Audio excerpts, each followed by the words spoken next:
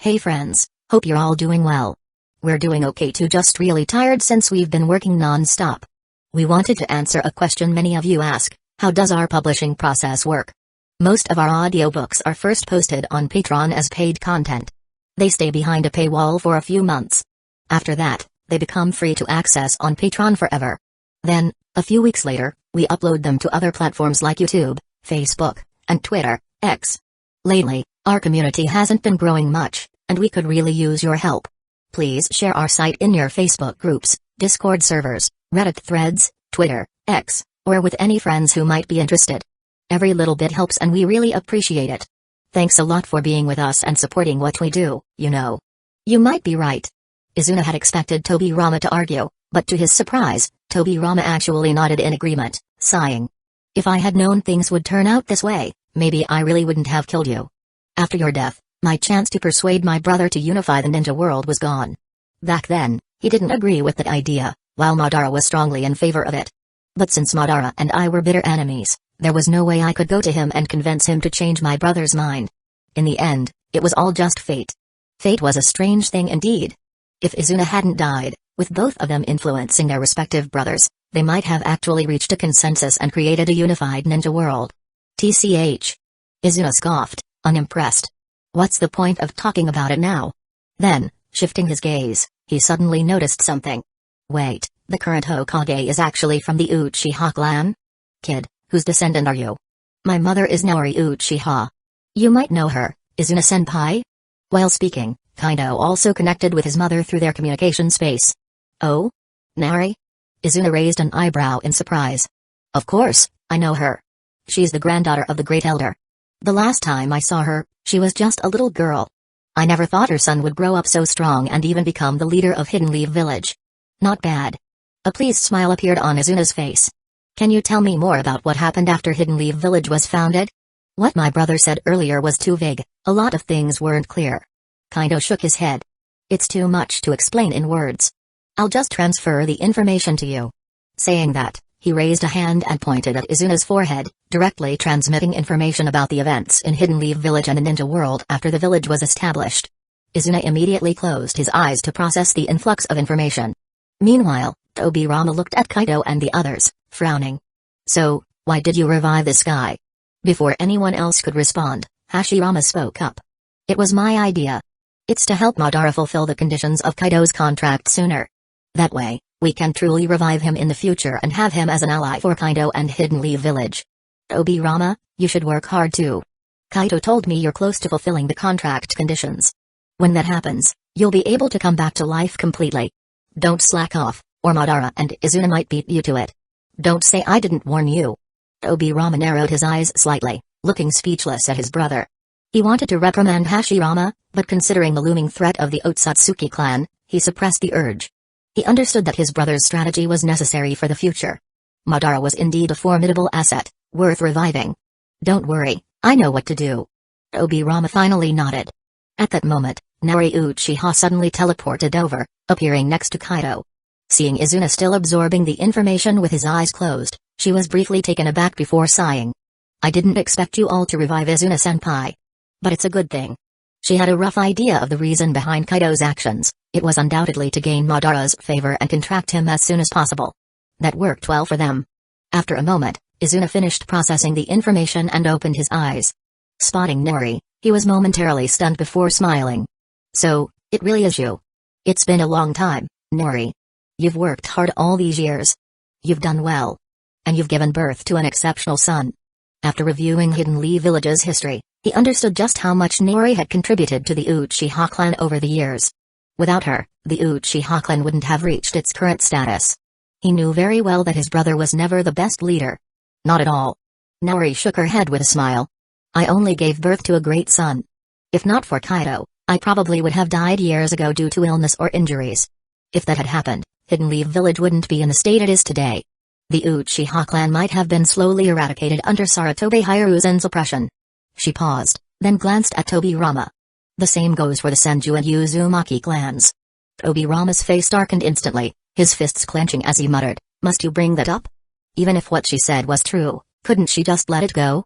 At this moment, He truly wished he could go back in time and stop himself from ever taking Sarutobi Hiruzen as a student. Damn students. Oh? Izuna glanced between Tobirama and Nori before recalling the information Kaido had just transmitted to him. Piecing everything together, he came to a realization and sneered. So if Kaido hadn't appeared, everything she said would have actually happened? Turning to Tobirama with a mocking expression, he continued, I never thought I'd see the day when you, Senju Tobirama, would miscalculate so badly. You actually took in a bunch of ungrateful trash who ended up destroying the Senju and nearly wiping out the Uzumaki. PFFT. What a disgrace. Tobirama's fists clenched even tighter, veins bulging on his forehead as he glared at Izuna. What does this have to do with you? You didn't even live to see the village's founding. What right do you have to comment on this? Chapter 225, Vegapunk's good news. Izuna Uchiha immediately became furious upon hearing that. He glared at Senju Tobirama with resentment and snapped, and whose fault do you think that was? You despicable, shameless sneak attacker. If he hadn't been caught off guard by the Flying Thunder God Jutsu, how could he have died at Tobirama's hands? What a disgrace.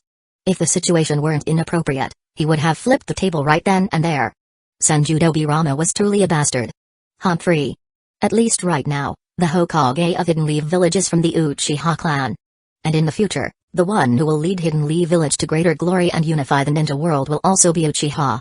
Izuna knew that continuing to argue about the past wouldn't get him anywhere, so he quickly changed the topic and taunted Tobirama instead. You. Tobirama was actually at a loss for words. He didn't know how to refute it because Izuna was telling the truth. At that moment, his hatred for Sarutobi Hiruzen and Danzo grew even stronger. He swore silently in his heart, when he returned to the village, he'll make them pay. Enough. Stop arguing already. Madara Uchiha, watching the two bicker like children, rolled his eyes and said impatiently, what's done is done. You've both already died once, just let it go.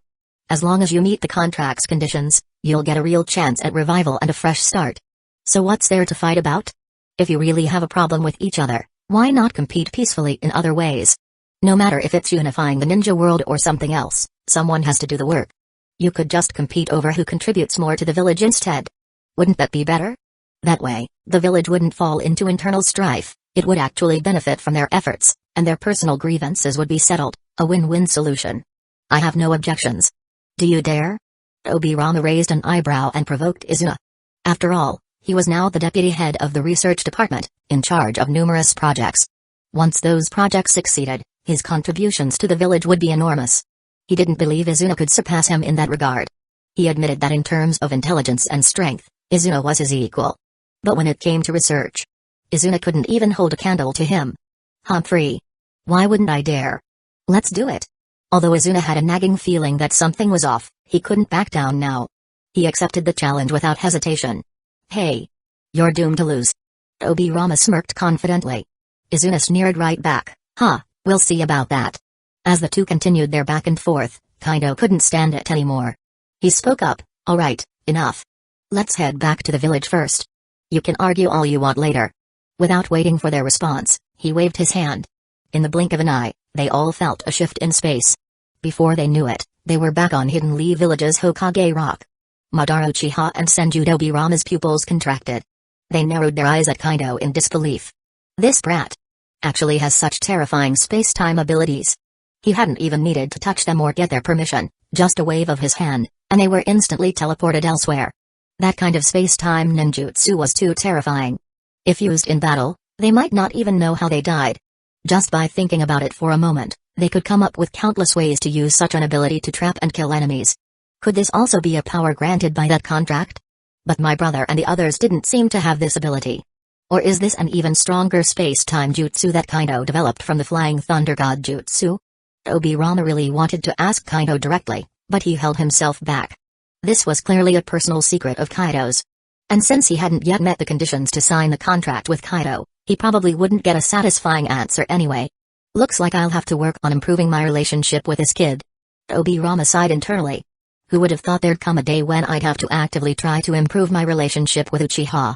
Time truly was full of surprises. Anything could happen. This is... Izuna froze as he took in the change in scenery. Then, his attention was drawn to the village below. Taking a few steps forward, he stared intently at the thriving Hidden Leaf Village.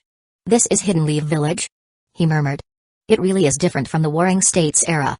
It feels peaceful, Relaxing. This kind of scene was almost impossible to witness back then. At least, the Shinobi Village era is better than the Warring States era. But it's still not enough. Unifying the ninja world is the true answer. You're right. Kaito said as he stepped up beside Izuna, gazing at the village below. Order is always better than chaos. No matter how flawed an order is, it's still better than disorder. So, Izuna-senpai, how do you plan to contribute to the village's development? Now that Izuna had been revived, there was no way Kaito would let such a valuable asset go to waste. He was definitely going to put him to work. Thinking about lazing around? Not a chance. Izuna was momentarily stunned by the question. I honestly haven't thought about that yet. Even though you've shown me plenty of images of Hidden Leaf Village after its founding, helping me get a rough understanding of this era, I've still been disconnected from this time for too long. I don't fully grasp how things work now. For the moment, I have no idea what I should do or what I'd even be suited for. What do you suggest? As he spoke, Izuna turned to Kaito with a questioning look. Kaito pondered for a moment before replying, how about you take on a temporary advisor role in the Hokage's office? You can assist me with handling some of the Hokage's affairs for now. This way, you'll have time to observe and understand how things work in this era while also learning a lot about Hidden Leaf Village and the greater ninja world through the job itself. It'll speed up your integration into this time period. Once you've fully adjusted, you'll naturally figure out what suits you best. What do you think? Back in the day, Izuna was able to go head-to-head with Tobirama, so he clearly had a sharp mind. Having him help with administrative work was a perfect fit. As for the issue of trust, that wasn't a problem at all. Kaito was the one who revived him. Of course, he'd left some precautions in place. He just hadn't bothered to tell Izuna or anyone else about them. For people he couldn't fully trust, he always made sure to have a backup plan. It was just how he operated. Sounds good. Izuna's eyes lit up slightly. He found the idea quite appealing and agreed without hesitation. Madara Uchiha, standing to the side, didn't say anything. Since Izuna had accepted, that was that. Besides, he could tell that Kaito wasn't trying to take advantage of Izuna. This arrangement was actually quite beneficial. Satisfied, the group continued chatting for a while before finally leaving the area. Half a month later, while Kaito was in the middle of training, a message suddenly arrived through the communication space. He immediately shifted his focus to check it. It was from Vegapunk. He had successfully replicated the human fruit. Finally. It's done. Haha. After reading the message, Kaito was ecstatic. He immediately sent a reply to Vegapunk, arranging to meet at Space-Time Gate Main Base Number 1. What's going on? What's been completed? His excitement caught the attention of Mikoto, Kushina, and the others who were training nearby. Mikoto stopped what she was doing and couldn't help but ask. Vegapunk has successfully replicated the human fruit. Very soon, we'll each have one of our own. Isn't that something to celebrate? Kaito grinned as he explained. What? Seriously? Mikoto and the others were so shocked they completely abandoned their training and rushed over to confirm. Of course it's true. Kaito nodded firmly. Come on, let's head to Space-Time Gate Main Base Number 1 and meet up with Vegapunk. I've already arranged the meeting. With that, he focused his mind, and in an instant, he disappeared from the spot. Mikoto and the others quickly followed. Space-Time Gate Main Base Number 1. Before long, the group arrived at one of the main laboratories inside Space-Time Gate Main Base Number 1, where Vegapunk was already waiting. It was worth mentioning that over the past couple of months, Kaito had constructed a massive 5,000-meter-wide survival, living, production, and research base within the Space-Time Gate dimension. The base included a large residential area for living quarters, a production sector with vast fields for medicinal herbs, crops, fruits, and trees, 5 major research facilities dedicated to different fields of study. As for the research bases, Research Base Number 1 was assigned to Vegapunk, Research Base Number 2 was given to Orochimaru, Research Base Number 3 was under Tobirama's control. Each of them was free to work on their respective projects in their own labs. Of course, they often exchanged ideas and collaborated when necessary. Thanks to Vegapunk's contributions, the Bloodline Limit Enhancement Serum research had made tremendous progress. According to Orochimaru and the others' estimates, within a year or so, they should be able to create the first functional Bloodline Limit Serum. Once they succeeded with the first serum, developing additional Bloodline Limit Serums would become much easier and faster. Chapter 226, The Replicated Human Fruit. Back to the main topic. After arriving, Kaito looked at the 2 devil fruits placed on the central lab table. Curious, he walked up to them while asking Vegapunk, are you sure the replication was successful? How difficult was it to create? When can mass production start, and what would the output be? Vegapunk smiled and replied, I believe it's a perfect copy, but ultimately, you'll have to judge that for yourself. As for mass production and output, let's not rush into that just yet. BTW, can you tell which of these two is the original and which is the replica? Oh? Kaido raised an eyebrow and immediately used his spiritual power to scan both devil fruits, analyzing them. The result? No visible difference at all. Next, he activated his spatial authority for a deeper analysis. After a brief moment, he pinpointed the distinction and smirked, saying, "This replication is seriously impressive." Vegapunk's eyes lit up with curiosity. "That's correct. Can you tell me what the difference is? In your eyes, does my replicated devil fruit qualify as a perfect copy? If it were truly perfect, I shouldn't be able to tell them apart." Kaito nodded with a smile. "Normally, there's no way to distinguish them. Even my spiritual scan didn't detect any differences. But within my innate spatial domain, I have absolute control and can perceive things on a deeper level. Because of that, I can see traces of artificial replication. That said, these traces don't affect the power or function of the replicated devil fruit. So yes, it is indeed a perfect copy. Now, tell me, can this be mass-produced? What's the expected output?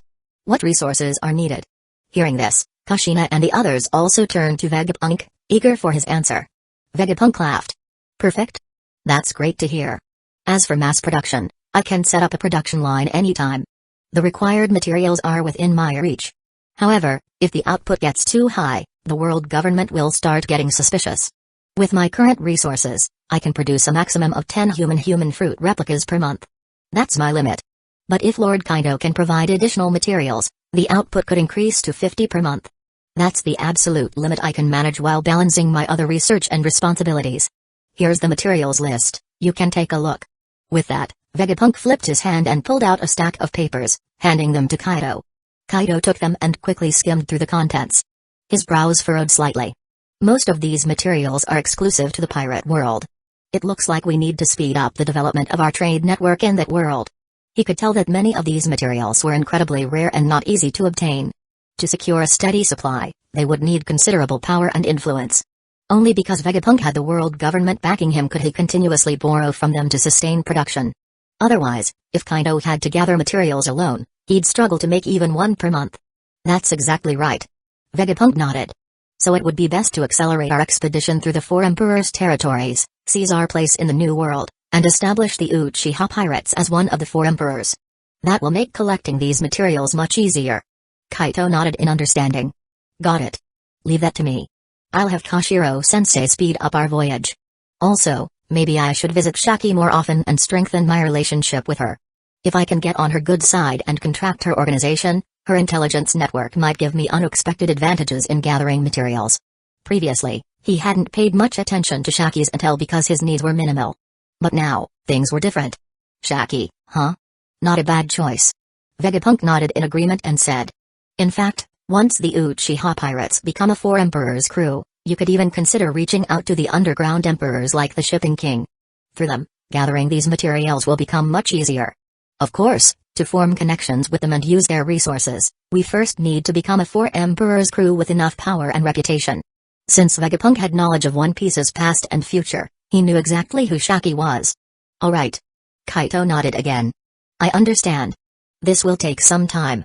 We'll handle it once the Uchiha pirates enter the New World, seize territory, and establish our place among the Four Emperors. For now, we'll have to rely on you to keep taking from the world government's supply and produce 10 per month to meet our immediate needs. Since these were only for close allies, 10 to 20 should be enough for now. It would only take a month or two. As for equipping all contract holders with one, that could wait until the Uchiha pirates officially became one of the Four Emperors and secured a steady supply chain for the necessary materials. No problem. Leave it to me. Vegapunk nodded, agreeing without hesitation. He then pointed to the 2 devil fruits on the experiment table and said, the replicated one is yours to take, but the original must stay here as the core component of the production line. In fact, it'll have to remain here until we decide to stop production. Using a replicated version as the core isn't impossible, but even the smallest difference could lead to major issues. Since only you can distinguish between the original and a copy with your space authority, it's best to keep the original here to avoid any risks. What do you think? That works. Kaido had no objections. Being meticulous was best. Then let's do it your way. I'll take this copy. He then turned to Vegapunk, smiling. Thanks for your hard work. Do you need my help setting up the production line? As he spoke, He picked up the replicated fruit and handed it to Kushina, who had been eyeing it eagerly. Kushina beamed as she accepted it, immediately taking a big bite. Instantly, she felt the familiar devil fruit power returning to her. Excited, she pulled Mikoto and the others aside to test its effects. Vegapunk responded to Kaido's offer, nodding. I have the materials for the production line, but you'll need to handle its construction. With your space authority, you can speed up the process to the limit and save a lot of trouble. He had no interest in wasting time on something like that. Alright. Just get the materials ready and let me know. I'll come over to build it when you're set. Kaito nodded. Then, as if remembering something, he added, once the first batch of human fruits is ready, you should eat one yourself. It'll likely enhance your intelligence and cognitive abilities even further. It'll also boost your talents and physical control to an extreme degree. For someone like you, it's basically a guaranteed power-up. He was eager to see what surprises an even smarter Vegapunk could bring him. Vegapunk hesitated. Are you sure I can eat another devil fruit? Of course. Kaito nodded confidently. I have the rumble fruit, a Logia type, and I've already consumed the human fruit before. Because I removed the curse and willpower restrictions, I can eat multiple devil fruits without any risk of my body exploding. I've tested this extensively. You can relax. Alright then. Vegapunk finally relaxed, rubbing his hands together in anticipation. I wonder how much my intelligence will improve after taking the human fruit. For someone like him, intelligence and comprehension could never be too high. We'll find out when we test it. Haha. Kaido chuckled. True. Vegapunk laughed as well. No time to waste. I'll go prepare the materials for the production line right away. Leaving behind a shadow clone to continue researching the bloodline limit elixirs, his real body teleported away to Egghead Island's base. Meanwhile, Kaido teleported over to Kushina and the others. Seeing her still experimenting with her abilities, he smiled and asked, how's it going? Any differences from the original? Kushina shook her head. So far, none. It works just as well as the real thing. I just wish we had more of them sooner. If everyone had one, we'd all permanently benefit from the boosts to intelligence and talent. Switching users was a hassle, and the daily usage time was too limited. It wasn't convenient or satisfying enough. It won't take long. In a month, we should have enough. You guys will get priority for the first batch. Kaido promised with a smile. Of course, his mother, Mikoto, Orochimaru, Uzumaki Mido, Tsunade, Hashirama, and Minato would also be in the first batch to receive a fruit. He wanted them to grow stronger as quickly as possible, so naturally, they came first. As for Chopper, they would have to wait for the second or third batch. Chopper was still young, so waiting a few extra months wouldn't matter. Chapter 227, Death and Time. This is amazing. Kaido, you're the best. I couldn't wait for that day to come. Kushina cheered excitedly and jumped into Kaito's arms, her voice full of joy. Haha, as long as you're happy. Kaido chuckled as he hugged her back, gently stroking her hair. For the next few hours, it was Kushina's time to discuss things, and naturally, he didn't want to interrupt the flow of conversation. Alright, the experiment is done. Let's head back. I still have to tell my mother this good news. With that, Kaito teleported Kushina and the others away from the space-time gate's main domain, leaving them at the Shimatsuki village base for training. He himself returned to the ninja world and found Naori Uchiha, who was training in the backyard of their home. Without hesitation, he said to her, Mother, the human fruit, Vegapunk has successfully and perfectly replicated it. And soon, a production line will be established. Kaido then explained all the details to Naori Uchiha. Really? That's fantastic. Naori Uchiha was overjoyed. With this, we will soon have a human fruit for everyone. It will greatly enhance our comprehension, talent, and control over our bodies, leading to a huge boost in overall strength. It turns out your decision to contract Vegapunk early on was absolutely right. This kind of talent is priceless. Indeed. Kaito nodded in agreement. For the next few months, instead of focusing solely on training, Kaido was busy managing Hidden Leaf Village's development. Thanks to the efforts of the first Hokage, Madara Uchiha, and many others, Hidden Leaf Village was transforming at an astonishing rate. Not only did the buildings become taller, newer, and cleaner, but the entire village was also expanding rapidly. More and more people were registering as new residents of Hidden Leaf Village, bringing in fresh opportunities and economic growth. With trade routes between Hidden Leaf Village and the major countries and villages now fully open, goods such as household appliances and other commodities were being exported on a massive scale, making the village even more prosperous. During this period, new people met the criteria for contracts every week, and Kaido personally formed contracts with them. Those who had already been contracted continued to grow stronger at an incredible rate, thanks to the various divine techniques and abundant resources at their disposal. The contracted ninjas of Hidden Leaf Village were visibly becoming more powerful. Their rapid improvement shocked their friends and family, but when questioned, they would simply attribute it to the Hokage's guidance. Anyone wanting to know more had to meet the Hokage's standards first. As for what those standards were, that was a secret. The only thing they could say was, the more loyal and devoted you were to the Hokage, the better your chances of qualifying. This only strengthened the loyalty of Hidden Leaf Village's ninjas toward Kaido. Finally, after all this time, the dujutsu that had been gestating in Kaido's eyes was fully developed. It's finally here. I can't believe these are the two abilities I got. No wonder it took so long, even with my immense eye power and spiritual energy. These two dujutsu are truly broken. Kaido marveled at the information about his new abilities, unable to hide his excitement. Dujutsu, Death. This ability allows the user to see the death lines of a target. If the user severs these lines, the target will die instantly, similar to the mystic eyes of death perception. Of course, there is a limitation: the target's strength cannot vastly surpass the user's. After all, no matter how powerful the ability is, cutting through the death lines of an opponent still requires a significant amount of energy. The stronger the target, the greater the energy cost. The stronger the target, the fewer and more resilient their death lines become. It's a shame. While this dujutsu is incredibly powerful, it's not quite invincible. Using it to kill opponents far beyond my level? That's wishful thinking. Even with Sage Mode, I doubt it's realistic. It's mainly effective against enemies at my level or weaker. But to be fair, if they're at my level, I can probably kill them anyway. Still, for enemies with insane durability, like Kaido, it's perfect for quick eliminations. And for opponents like Aokiji, I won't need to waste much time defeating them. Thinking about it that way, this ability is actually really useful. It's the perfect technique for dealing with troublesome foes. Kaido pondered. Dujutsu, time. This dujutsu grants the user control over time itself, allowing them to accelerate, decelerate, and even stop time. Wait. My second dujutsu is a time-based ability? And it's literally called time? Not only does it let me speed up and slow down time, but it also includes time stop? And as I develop it further and my power grows, its capabilities will evolve even more? This is insane. Upon seeing the details of this ability, Kaido was utterly shocked. With this, his strength would skyrocket to an entirely new level. Moreover, he would now be able to counter opponents who use time-related abilities with ease. For example, Nari Uchiha's Slow Fruit, Jewelry Boni's Jade Fruit, and Kazuki Toki's Time Fruit. All of these abilities could now be dealt with effortlessly. Additionally, in combat, this power was a game changer. If used properly, even opponents significantly stronger than him could fall victim to it. With these two dujutsu, my chances against the Sage of Six Paths just went way up. Give me a little more time, and I won't even need to fear facing him directly. Haha. Kaido laughed to himself, brimming with confidence. You look so excited. These new eye techniques must be insane, huh? Tell us about them.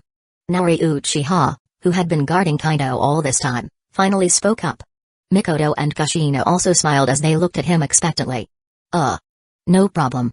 Kaido snapped out of his thoughts, scratched the back of his head in embarrassment, and then explained his two new eye techniques to the three of them. Whoa. The three of them gasped, drawing in sharp breaths. These eye techniques are crazy. One directly relates to death, and the other controls time. That's completely overpowered. So this is the kind of power you can get from perfectly evolving your eternal Mangekyō Sharingan? Nari Uchiha was in awe. The sheer strength of these abilities made her jealous. They were far stronger than her own eye techniques. Yeah, it's incredible. Mikoto and Kushina both nodded in agreement. Mikoto couldn't help but wonder, I wonder what kind of eye techniques I'll develop when I evolve my eyes? Will they be this powerful? Kushina, on the other hand, pouted with envy. You're lucky. You'll be able to unlock the eternal Mangekyō Sharingan soon and get these insane abilities. Meanwhile, I don't even know when I'll get my own Sharingan. She turned to Kaido and complained, Hey, Kaido. When is the research department going to finish developing the Uchiha bloodline serum? I've been waiting forever. She was desperate to have such a cheat-like power.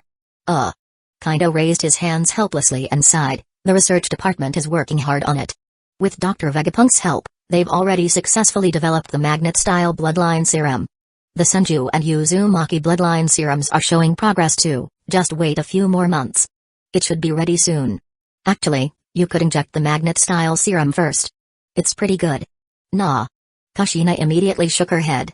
I'm not interested in magnet style. I'd rather wait for the Uchiha bloodline serum. Having too many bloodline abilities isn't necessarily a good thing, it can get overwhelming. It's better to focus on developing just one or two. The Uchiha bloodline would complement my Uzumaki bloodline perfectly. At worst, I can inject the Senju bloodline serum later. Who knows? Maybe the Senju and Uzumaki bloodlines will merge and evolve into something even stronger. Magnet style just doesn't fit me. She was logical about it and didn't want to act recklessly. She wasn't like Kaido, who could master anything quickly. Alright then. It's good that you have your own plan. Just be patient. Developing bloodline limit serums isn't easy. Kaito nodded in approval and reassured her. Also, just because you unlock the Eternal Mangekyō Sharingan doesn't mean your eye techniques will be as powerful as mine. These abilities vary from person to person. The Sharingan is called the mirror of the soul for a reason. It's deeply connected to the user's emotions and state of mind. Not only do your deepest obsessions influence the type of eye techniques you get, but the strength of your soul and mental power also play a huge role. So, before you awaken your Sharingan or evolve it, make sure to train your meditation techniques. Strengthen your soul and mental power. Also, work on mastering your devil fruit abilities. Try to fully integrate their power into your soul, it will help boost your mental strength. On top of that, Haki is closely linked to the strength of the mind, so you should focus on training that as well. That way, when you finally unlock your Eternal Mangekyō Sharingan one day, your eye techniques will be much stronger. Got it? He then turned to his mother and said, Mom, you've probably noticed it too, now that your Haki, meditation, and devil fruit mastery have improved, your eye techniques have become stronger, right? Mikoto and Kushina both turned to look at Naori Uchiha. Hey, that's right. Naori Uchiha smiled and nodded. Kaido, your theory is correct. My eye techniques have been growing stronger as my spiritual and mental power increase. This means that Sharingan abilities aren't permanently fixed. So, if you want to have truly powerful eye techniques in the future, you'd better start working hard now. At least you two still have a chance to reshape your destiny. I, on the other hand, can only strengthen what I already have. There's no way for me to gain overpowered new eye techniques anymore. Chapter 228, Contracting Shaki and really there was no other way. After all, Naori Uchiha had awakened her Mangekyō Sharingan at a very young age.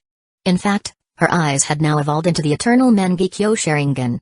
However, her ocular techniques were already set in stone and couldn't be changed. The only benefit was that with the evolution to the Eternal Mangekyō, both her ocular techniques and eye power had received a massive boost. At the same time, this also confirmed an important point: as long as one's soul power, mental strength, and spiritual force continued to grow and nourish the eyes, the Mangekyō Sharingan could evolve into the Eternal Mangekyō without the need to fuse another pair from a close relative. This revelation was monumental for the Uchiha clan. It meant that the Uchiha were not truly a cursed clan. They didn't have to sacrifice their own kin to awaken the Eternal Mangekyō Sharingan. The real culprit behind this misconception was simply the degradation of their bloodline over time. Fortunately, the many methods created by Kaido were able to circumvent the defects caused by this bloodline degradation. That makes sense. Hearing this, both Mikoto and Kushina were delighted. It looks like we need to work even harder on training our meditation techniques, Haki, and devil fruit abilities. Oh, that's right. Mikoto suddenly thought of something and turned to Kaido. Kaido, if I eat another devil fruit after the human fruit, will it help me improve my spiritual power even faster? After all, the human fruit doesn't require any special development, it can be used anytime during training and won't take up extra time. What do you think? Oh, that's a good point. Kushina's eyes lit up, and she quickly looked at Kaido. Haha. Clever. You actually figured that out. Kaito smiled knowingly and nodded. That's exactly right. So, I suggest you both choose another devil fruit as soon as possible and start developing its abilities. Once you've decided, let me know, I need to refine it for you. Over the past few months, the Uchiha pirates had been making waves in the One Piece world, growing more infamous by the day. Each member's bounty had skyrocketed. As for Kaido, the captain of the crew, his bounty had already risen to 1 billion baileys. That was after he defeated Okichi. It hadn't changed in the past few months. But Kaido figured it wouldn't be long before it increased again. After all, the Uchiha pirates had just arrived at the Sabati archipelago and were about to set sail for Fishman Island before entering the New World. Once they started fighting for territory, things would undoubtedly get chaotic, and their bounties would soar even higher. An interesting development was that shipwright Tom from Water 7, along with his 2 apprentices, had been recruited by Kaido and temporarily stationed at their Sky Island base. Kaido planned to bring them over to their new world territory once the Uchiha pirates established themselves as one of the 4 emperors, ensuring their skills could be put to full use. Of course, these 3 weren't yet qualified for a contract. As for their stay in Sabaody, their main purpose was to increase Shaki and Rayleigh's favorability toward them. Kaido wanted to contract them both and bring them under his command. Currently, their favorability score had reached 79, just one step away from sealing the deal. His efforts over the past half-month had not been in vain. Both Mikoto and Kushina nodded firmly. We'll finalize our choices as soon as possible. They had already considered eating a second devil fruit before, but they had never made a final decision. Now that it was directly tied to the future strength of their eternal Mangekyō abilities, they needed to act fast. As for whether they could obtain their chosen fruit?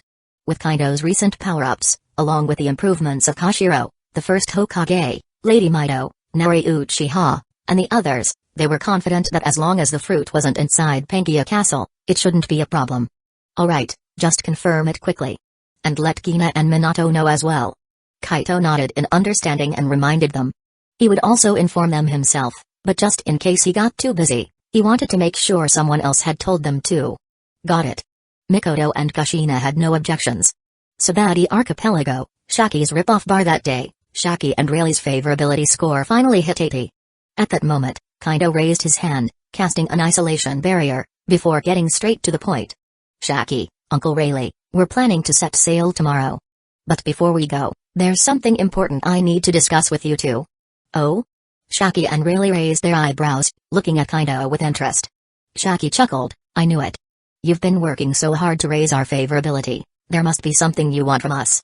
Well then, spill it. What is it you need from us that made you spend so much time buttering up to old folks like us? Haha, exactly. Let's hear it. Rayleigh took a swig of his drink and nodded with a smile. Honestly, with our relationship, you really don't need to be so formal. As long as it's not something too difficult, we wouldn't refuse you.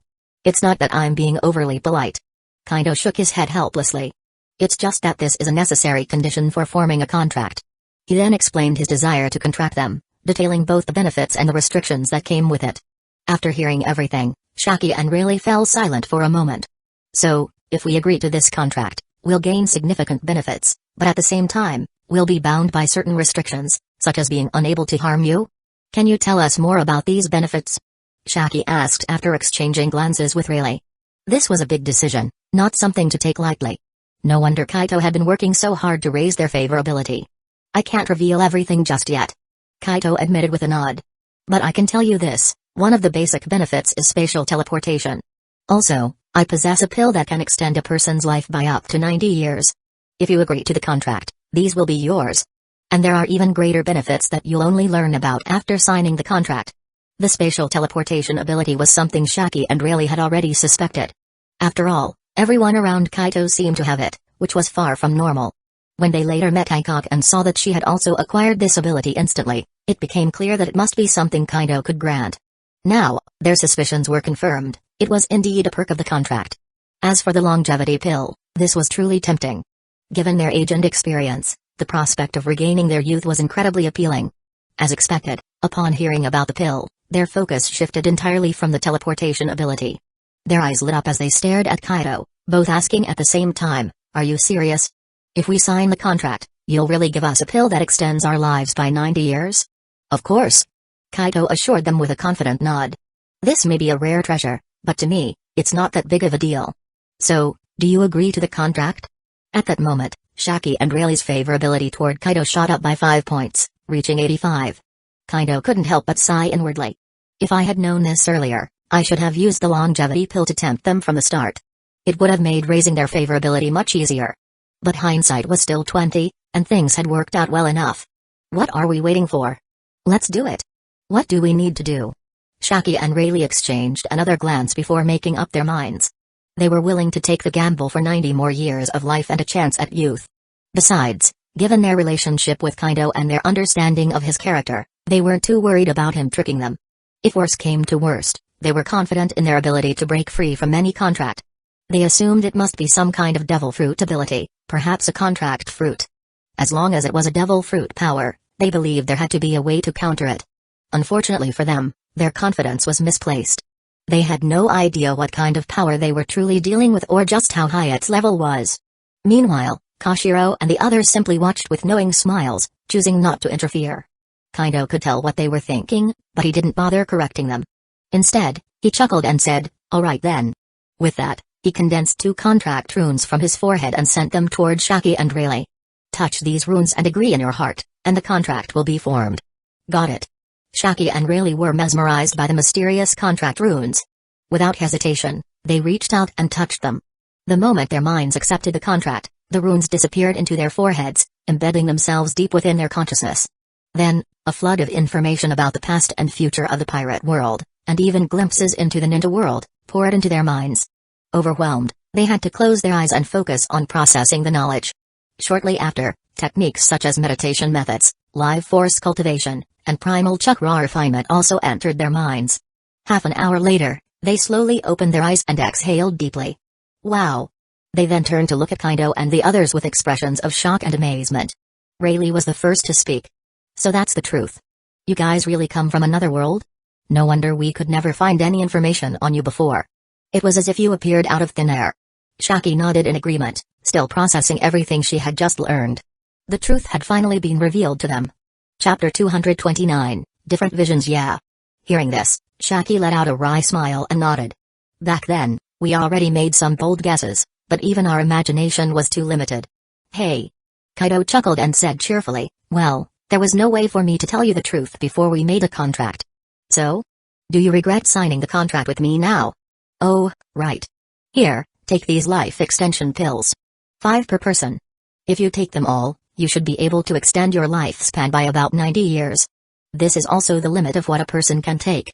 As he spoke, Kaido flipped his hand, producing 2 porcelain bottles, and casually tossed them to Shaki and Rayleigh. The 2 of them quickly caught the bottles, opened them up, took a sniff, and examined the pills inside. Their eyes lit up with excitement. But instead of taking them right away, they closed the bottles and said in unison, "No regrets. Honestly, we're just glad we agreed in the end. Otherwise, we wouldn't even know what an incredible opportunity we missed out on." Shaki added. "Exactly." Rayleigh nodded in agreement. "Like you said, teleportation and these life extension pills are just the basic perks of the contract. Everything else you've shown us is downright godlike." Far from regret, the 2 of them felt like they had hit the jackpot. At the same time, they were relieved they hadn't refused. Otherwise, they might have regretted it for the rest of their lives. Or maybe not. Because if they hadn't signed the contract, they would have never known what they had missed in the first place. "By the way, about what you told us regarding our world. The information you just sent in our minds. You said Garp's grandson, Luffy, would become my disciple, and he's very likely to become the Pirate King, fulfilling Roger's dream?" Kaito nodded firmly. "Yeah, if it weren't for me and the ninja world interfering, that's how the future would have played out."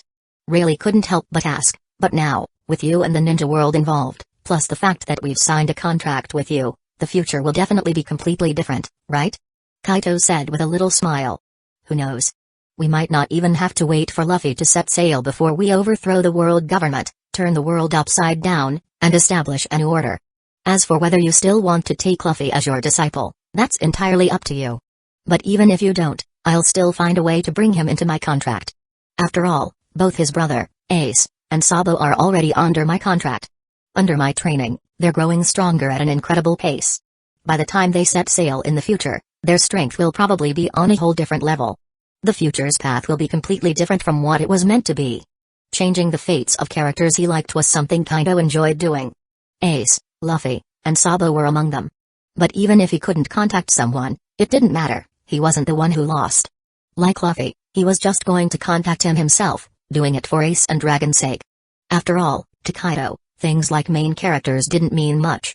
Now that he was here, the only protagonist of these 2 worlds was him. Everyone else had to take a back seat. "That's true." Rayleigh fell silent for a moment, then nodded with a complicated expression. Roger's plan was simply to use Nika's power and the prophecy, gather all forces from the world, wipe out the celestial dragons, and kill the one pulling their strings, Imu, to overthrow the world government. But after toppling the world government, what comes next?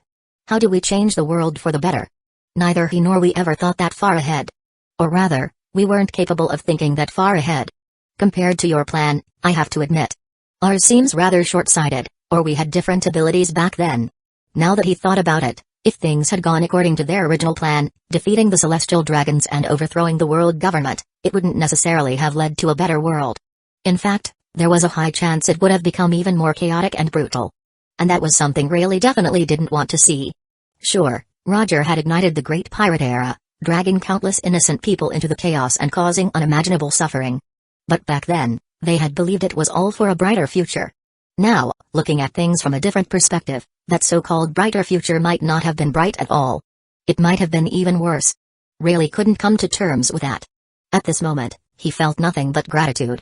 Thankfully, Kaido had appeared. It's no big deal. Kaido waved it off with a grin. It's only natural that you couldn't think that far ahead. Knowledge and perspective determine everything. But it's not too late.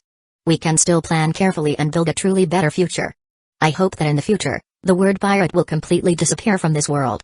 In its place, there will only be adventure crews, people who sail the seas purely for exploration and treasure hunting, in a world that is peaceful and beautiful. Hearing this, Rayleigh and Shaki were momentarily stunned. Then their eyes lit up.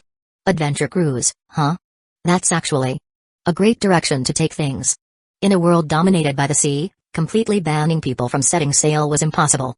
Replacing pirates with adventurer crews and explorers could perfectly solve this issue. Of course, both Kaido and Rayleigh understood one thing clearly: even if pirates were outlawed in the future and a proper adventurer system was introduced, it would still be impossible to completely prevent the emergence of new pirates. There would always be people with bad intentions, those who wanted to take shortcuts, to seek power through force and crime. That's just human nature, it couldn't be completely erased. The only thing they could do was to continuously crack down on such people, raise the cost of becoming a pirate and committing crimes, and make the consequences severe enough to deter them. That was the only way to greatly reduce the number of pirates. If Roger knew about your plan, he'd probably be thrilled. Because this is far beyond the dream he once had. Actually, he can combine your ideas with his. That's Roger. Rayleigh said with a grin, taking a swig of his drink. Well, it's not like there's no way for us to find out. Hearing this, Kaido raised an eyebrow. Huh? Rayleigh and Shaki were both caught off guard. But then, they suddenly remembered the information about the ninja world that they had recently digested. Rayleigh's eyes widened in shock as he stared at Kaido, his excitement barely contained. Oh, right. Kaido, you have the power to revive the dead with Edo Tensei and even a full resurrection technique. Does that mean you could bring back that bastard Roger? By the way, do these forbidden jutsus from the ninja world even work in this world? If Roger could be resurrected, Rayleigh would love nothing more than to bring him back and let him witness the new future with his own eyes. Of course, they work. Kaido nodded confidently. I've already tested Edo Tensei in this world before, and it worked perfectly. Since Edo Tensei can successfully summon a soul from the underworld, then the resurrection technique will work too. However, as you probably already understand by now, for a full resurrection to work, Roger will have to sign a contract with me first.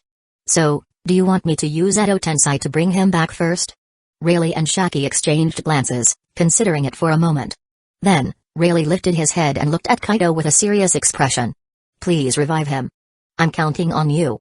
Once he is back, I'll figure out a way to make sure he meets the contract requirements and signs with you. Besides, his strength is top tier. He would be a great ally. The only concern is that if he's revived and the wrong people, especially the world government, find out, it could bring a huge amount of trouble to you and to our plans. We need to think this through first.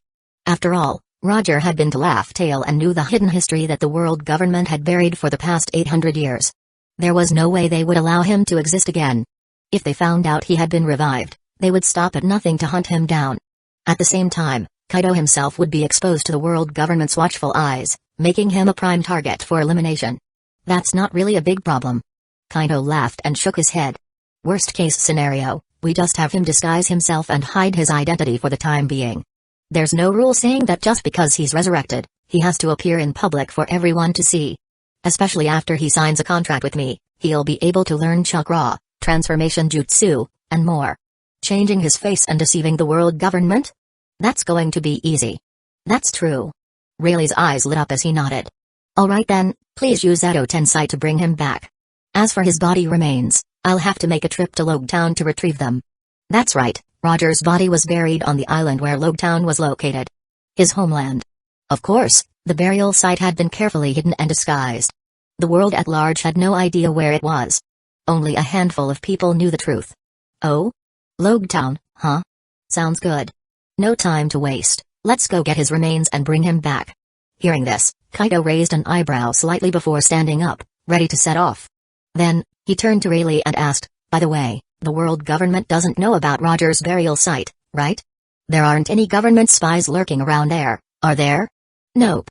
Rayleigh also stood up and shook his head. "Only a few people, me, Garp, Gaben, and some of our remaining crew, know about it.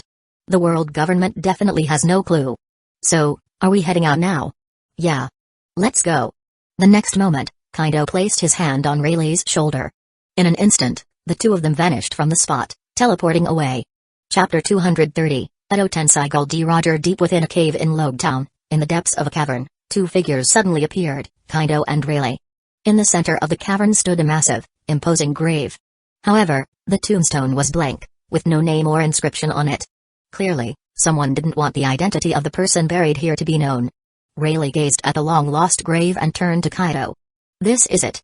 Do you need me to open the tomb?" he asked. "No need." Kaido shook his head. "I can retrieve it directly." With just a thought, his spiritual energy swept through the tomb, instantly revealing its contents. Inside, all that remained of Goldie Roger's body were bones. Kaido focused his mind and extracted a single piece of bone, placing it on the ground in front of him. Then, he lifted his foot and stomped on the ground. A surge of intricate symbols and runes spread out from beneath his feet, forming a detailed Edo Tensei summoning array with the bone as its core. Next, Kaido casually waved his hand, summoning a white Zetsu and placing it beside the remains. Bringing his hands together, he performed the necessary seals. Forbidden Jutsu, Edo Tensei. In an instant, the summoning circle lit up. Countless paper-like fragments emerged from the ground, covering both the white Zetsu and the bone. Before long, the transformation was complete. The shape began to change, flesh reappeared, and soon, Rayleigh found himself staring at a tall, imposing figure, one he knew all too well, Goldie Roger. A deep nostalgia filled Rayleigh's eyes as he took in the sight of his long-lost captain. Snap! Kaido snapped his fingers, simultaneously waving his hand to cast a barrier around the entire cavern. At that moment, Roger slowly opened his eyes. "Where am I?" The revived pirate blinked in confusion, his thoughts still stuck in the moment of his death. As his vision adjusted, he saw Kaido and Rayleigh standing before him. Then, he glanced down at his own body and immediately noticed something was off. Frowning, he looked at Rayleigh and asked, "Rayleigh? You've aged quite a bit. Mind telling me what's going on? I seem to have been resurrected, but it's not a true revival.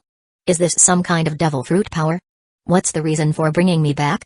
Rayleigh let out a hearty laugh, stepping forward and clapping Roger on the shoulder. "It's been a long time, Roger. You're right. We did bring you back, but more precisely, I asked Kaido to do it.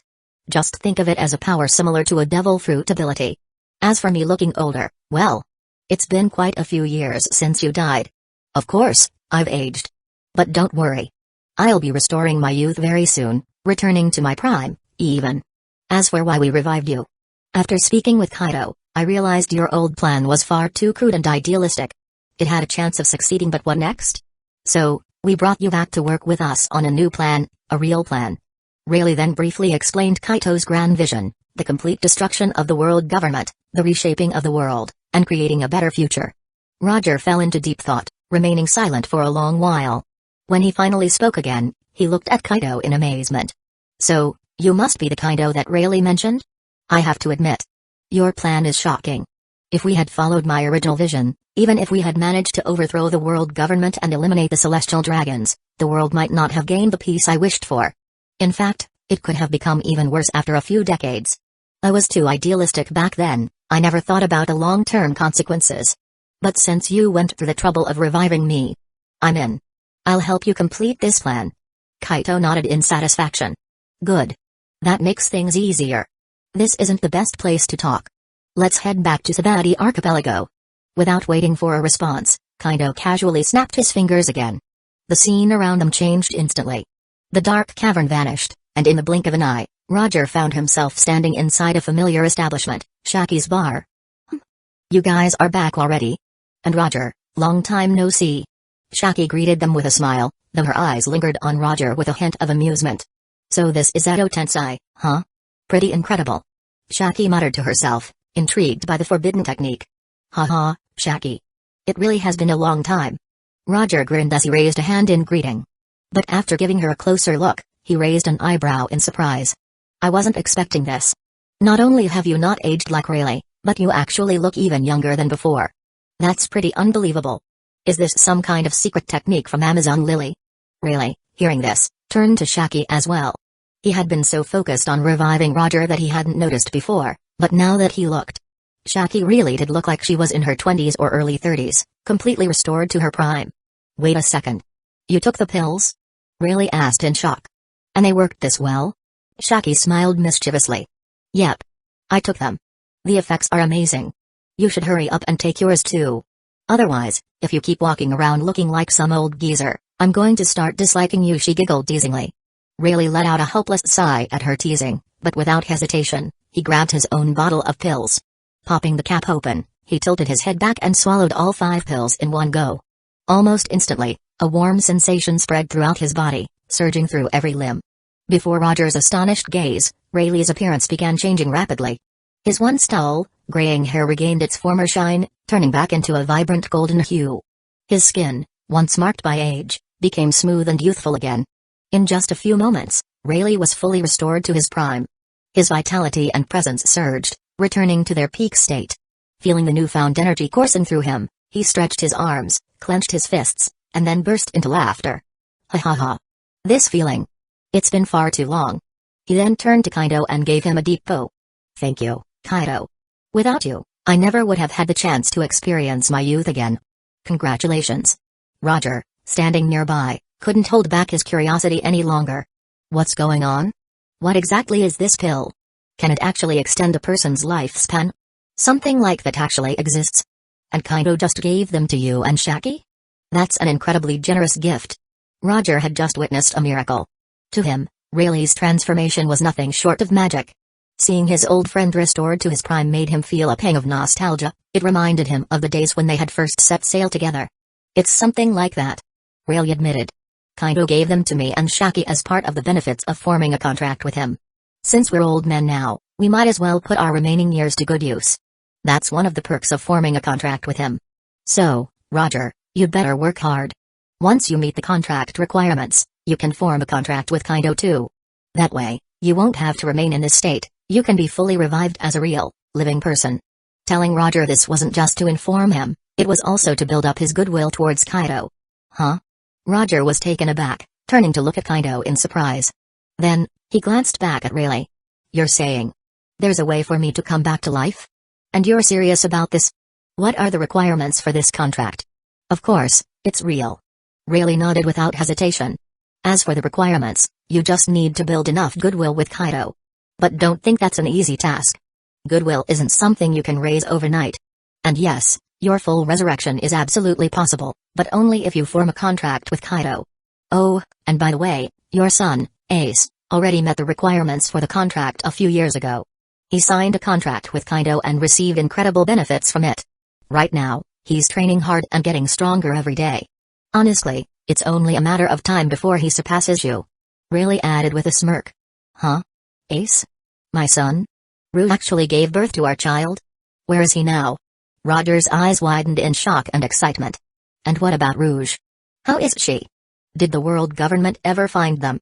Hearing about Ace filled Roger with overwhelming joy. He had died before Ace was even born, so he had never gotten the chance to see him. While he had entrusted Rouge and their unborn child to Garp, he had never been completely confident that they could evade the world government's pursuit. Rayleigh let out a deep sigh. Ace is fine. But as for Rouge, in order to keep Ace hidden from the world government, she held off giving birth for a full 2 years. She pushed her body to its absolute limits just to protect him. Because of that, she exhausted all of her life force and she passed away after giving birth to Ace. Rayleigh then recounted the events of those days. Roger fell silent for a moment before suddenly, slap. He struck his own face, his eyes brimming with regret and guilt as he sank to his knees. It's all my fault. I let Rouge down. If it weren't for me, she wouldn't have had to endure that. She wouldn't have died. I don't deserve to live. He didn't blame Garp. He knew that every decision had been his own from the very beginning. And Garp? Garp had done everything he could. In the end, he protected Ace and ensured that his birth was safe. As for Rouge's death, that could only be attributed to her unwavering love and sacrifice as a mother. Rouge was, without a doubt, a true mother. Chapter 231, Roger's regret. My condolences. Rayleigh sighed and shook his head. Regret won't change anything now. Since you were resurrected, that means Rouge can be revived too. He continued. If you make enough contributions, I'm sure Kaito wouldn't mind helping you bring Rouge back. But as for Ace, Rayleigh hesitated. Because of his mother's death and his own identity, he harbors deep resentment toward you. So when you meet him, you'll need to find a way to resolve his hatred toward you. Since resurrection was now a reality, Rouge's death was not necessarily an irreversible tragedy. There was no need for such sorrow. Huh? Roger was stunned for a moment before turning to look at Kaito. Internally, he thought, that's right. Since Kaito has the power to resurrect others, I can ask him to revive Rue later. But Ace hates me? Thinking about it carefully, Roger realized why. He chuckled bitterly and shook his head. It's only natural for him to hate me. Because of me, he was born with an unfortunate fate. I'll find a way to resolve his hatred in the future. We're father and son, there's always a way. As long as you understand. Rayleigh nodded, not saying much more on the subject. Instead, he turned to Kaito and asked, so, Kaito, you were in such a hurry to form a contract with me and Shaki. You must need our help with something, right? Otherwise, there was no reason to rush. Kaito could have taken his time. That's right. Kaito confirmed with a nod. I need help collecting some rare materials and resources. Here's the list. He handed over several sheets filled with material names and illustrations. Take a look and see if you can help gather as much as possible. These are things I'll need long term. Rayleigh took the papers and quickly flipped through them with Shaki. Shaki couldn't help but exclaim, these materials aren't easy to get. Some are even banned by the world government. Many are rare resources unique to certain kingdoms and islands. No wonder you need us to collect them. Given your current level of influence, acquiring these materials would be extremely difficult. Shaki noted. As someone with a vast intelligence network and strong underground connections, she immediately understood the challenge Kaito was facing. That's the situation. So, how feasible is it? How much can you gather per month? Kaito asked. It's doable. Shaki nodded. Give me half a year, and I'll set up a proper supply chain for these materials. As for how much I can gather each month, even I can't guarantee a specific amount just yet. I need to contact the right people before I can confirm. Can I ask what these materials are for? Within my network, these are the same materials that the world government has been heavily collecting. Shaki pointed out. Her intelligence network had already picked up on this. It's nothing secret. Kaito shrugged. These are primarily used to replicate devil fruits. Replicate devil fruits? Shaki and the others widened their eyes in shock. That kind of technology. Isn't it mainly controlled by the world government? Specifically, Dr. Vegapunk? Shaki asked. Hearing this, Kaito put a finger to his lips. SHH. Keep it to yourself. When we successfully replicate them, you and Rayleigh will each get a share. So please do your best to collect these materials. The production of devil fruits depends on it. Huh? Shaki and Rayleigh were caught off guard. Shaki shook her head. I don't need a devil fruit. I have no intention of eating one. Same here. Rayleigh agreed. A sword is all I need. Despite the power they had gained from Kaito, they had no plans to change their primary fighting styles. Rayleigh would remain a swordsman. Shaki would continue focusing on physical combat and archery. No. Kaito firmly shook his head. You do need one. Because the devil fruit we're replicating is special. It's the zone-type human fruit. Huh? Shaki and Rayleigh were baffled. The human fruit? That's a thing? If a human eats it, wouldn't they gain nothing? Wouldn't they just become a joke? A fruit with no benefits, but still cursed by the sea? It's probably not that simple, right? Otherwise, you guys wouldn't be putting so much effort into mass-producing it. Roger, who had been listening all along, muttered to himself. Exactly. Kaito nodded in affirmation. At first glance, this devil fruit seems completely ordinary, even useless to humans. But that's not the case. In my view, this devil fruit should be classified as a mythical zone type, the human fruit, model, human form. Whoever eats this fruit will become an all-rounder, able to master any skill a human is capable of.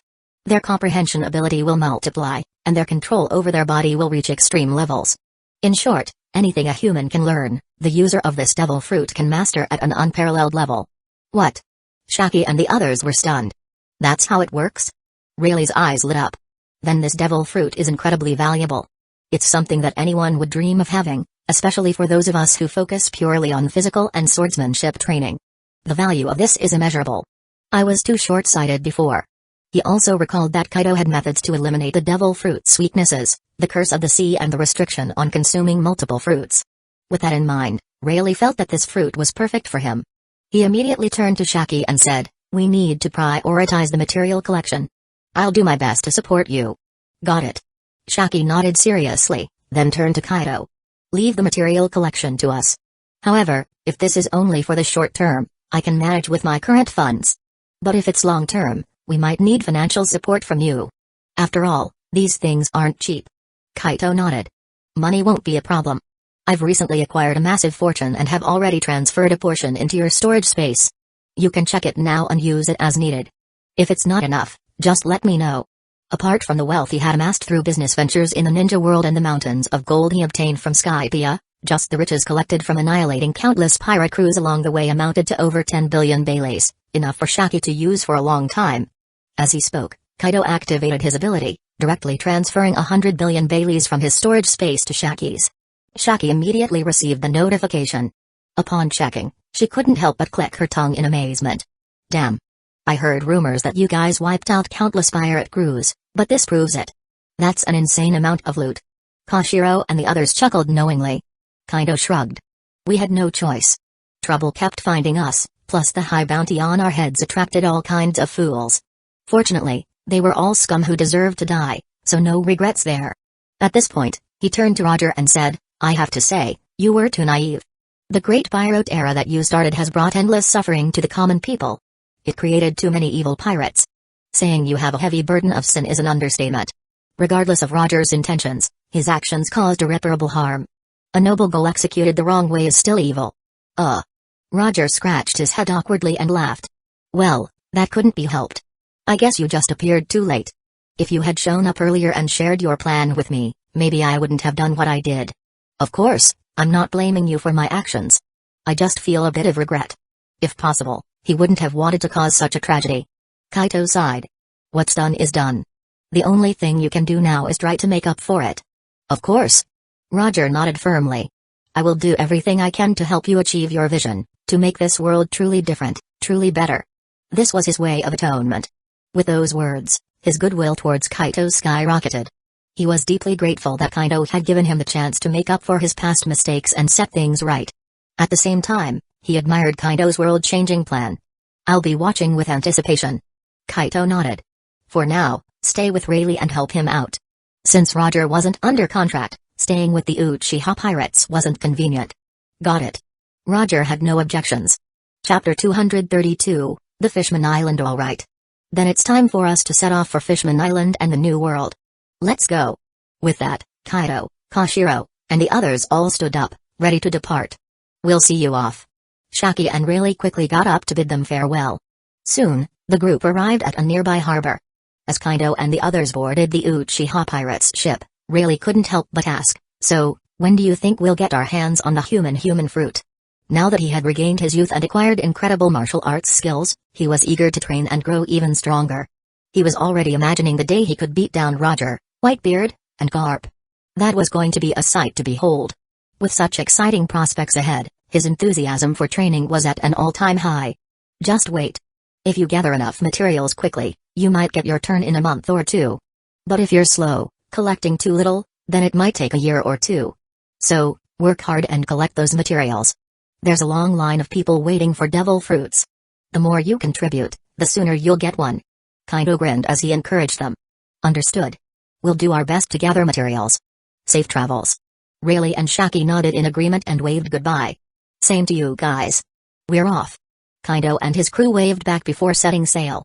With a command, the ship's coding activated, and they started descending into the depths. Before long, they vanished beneath the water's surface. Rayleigh and Shaki then returned to the bar. As soon as they entered, Roger looked at Rayleigh and asked, Hey, Rayleigh, would it be possible for me to see Ace? Also, what do I need to do to get that slacker kid to bring Rouge back to life?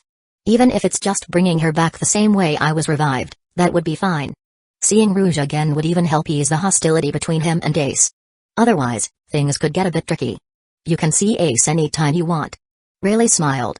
Since I made a contract with Kaido, I've gained the ability to teleport. I can take you to see Ace whenever you're ready. As for reviving Rouge, that's even simpler. No extra conditions are needed. I'll just ask Kaido to bring her back. But it'll only be Edo Tensei.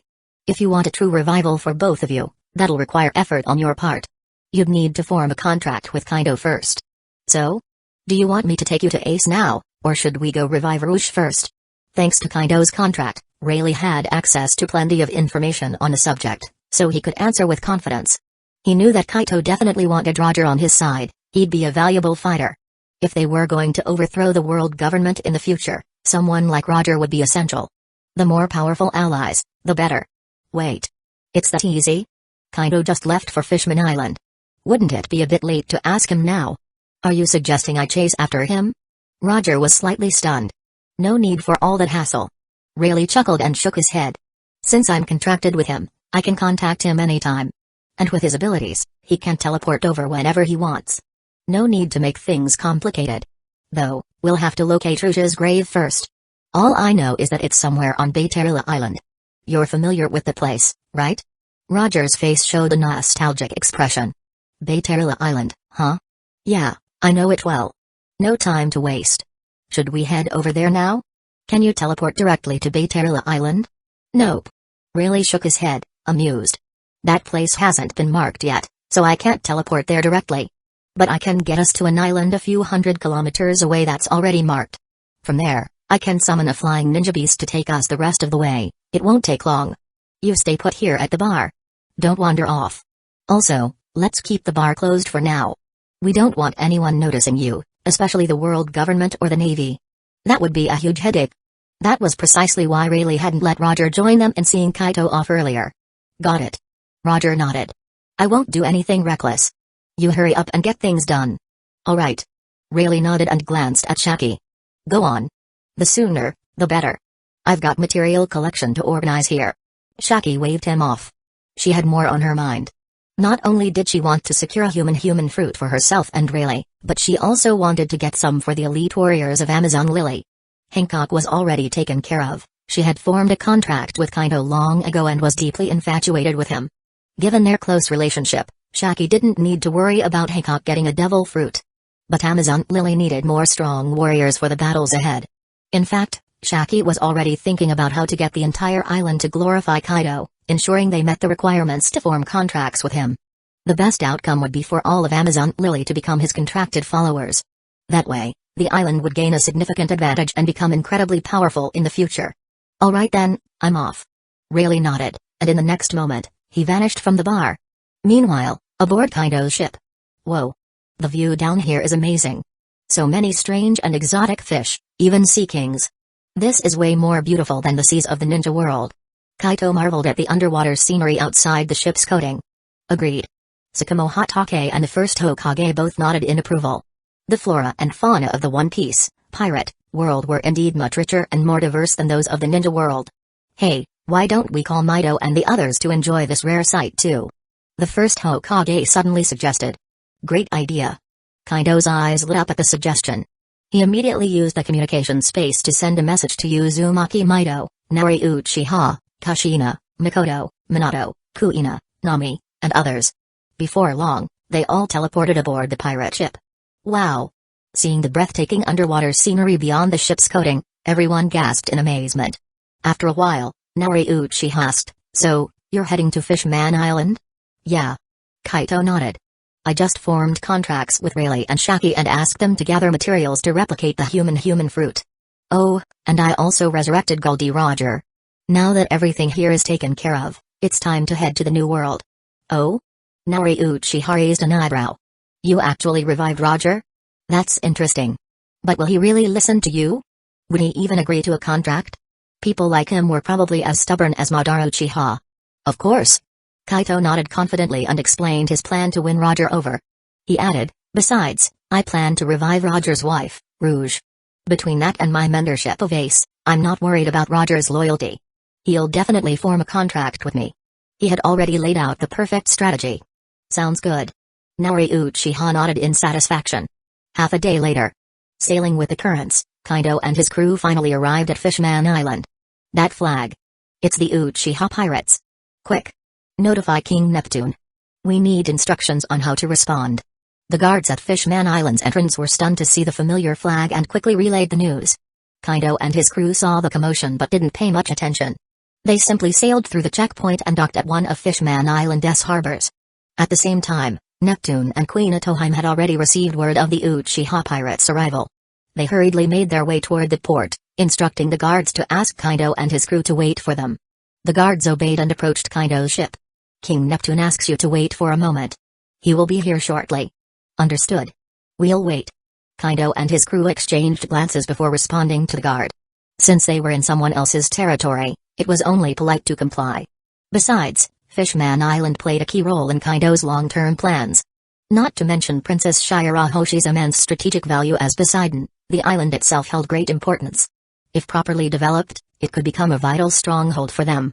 Half an hour later, Neptune, accompanied by Queen Itohime and their eldest son, arrived at the checkpoint and finally met Kaido's crew.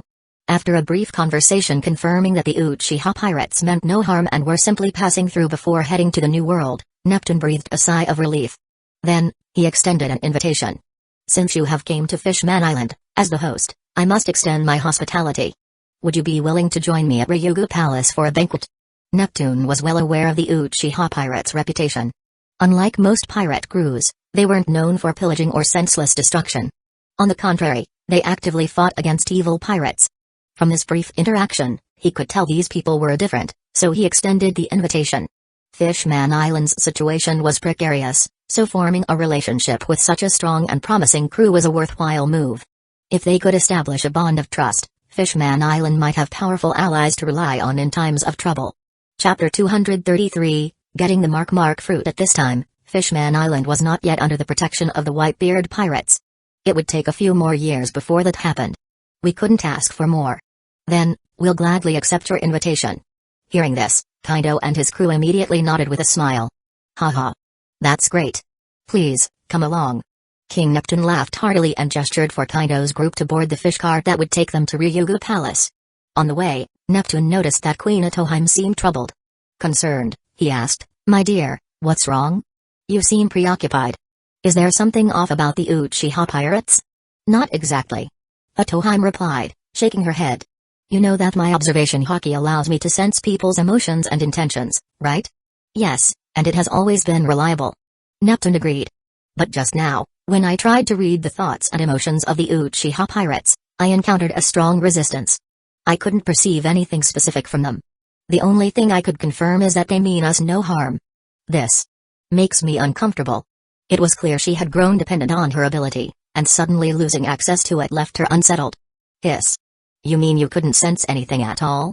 Neptune asked in shock. Yes, absolutely nothing. Itohime confirmed with a nod. In fact, I have a feeling that the kindness I sensed from them was something they deliberately allowed me to perceive. Otherwise, I might not have been able to detect even that. That was truly terrifying.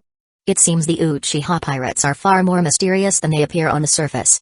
That being the case, we must be even more cautious not to offend them. If possible, we should build a friendly relationship with them. Since they have shown us goodwill, we should respond in kind. What do you think? Neptune asked after a moment of thought. Yes, that's the best course of action. Itohime agreed.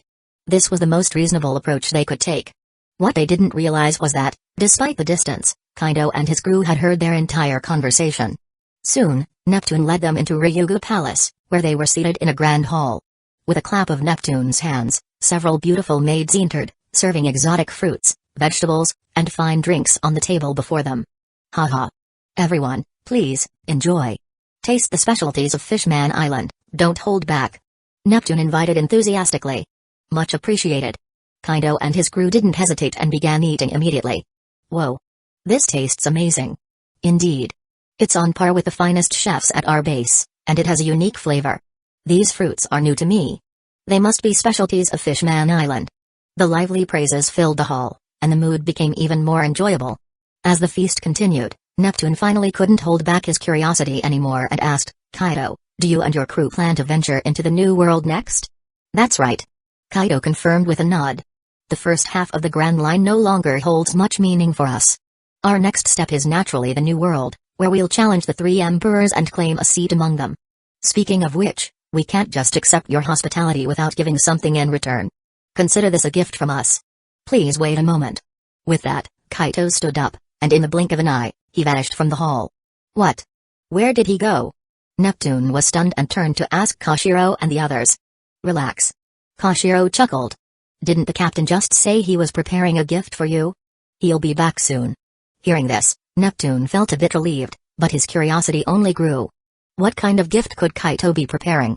Meanwhile, Kaito had instantly teleported from the palace to the lower levels of Fishman Island, his spiritual senses spreading out across the entire area. The next moment, he teleported toward the massive Noah's Ark at the top of Fishman Island. Within moments, he arrived at the island's highest point. Now, he was less than 10 meters away from the colossal Noah's Ark, with the entire ship within his sensory range. Found you. Just as I expected, you're here. Kaito smirked slightly, then, with a mere thought, forcibly teleported Vanderdecken from within the Noah's Ark directly in front of him. What? Vanderdecken appeared with a look of utter confusion and rage, completely clueless about what had just happened. The moment he saw Kaito, he opened his mouth to speak, but Kaito had no patience for his nonsense. Boom. A powerful fist smashed into Vanderdecken's face, instantly knocking him unconscious. After a moment of thought, Kaito waved his hand and stored Vanderdecken within his space-time dimension. Then, with another thought, he extracted the mark fruit, Mato no Mi, from Vanderdecken's body. Finally, he performed a bit of microsurgery on Vanderdecken's brain, turning him into a complete idiot. He also used Ganjutsu to erase all his memories related to the mark fruit before finally stopping. Once done, he teleported him back out and grabbed him by the hand. In the next instant, he reappeared in the banquet hall of Hyuga Palace, tossing Vanderdecken in front of Neptune and Queen Itoheim. Here. This is my gift to you. Satisfied? This is. Seeing the familiar face of Vanderdecken, Neptune and his family immediately stood up in shock. Isn't his that scumbag, Vanderdecken? Lord Kaito, you actually caught him? How did you do it? Where did you find him? Neptune's family knew Vanderdecken all too well, and they despised him. This bastard had fixated on their daughter, Princess Shirahoshi, ever since she was born, shamelessly proposing marriage to King Neptune. Though rejected, he never gave up. For years, he kept obsessing over Shirahoshi. 2 years ago, during a public event where Queen Itoheim brought Shirahoshi for a signing ceremony, Vanderdecken managed to touch her, marking her with his mark fruit ability. From that day on, Shirahoshi's nightmare began. Every day, weapons would come flying at her from an unknown distance, forcing Neptune and Queen Itoheim to lock her inside the hard shell tower for protection. Although it kept her safe, it also took away her freedom. One could only imagine how much Neptune and his family hated Vanderdecken. Vanderdecken? He was easy to deal with. As for where I found him, he was hiding aboard Noah's Ark above Fishman Island. You never thought to check there? Kaito chuckled. Noah's Ark? So, that's where he was? Neptune was stunned, then shook his head with a bitter smile. We did search for him. But the Ark is too massive. Finding someone inside is like searching for a needle in a haystack. Besides, Vanderdecken was always hiding from us. Capturing him was incredibly difficult. Regardless, thank you, Lord Kaito. With Vanderdecken gone, my daughter Shirahoshi will no longer have to live in fear inside the hard shell tower. She can finally be free. On behalf of my family, thank you. With that, Neptune and his family bowed deeply to Kaito. Don't worry about it. It was just a small effort on my part. Didn't you already host us? Kaito waved his hand dismissively. No. Neptune immediately shook his head. Hosting you is nowhere near enough to repay this kindness. If there's anything you need, just tell me. I'll do everything I can to help you. Also, from now on, you are Fishman Island's eternal benefactor. We will never forget this debt. Hosting Kaito and his crew was just common courtesy, how could that count as repayment? For now, I don't need anything. Kaito shook his head but then raised a finger as he recalled something. Oh, actually, there is one thing. After the banquet, could you have someone take us to the sea forest to check out the poneglyph there? I'm quite interested in it. After all, he had promised Robin that he would make a copy for her. She was very interested in such things. This was the perfect opportunity to earn some favor with her and get closer to reaching the contract threshold. Right now, her favorability towards him was only at 61, and the progress was a bit slow. Kaito understood why. Robin had been through too much betrayal and deception in her past. She was extremely wary of the outside world. Raising her favorability to 80 wouldn't be easy. In the original timeline, it was only after Luffy and his crew saved her from Spandam, even going to war with the world government for her sake, that she truly opened her heart to them. Maybe I should find time to take her to meet Aokiji and reunite her with Saul. That might be the key to helping her truly open up. Kaito mused to himself. Oh? The poneglyph at the sea forest? No problem. Neptune was briefly stunned but quickly agreed. He turned to his eldest son and instructed, Fukaboshi, after the banquet, accompany Lord Kaito to the sea forest. Yes, father. Shark Prince responded immediately. With that settled, Neptune had his men take Vanderdecken away, preparing to deal with him properly after the banquet. He swore he wouldn't let that scumbag get off easy. Chapter 234, Resurrecting Portgas de Rouge. Speaking of which, Lord Kaido, how did you know we were planning to capture Vanderdecken? This should be your first time on Fishman Island, right? Not many people actually know the truth about Vanderdecken and Shirahoshi. As Neptune ate, he looked at Kaido with curiosity and asked. Just think of it as me having the ability to foresee the future, knowing all the details in advance. Kaido gave a mysterious smile and glanced at Neptune with deep meaning. Hearing this and seeing Kaido's expression, Neptune's heart skipped a beat. It was as if he suddenly understood. Kaido knew exactly why Vanderdecken was after Shirahoshi, and he was also aware of Shirahoshi's true identity. For a moment, Neptune hesitated, unsure of what to say. His heart was filled with anxiety. He was deeply worried that Kaido might have ulterior motives for Shirahoshi. But in the next moment, Kaido reassured him, don't worry. I have no ill intentions toward Shirahoshi, and I don't plan on doing anything to her. That thing may be powerful, but it's not something I take seriously. Neptune understood what Kaido meant and immediately breathed a sigh of relief, looking at him with gratitude. Thank you for your reassurance. You truly are extraordinary. Even the power of Poseidon didn't seem to impress him in the slightest. This man was truly different. His confidence was overwhelming. And yet, he had every right to be confident. A few months ago, the Navy deployed both Marine Hero Garp and an Admiral-level powerhouse, the elite Logia user Aokiji, but they failed to capture Kaido and his group. Instead, they were seriously wounded and forced to retreat. With strength like that, it was no surprise that Kaido could say he had no interest in Poseidon's power.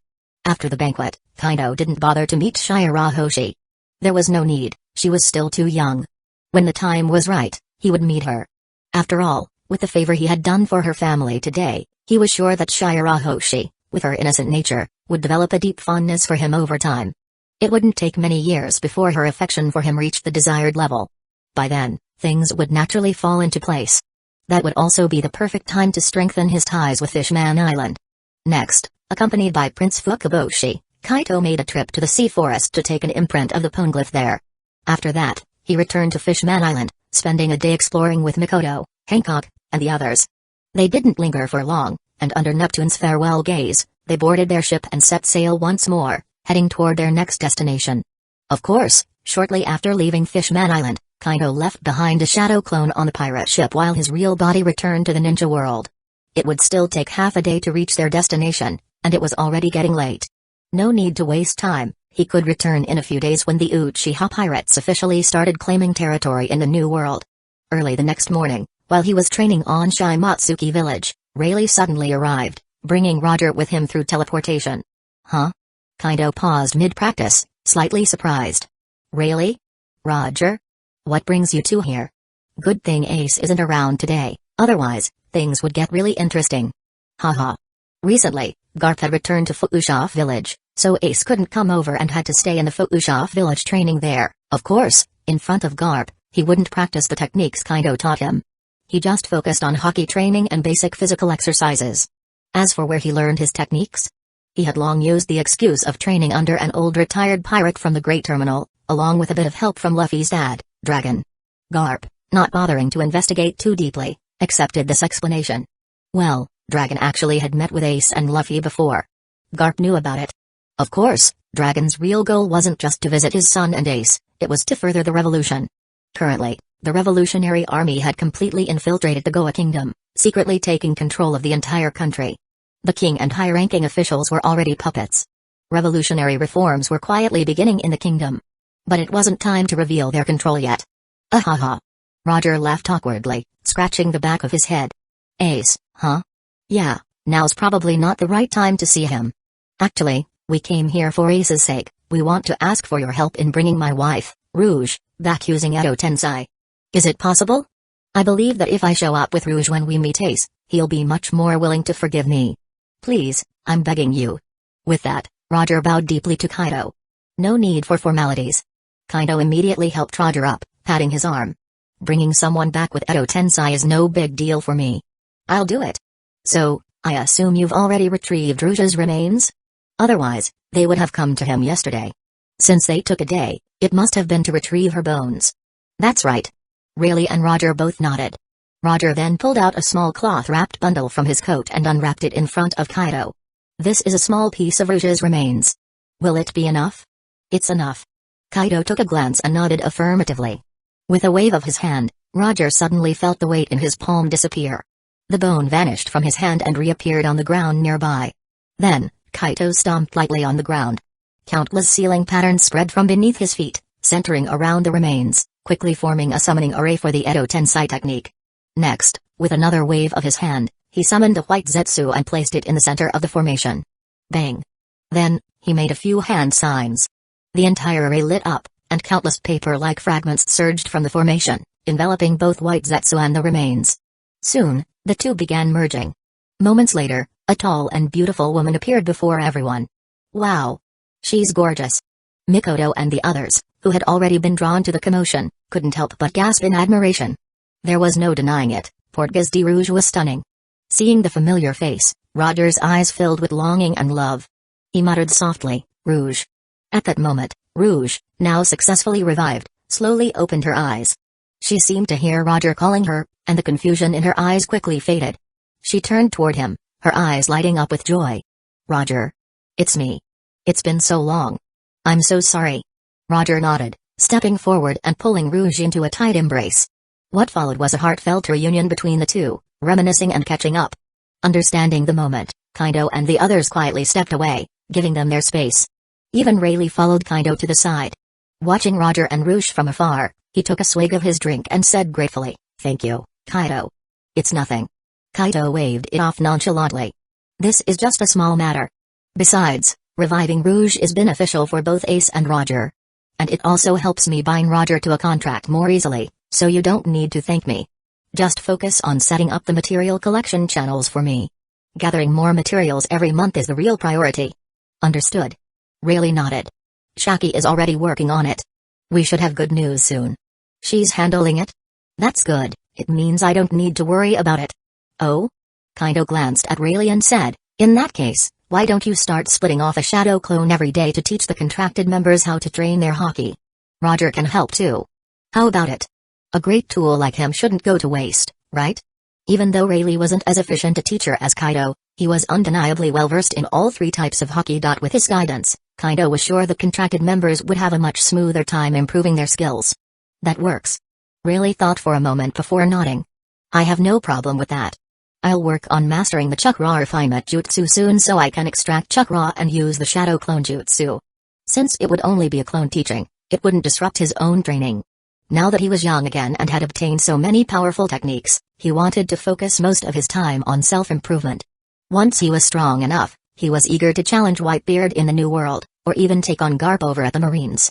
Or perhaps, he could head to Wano and beat Kaido into the ground, to avenge Kazuki Oden. Having gained knowledge of the original timeline, Rayleigh was well aware that Oden had nearly been killed by Kaido's schemes. And that infuriated him. No matter what, Kazuki Oden had once been their companion, the one who helped them reach Laugh Tale and complete their journey. He was an important member of the Roger Pirates. Now that Kaido had been responsible for his death, Rayleigh couldn't just sit back and do nothing. As for asking Kaido to revive Kazuki Oden as well, Rayleigh thought it over and ultimately dismissed the idea. Oden was just too reckless. He figured Kaido wouldn't be willing to revive him. Besides, Oden's perverted son, Momonosuke, was an utterly disgraceful individual. In fact, one of the messages Kaido had passed to him specifically mentioned Momonosuke. "You can lose a battle, you can fail at anything, but Momonosuke must die." That one line alone showed just how much Kaido despised him. Chapter 235, Opening Robin's Heart. Even Rayleigh himself felt disgusted after seeing the future information about Momonosuke, let alone Kaido. He couldn't understand how Oden had given birth to such a disgrace. But considering that Oden had essentially gotten himself killed due to his own foolishness, Rayleigh suddenly found it somewhat understandable. With that kind of brain, producing someone like Momonosuke didn't seem all that surprising. In any case, this father and son were not worth saving, so he wouldn't even bother bringing it up with Kaido. Better not to risk making Kaido unhappy. At worst, once Kaido killed Kaido in the future, it would serve as revenge for Oden. That was enough. Rayleigh felt that when the time came, Kaido would be the first to make sure Momonosuke was dead for some reason. As for Momonosuke himself, right now, he was still trapped in the corridors of time and wouldn't appear for another decade or so. That's good. Kaido nodded in satisfaction and immediately resumed his training. Over an hour later, Roger arrived with Rouge, both of them bowing gratefully to Kaido. "Thank you so much, Lord Kaido, for bringing us back to life. Without you, we would never have been able to meet again, let alone see Ace. We are truly grateful." "No big deal." Kaido waved his hand nonchalantly. "But for now, don't go to Fasha village to see Ace. Garp is there right now. Also, you two can't be seen in public yet. If the world government finds out, we'll never have a moment's peace. It's better to wait until Garp leaves his village. When Ace comes to train, you can meet him then. No objections, right?" He had no intention of letting Roger and Rouge cause unnecessary trouble for him. Likewise, they didn't want to bring unnecessary trouble to their benefactor, Kaido. "Of course." Roger and Rouge nodded in agreement. Though they were desperate to see Ace immediately, they weren't reckless or impatient. "That's good. You two go take care of your own business, I still have training to do." Kaido nodded in satisfaction and waved them away. Roger and Rouge quickly nodded and left, heading off to chat and enjoy their time together. After finishing his morning training, Kaido suddenly remembered the poneglyph and decided to find Robin, who was currently training at the Sky Island base. He flipped his hand and took out the poneglyph rubbing from the sea forest on Fishman Island, handing it to Robin. "Robin. Here, this is the poneglyph rubbing from the sea forest on Fishman Island." "Eh? Really? Thank you." Robin's face lit up with joy as she eagerly accepted the poneglyph rubbing. She immediately spread it out on the table and began reading carefully. After a long while, she finally looked up with a slightly disappointed expression. "Unfortunately, it's not the true history buried 800 years ago. It's just an apology letter from someone named Joy Boy to the Mermaid Princess." "That's normal." Kaido smiled slightly. If it actually contained the history from 800 years ago, the world government would have already found a way to destroy or remove it. There's no way it would still be left there. Never underestimate the intelligence network of the world government. Besides, the name Joy Boy itself isn't simple. When I go to Laugh Tale one day, I can take you there to see the real history for yourself. By then, you'll understand. Of course, if you can't wait, I can send you to ask the vice captain of the Roger Pirates, Dark King Rayleigh, about the truth of Laugh Tale. What do you think?" Robin was slightly stunned and fell into deep thought. If possible, she would definitely prefer to ask Rayleigh directly about the truth of Laugh Tale. But after considering it for a moment, she shook her head and declined. "I'd rather wait until you go to Laugh Tale and go with you. I want to witness and understand history with my own eyes." "But does a Laugh Tale really contain the truth from 800 years ago?" She was very curious about this. "Of course it does." Kaido nodded firmly. "Otherwise, why do you think the world government is so determined to stop anyone from reaching Laugh Tale? You don't really believe it's just to prevent the rise of the Pirate King, do you? And you don't really think Roger chose to start the Great Pirate Era just for fun, right?" "Eh?" Robin was taken aback. "Isn't that the case?" "Of course not." Kaido shook his head. Although Roger was terminally ill and knew he was going to die soon. But when he chose to start the Great Pirate Era during his execution, that was deliberate. He did it to overthrow the rule of the world government. The reason is that he saw the real truth of 800 years ago on Laugh Tale. He knew very well that the world government and the celestial dragons behind them were never the good guys. Kaido hadn't confirmed this directly with Rayleigh or Roger, it was just his own deduction. But he was certain that the truth from 800 years ago existed on Laugh Tale. Whether there was more to it, that was something only Rayleigh or Roger could answer. However, Kaido had no intention of asking them. Instead, he planned to gather all 4 road poneglyphs himself and head to Laugh Tale to see the truth firsthand. Such things were best experienced personally to hold real significance. By then, it would also be the perfect time for him to execute his final plan to overthrow the world government and take down Emu. The timing would be perfect. This is unbelievable. Robin was utterly shocked, but the more she thought about it, the more she felt that Kaido's words made perfect sense. But the Pirate King actually turned himself in? And he was dying of a terminal illness? Wasn't he captured by the marine hero, Garp? She had always believed that Roger was captured. You think Garp could capture Roger that easily? Kaido shook his head. Roger was the Pirate King, one of the strongest people in the world. Garp chased the Roger pirates for years and never caught them. So how could he suddenly succeed right after Roger became the Pirate King? It just doesn't add up. The Marines and the world government just spread that story to boost their reputation. Very few people actually know the truth. And those who do, for the sake of Roger's plan, won't reveal it. At least, not yet. In the original timeline, maybe one day, if Luffy led the pirates and Marines to overthrow the world government and destroy the celestial dragons, the truth would come out. I see. Robin nodded, finally understanding. Thank you for telling me this. At that moment, Kaito noticed through his ability that Robin's favorability toward him had increased to 65 points. He was pleased. Progress at last. Thinking about how he could eventually contract Robin and help her grow stronger, he decided to continue. By the way, you've probably heard by now that I, in disguise, defeated Aokiji recently, right? That's right, Robin knew about Kaito's undercover identity in the Uchiha pirates. She was stuck on Skypiea, so it wasn't like she could leak the information. Besides, since he wanted to gain Robin's trust as quickly as possible, there was no need to keep this a secret from her. Yes. Robin nodded, looking at him with a complicated expression. I never imagined you were so powerful. I never thought even someone like Aokiji could lose. Why are you bringing him up? She felt a surge of anxiety. Was Kaito going to hand her over? Relax. Kaito noticed her fear and smiled, reaching out to pat her head reassuringly. It's nothing bad. I'm not turning you into the Marines. You should know by now that I'll openly oppose the Marines sooner or later. And since I went through so much effort to rescue you, you belong to me. I wouldn't do something like that. Robin finally relaxed and nodded. All right. Seeing this, Kaito continued, I brought him up because I know about your past and how Aokiji is a big shadow in your heart. I want to help you move past it, which is why I mentioned him. I plan to take you to see him sometime, to help you overcome your fear. This. Robin trembled slightly, unsure of how to respond. She had complex feelings about Aokiji, fear, resentment, and even a bit of gratitude. She wasn't ready to face him. Seeing her hesitation, Kaito decided to drop a bombshell. Did you know? Aokiji didn't actually kill your friend Saul. What?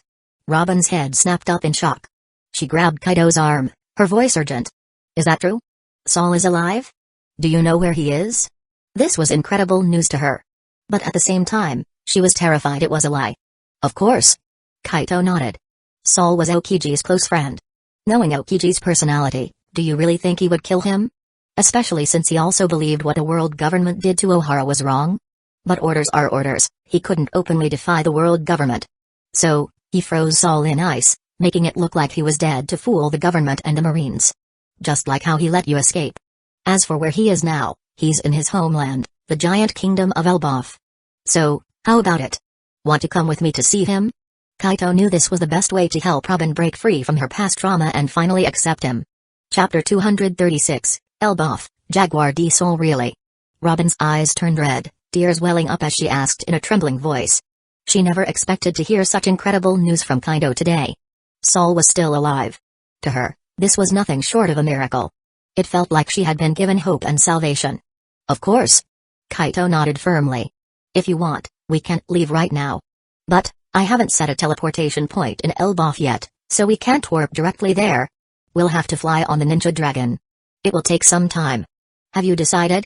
Do you want to go now? Yes. Robin nodded without hesitation, looking at Kaito with pleading eyes. Please, Lord Kaito. Take me to see Saul. After speaking, she bowed deeply to him. All right. No need for formalities. Let's go right away. Kaito quickly helped her up, placed his hand on her shoulder, and once she nodded in confirmation, he activated his teleportation ability. In the blink of an eye, they vanished from the floating island and reappeared in the closest mapped location in the New World near Elbaf. Then, he immediately contacted the Ninja Dragon through the communication space. Whoosh! In no time, the Ninja Dragon appeared out of nowhere. Its massive form materialized suddenly, startling Robin. Let's go. Kaito chuckled at her reaction, then instantly teleported them onto the dragon's back. He patted its scales and said, set course for Elbaf. Fly as fast as you can. As he spoke, he waved his hand, forming a protective barrier around the dragon's back to shield them from the turbulent airflow. All right. Hold on tight, we're taking off. The Ninja Dragon's voice echoed in their minds before it flapped its enormous wings, soaring into the sky. Within moments, they were thousands of meters high, racing toward Elbaf at full speed. At its maximum speed, it took them only half a day to reach the skies above the kingdom of Elbaf. Kaito extended his spiritual perception and quickly locked onto Saul's location. Ninja Dragon, you can head back now. Thanks for the ride. Kaito expressed his gratitude before dissolving the protective barrier. Holding Robin's hand, he activated his teleportation ability, taking them off the dragon's back. Once they were gone, the Ninja Dragon wasted no time and teleported back to the West Blue. Huh? Who are you? The sudden appearance of Kaito and Robin gave Saul a huge scare. He immediately became alert, eyeing them cautiously. But soon, his gaze locked onto Robin. His whole body trembled slightly, shock, disbelief, and hope flickered in his eyes. His lips quivered as he asked in a hoarse voice, You're Robin? Yes. Robin's eyes turned red as she bit her lip, staring at Saul's familiar figure. Hearing his shaky voice, she couldn't hold back her emotions. Tears welled up and began to fall uncontrollably as she nodded vigorously. It's me, Saul. It's been so long. I thought you died back in Ohara. I never imagined you were still alive. This is amazing. She couldn't contain herself any longer. She burst into tears, sobbing uncontrollably. Tears streamed down her face like a broken dam, flowing endlessly. She cried, but it wasn't just sorrow, it was also relief. Kaido could feel it. Years of pain, suppression, and loneliness locked inside her heart had finally been released. A weight she had carried for so long had finally been lifted. Yeah. It's truly amazing. I honestly thought I was dead back then too. Saul wiped the tears from his own eyes and let out a hearty laugh. It was all because Kyuzen couldn't bring himself to kill his old friend. In the end, he held back. Thanks to him, I survived. But because of that, I didn't want to bring trouble to him. So all these years, I've been in hiding here in Elbaf. I didn't dare to set sail and search for you. But I always asked Kyuzen to keep an eye on you, to ensure your safety whenever possible. A while ago, he sent me a message saying you had disappeared, and I was really worried. I never thought I'd get to see you so soon. Seeing you safe, seeing how much you've grown. It makes me so happy. Wahaha. Tears continued to stream down Saul's face as he reached out and gently patted Robin's head, his voice filled with emotion.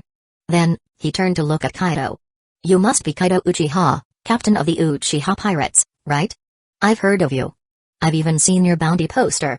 I didn't expect that Robin-chan would end up in your crew. And now, you've brought her here to see me. I truly owe you my thanks. I can tell, she's been living well. Saul had no doubts about Kaido's intentions toward Robin. If Kaido meant any harm, Robin wouldn't have been doing so well all this time. And he certainly wouldn't have brought her here to reunite with him. It was clear that Robin had found real companions who cared for her. That reassured him completely. Haha. It was just a happy coincidence. Kaido chuckled, waving a hand dismissively. Robin-chan is a sweet and kind girl. She shouldn't have had to suffer so much at such a young age, constantly on the run, always in danger. You two go ahead and catch up, I'll take a look around. He said before stepping away, leaving them to their reunion. Saul watched Kaido with growing admiration. Old friends always had a lot to talk about, and it wouldn't be right for him to stay and intrude. So, he started asking Robin about her experiences over the past years. Robin, trusting Saul completely, shared everything except Kaido's secrets. Her respect and gratitude for Kaido had skyrocketed, almost reaching an overwhelming level of appreciation. Even as she spoke to Saul, her heart swelled with warmth for the man who had given her safety and purpose. This was exactly what Kaido had hoped for. His mission was accomplished. After a long conversation, Saul let out a deep sigh. Wow. You've really been through so much. That must have been really hard on you. Kyuzen never told me most of this. He probably kept it from me so I wouldn't worry, or worse, so I wouldn't get reckless and leave Elbaf to search for you. He shook his head with a bitter smile, his heart aching even more for Robin. It's okay. It's all in the past now, isn't it? Robin beamed. Right now, I'm safe and being taken care of. I'm learning and growing, and I feel truly happy. More importantly, seeing you alive and well is more than enough for me. Hope changes everything. As long as there is hope, past sufferings become bearable. You're a good kid, Robin.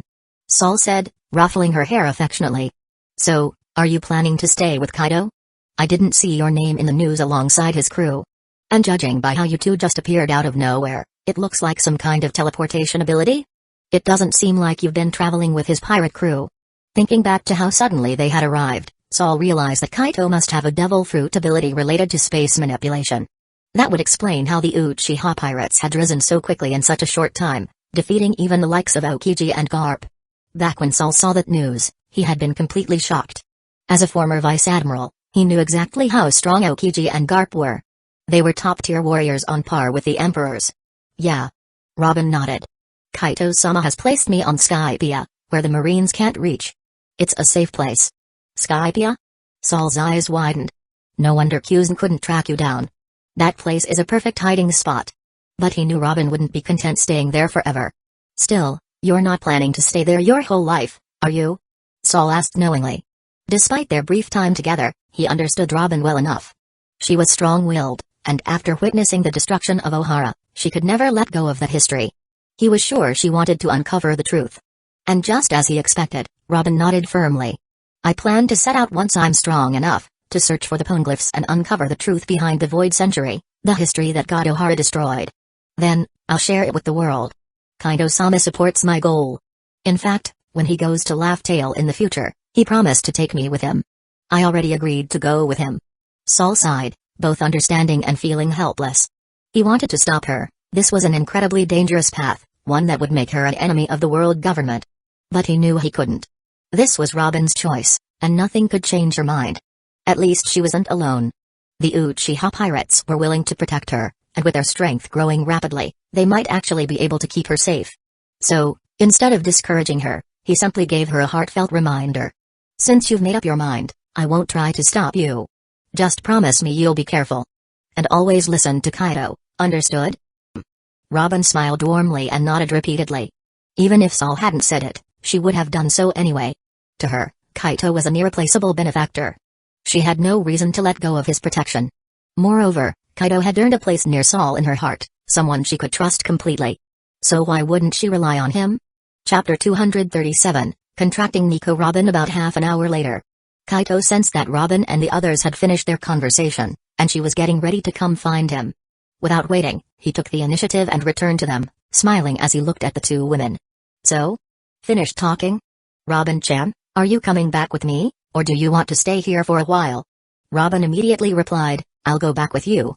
Staying here might bring unnecessary trouble or even danger to Elbaf and Sol. I'm worried that the world government might find out that Sol is still alive. Hearing this, Kaido shook his head with a smile. You don't have to worry about that.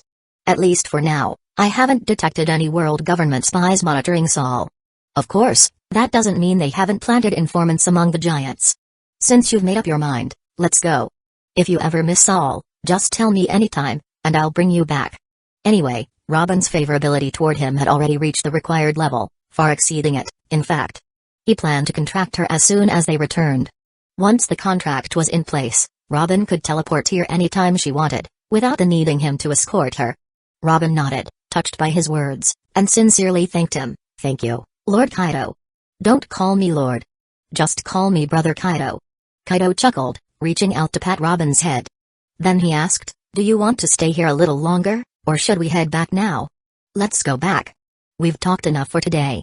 I'll visit again next time. Robin glanced at Sol, and when he nodded in agreement, she turned back to Kaido and confirmed her decision. Alright, then let's go. Kaido nodded, took Robin's hand, and gave Sol a slight nod as well. See you again. With that, he teleported away with Robin. In the next moment, Kaido and Robin arrived back at the Sky Island base. Seizing the opportunity, he explained the contract's details to her, outlining its pros and cons. Robin was surprised. So, Kuina and the others, along with the rest of the base members, only gain their training techniques after making a contract with you? And their ability to teleport, don't tell me that's part of it too? Robin was sharp. She instantly grasped the key point. You got it. Kaido nodded. It's not that I didn't want to teach you before. It's just that these techniques are incredibly valuable and important. They can't be shared with non-contractors, or it would be dangerous for me. Robin nodded in understanding, smiling easily. You don't have to explain. Those techniques are clearly precious. Whether you share them or not is entirely up to you. No one else has the right to question it. If I were in your position, I'd do the same. I trust you. I'm willing to form a contract. Her gaze was firm, full of unwavering determination. All right. Kaido smiled and nodded. With a thought, a contract rune materialized between his brows and floated toward Robin. Touch it with your hand and confirm your acceptance in your mind. Robin nodded without hesitation and reached out to touch the rune. In the next instant, a voice echoed in her mind, asking for her consent to the contract. Robin didn't hesitate and agreed immediately. The rune then merged into her hand, traveling up her arm before settling into the center of her consciousness. The moment it did, an immense flood of information surged into her mind, details of the past and future of the pirate world, as well as glimpses into the ninja world's history.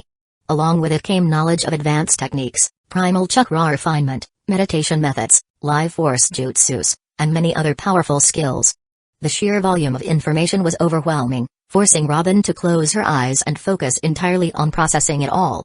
Over an hour later, Robin finally opened her eyes, filled with awe. She looked up at Kaido, astonished.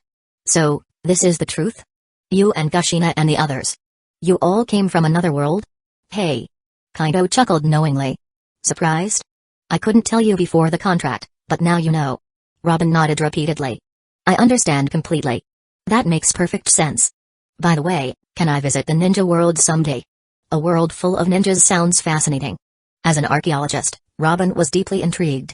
She wanted to see it all firsthand, the unique ninjutsu, the history, the culture. Everything. Of course. Kaito smiled. Now that you're contracted with me, you're welcome there anytime.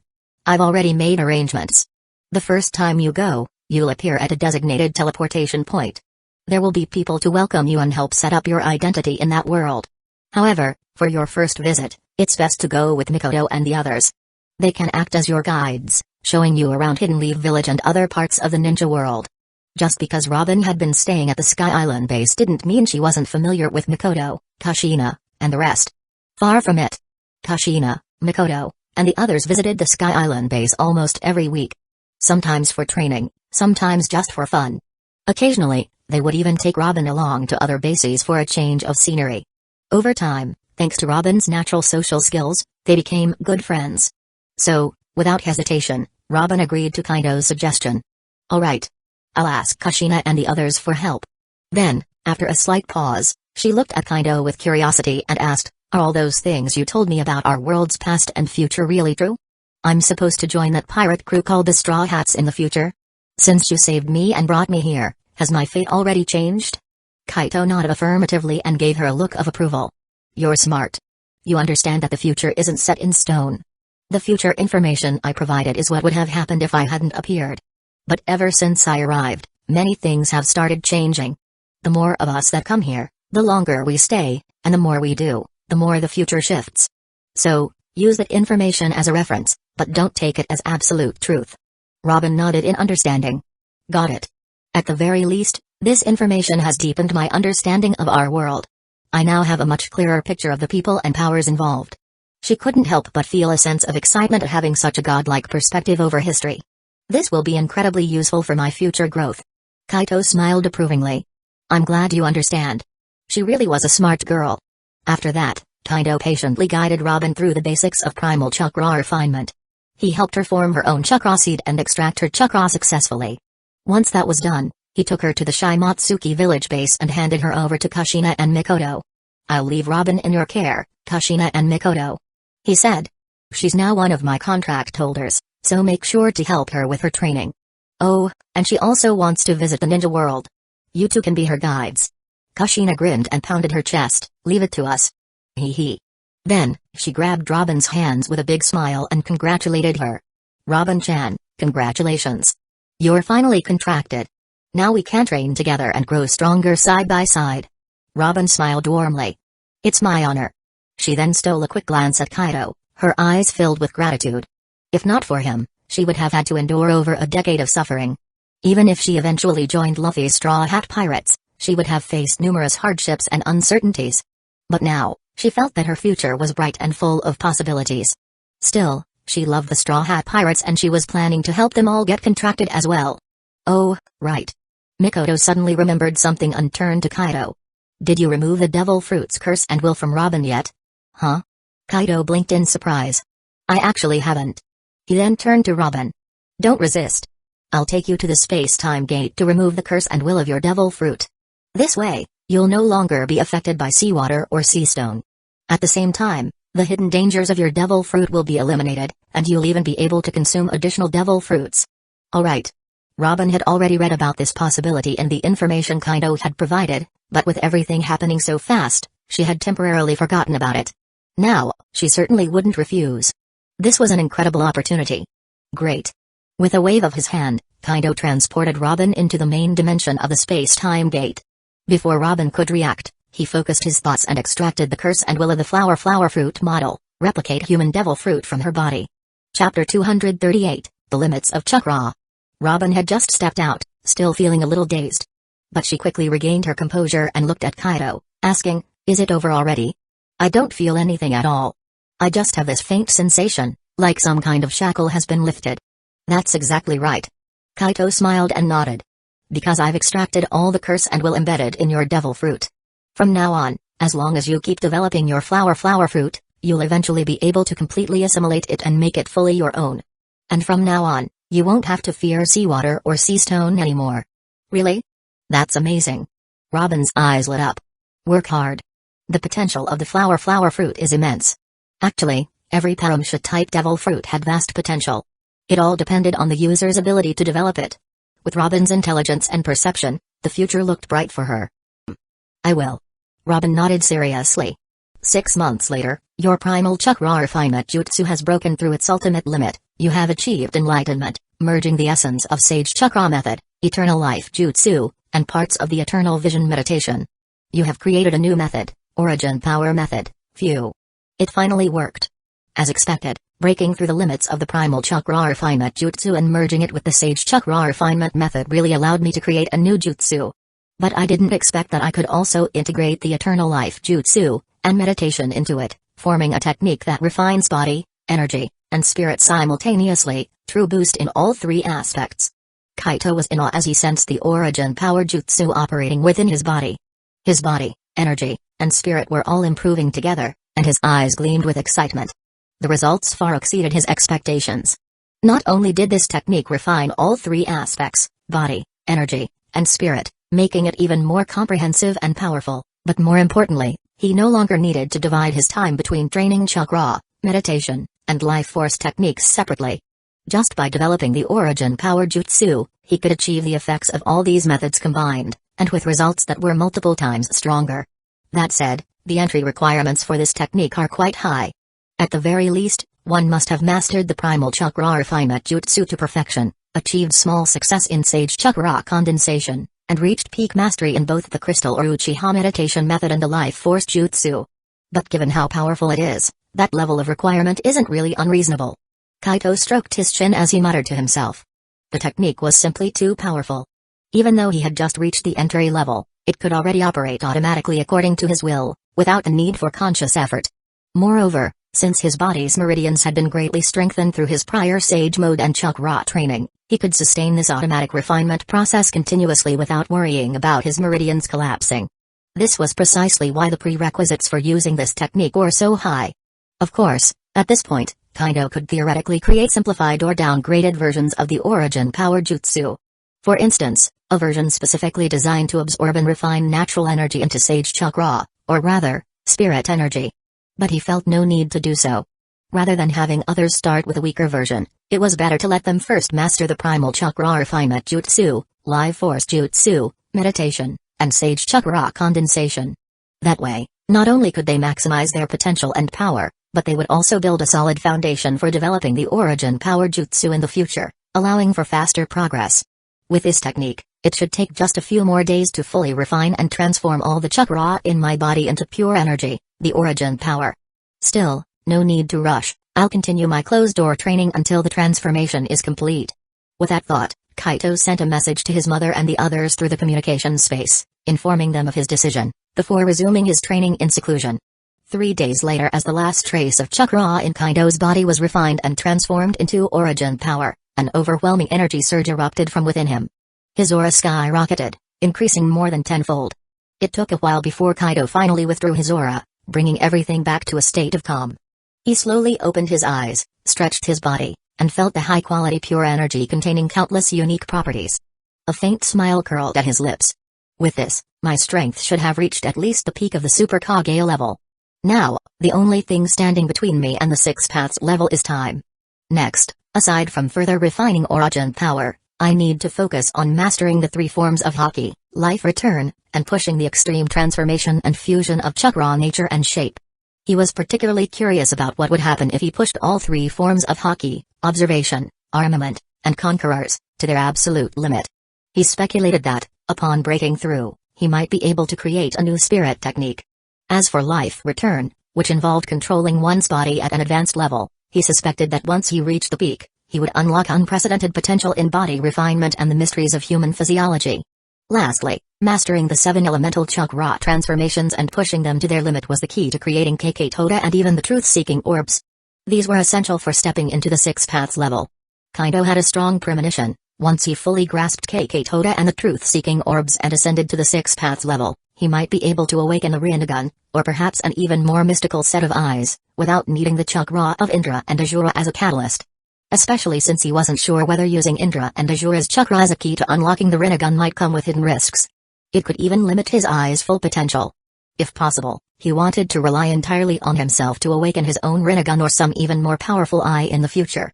So, he wouldn't rush into things or recklessly fuse Indra and Azura's chakra just to unlock the Rinnegan. Unless he found out that his own method wouldn't allow his eternal Mangekyō Sharingan to evolve further. But he was certain that wouldn't happen. Every time he practiced the eternal vision, meditation or the origin power jutsu, he could feel his eyes improving, being nourished. In the future, they would definitely evolve further on their own. Phew. It's about time I stepped out, or my mother and the others might start worrying. Thinking this, Kaito immediately deactivated the seclusion chamber's barrier, left the room, and took a bath. During this time, he also sent messages to his mother, Mikoto, Kushina, Tsunade, and the others. By the time he finished bathing, got dressed, and walked into the living room, he found Naori Uchiha, Tsunade, Mikoto, Kushina, and others already waiting for him. Seeing him appear, Naori Uchiha finally let go of her worries and smiled. "You finally came out. So, tell us, what did you gain from this closed-door training?" The others also looked at Kaito curiously. Kaito chuckled and walked over. He then explained the details of the origin power jutsu and even demonstrated his newfound power. Finally, he brought everyone to the space gate to test it. The results. Damn. The power of these jutsus. At the same chakra consumption, their strength is at least 10 times greater. Tsunade and the others were shocked as they watched a monstrous fireball jutsu towering over 100 meters high and fire dragons stretching hundreds of meters long. These basic ninjutsu, under Kaito's control, could no longer be described as anything but terrifying. This made everyone even more eager to use the jutsu and gain origin power. But when they thought about the training prerequisites, they couldn't help but feel frustrated. I really want to train in the origin power jutsu already. Not only is it incredibly powerful, but it also trains itself automatically, saving so much time for other things. But it looks like it'll take a while before we qualify to learn it. Kaito, can't you find a way to lower the training requirements? Kushina asked with a pitiful look. Tsunade and the others wore similar expressions. Nope. Kaito chuckled and shook his head. Didn't I already explain this to you guys? Those prerequisites exist for a reason. Without meeting them, you simply won't be able to start the training at all. So, don't even think about shortcuts. Just train properly. Don't be greedy. Compared to non-contractors, they were already far too fortunate. Yeah. I guess we're being too greedy. Tsunade admitted with a sigh. Even so, it was hard not to feel a little disappointed. So, what's your actual combat strength now? Can you beat the Sage of Six Paths? Naori Uchiha asked. Kaito pondered for a moment before replying, I'm honestly not sure. Based on my own assessment, I should be at the peak of Super Kage level. Before he could continue, Naori Uchiha rolled her eyes and interrupted. Come on, quit being humble. With the way your origin power amplifies your jutsus, you're stronger than me or even Hashirama. There's no way you're just at Super Kage peak. Chapter 239, Uchiha Bloodline Potion. Maybe. Kaito scratched the back of his head with a grin and said, but I still haven't mastered the Kekkaimora or the Truth-Seeking Orbs, and I've never actually fought the Sage of Six Paths. So, whether I can defeat him or not, I honestly have no idea. You can only know for sure after fighting him. But we can't take that risk, right? If they won, great. But if they lost, they would have no choice but to abandon everything they had built in the ninja world and retreat to the pirate world to develop their strength for a few more years before coming back for revenge. That's true. Naori Uchiha nodded in agreement. It's better to play it safe. Once you've mastered Kekkaimora and form your own truth-seeking orbs, then you can reveal yourself to the Sage of Six Paths. Yeah, we'll see then if he's truly a man or a ghost, a friend or a foe. Although, from their perspective, the probability of the Sage of Six Paths being their enemy was quite high. After all, from various signs, it was clear that the sage had been orchestrating things in the ninja world for centuries. He had a strong desire to control everything, wanting to bring the entire world under his grasp, treating it as his own resource for growth. This directly clashed with Kaito's future plans. Their interests were fundamentally opposed, and the conflict was unavoidable, unless the sage was willing to back down and abandon his ambitions for the ninja world and even the Pure Land. But was that even possible? The Sage of Six Paths had been planning for over 1,000 years. How could he suddenly submit to someone who awakened later than him? As for the idea that they might not come into conflict, Some believe that since the sage once stopped his mother, he must have had the noble goal of saving the ninja world in his heart. Kaido found that ridiculous.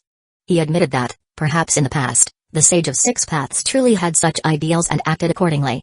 But 1,000 years was enough to change too much. From the moment he defeated and sealed his mother, their roles had begun to reverse. Everything had changed. Haha. That's exactly what I think. The longer we delay revealing ourselves, the more advantageous it is for us. The ones who should be worried aren't us. The more time that passes, the better it is for us. Kaito smiled knowingly. Oh, right. At that moment, Kushina couldn't help but interject. Kaito, I heard that the research department has successfully developed the Uchiha bloodline potion. Is that true? The others also turned to Kaito, eager to hear the answer. It's true. Kaito nodded with certainty.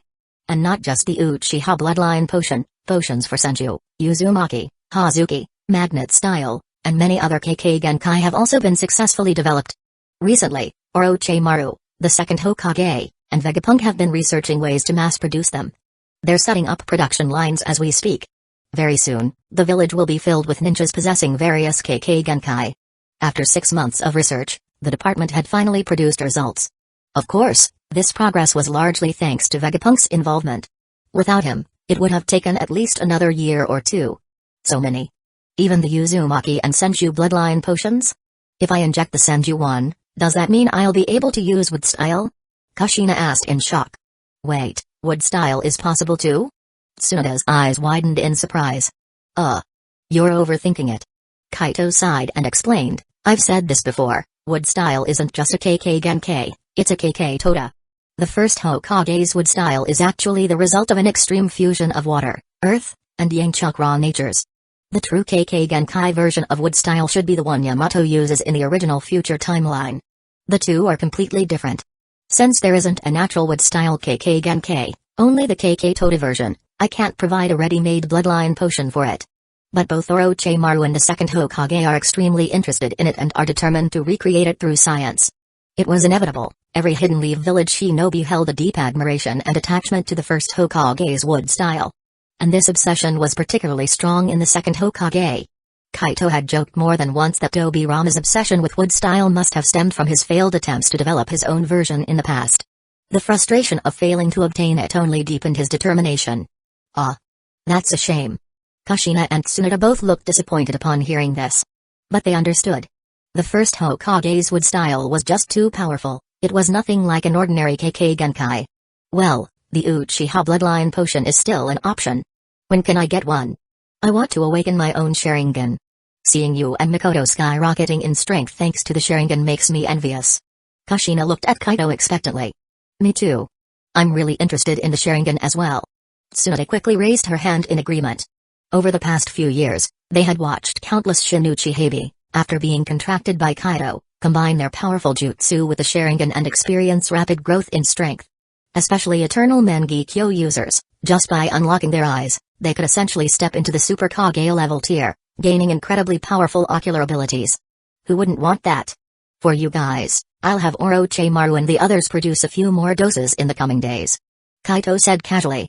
But keep in mind, these bloodline limit potions require extracting your blood first for genetic matching and adjustments. At the moment, we still can't create an adaptable version of the bloodline potions. That's not a problem. Tsunoda nodded in understanding. But if the potion needs to be customized, how do you plan to mass-produce them? Kaito shrugged. We've been working on this issue for months now, and we've split the bloodline potions into two components. One part is an adaptable version, while the other must be adjusted according to the user's genetic makeup. Once both parts are combined, the final customized bloodline potion is complete. The first component is complicated to produce, but once we perfect the production line, we can manufacture it in bulk to save time and costs. The second part is relatively simple. The main challenge is conducting genetic tests and making adjustments to the formula. This was the only way to truly mass-produce these bloodline potions. Otherwise, they would have to be custom-made one by one, which would be far too slow. I see. Tsunoda and Kushina finally understood. That's really clever. Looks like you've thought of everything. So, when do we need to give our blood samples? In a few days. I'll let you know when it's time. Kaito replied. Got it. Neither Tsunoda nor Kushina had any objections. Kushina was especially excited. She grabbed Mikoto's hands and beamed. Mikoto, I'm going to have the Sharingan soon. Hee hee. Congratulations. When the time comes, I'll teach you how to activate it, train your eyes, and master its abilities. Mikoto said with a warm smile. Yay. I'll be counting on you then. Kushina nodded enthusiastically. At that moment, Naori Uchiha spoke up. Kaido, do you plan to make these bloodline potions available to everyone in the village? Of course not. Kaido immediately shook his head. For now, they'll only be available to my contracted members. It's not the right time to let non-contract holders know about the bloodline potions. If word spreads too soon, it could cause unnecessary trouble. Right now, we don't want to alert or provoke other ninja villages. Hidden Leaf Village's reconstruction has just begun, and our expansion is only about 10% complete. Our economic infiltration plan has barely started, so we're not ready to go public yet. He wasn't stupid. Making a reckless move now would only invite trouble. You have to take things one step at a time. That's a relief. Naori sighed in satisfaction. I was worried you'd rush things. But as always, you've thought everything through. Starting with the contract holders is a smart move. Kaido grinned. Honestly, even just meeting the demand among contract holders will take a while. The number of contract holders keeps increasing, and they already make up about 40% of Hidden Leaf Village's ninja force. That's several thousand people, not a small number. Among them, the Uchiha, Senju, and Uzumaki clans accounted for about a third.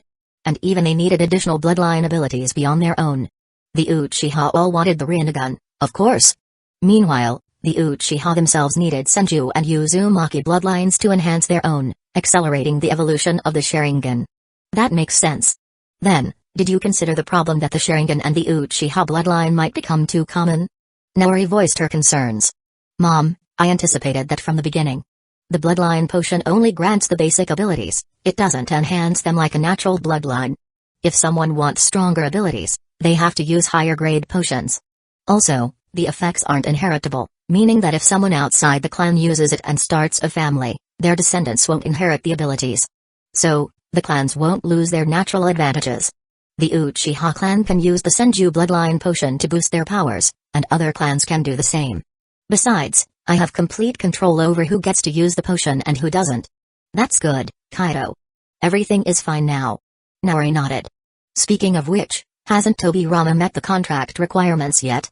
You mentioned he was close a few months ago.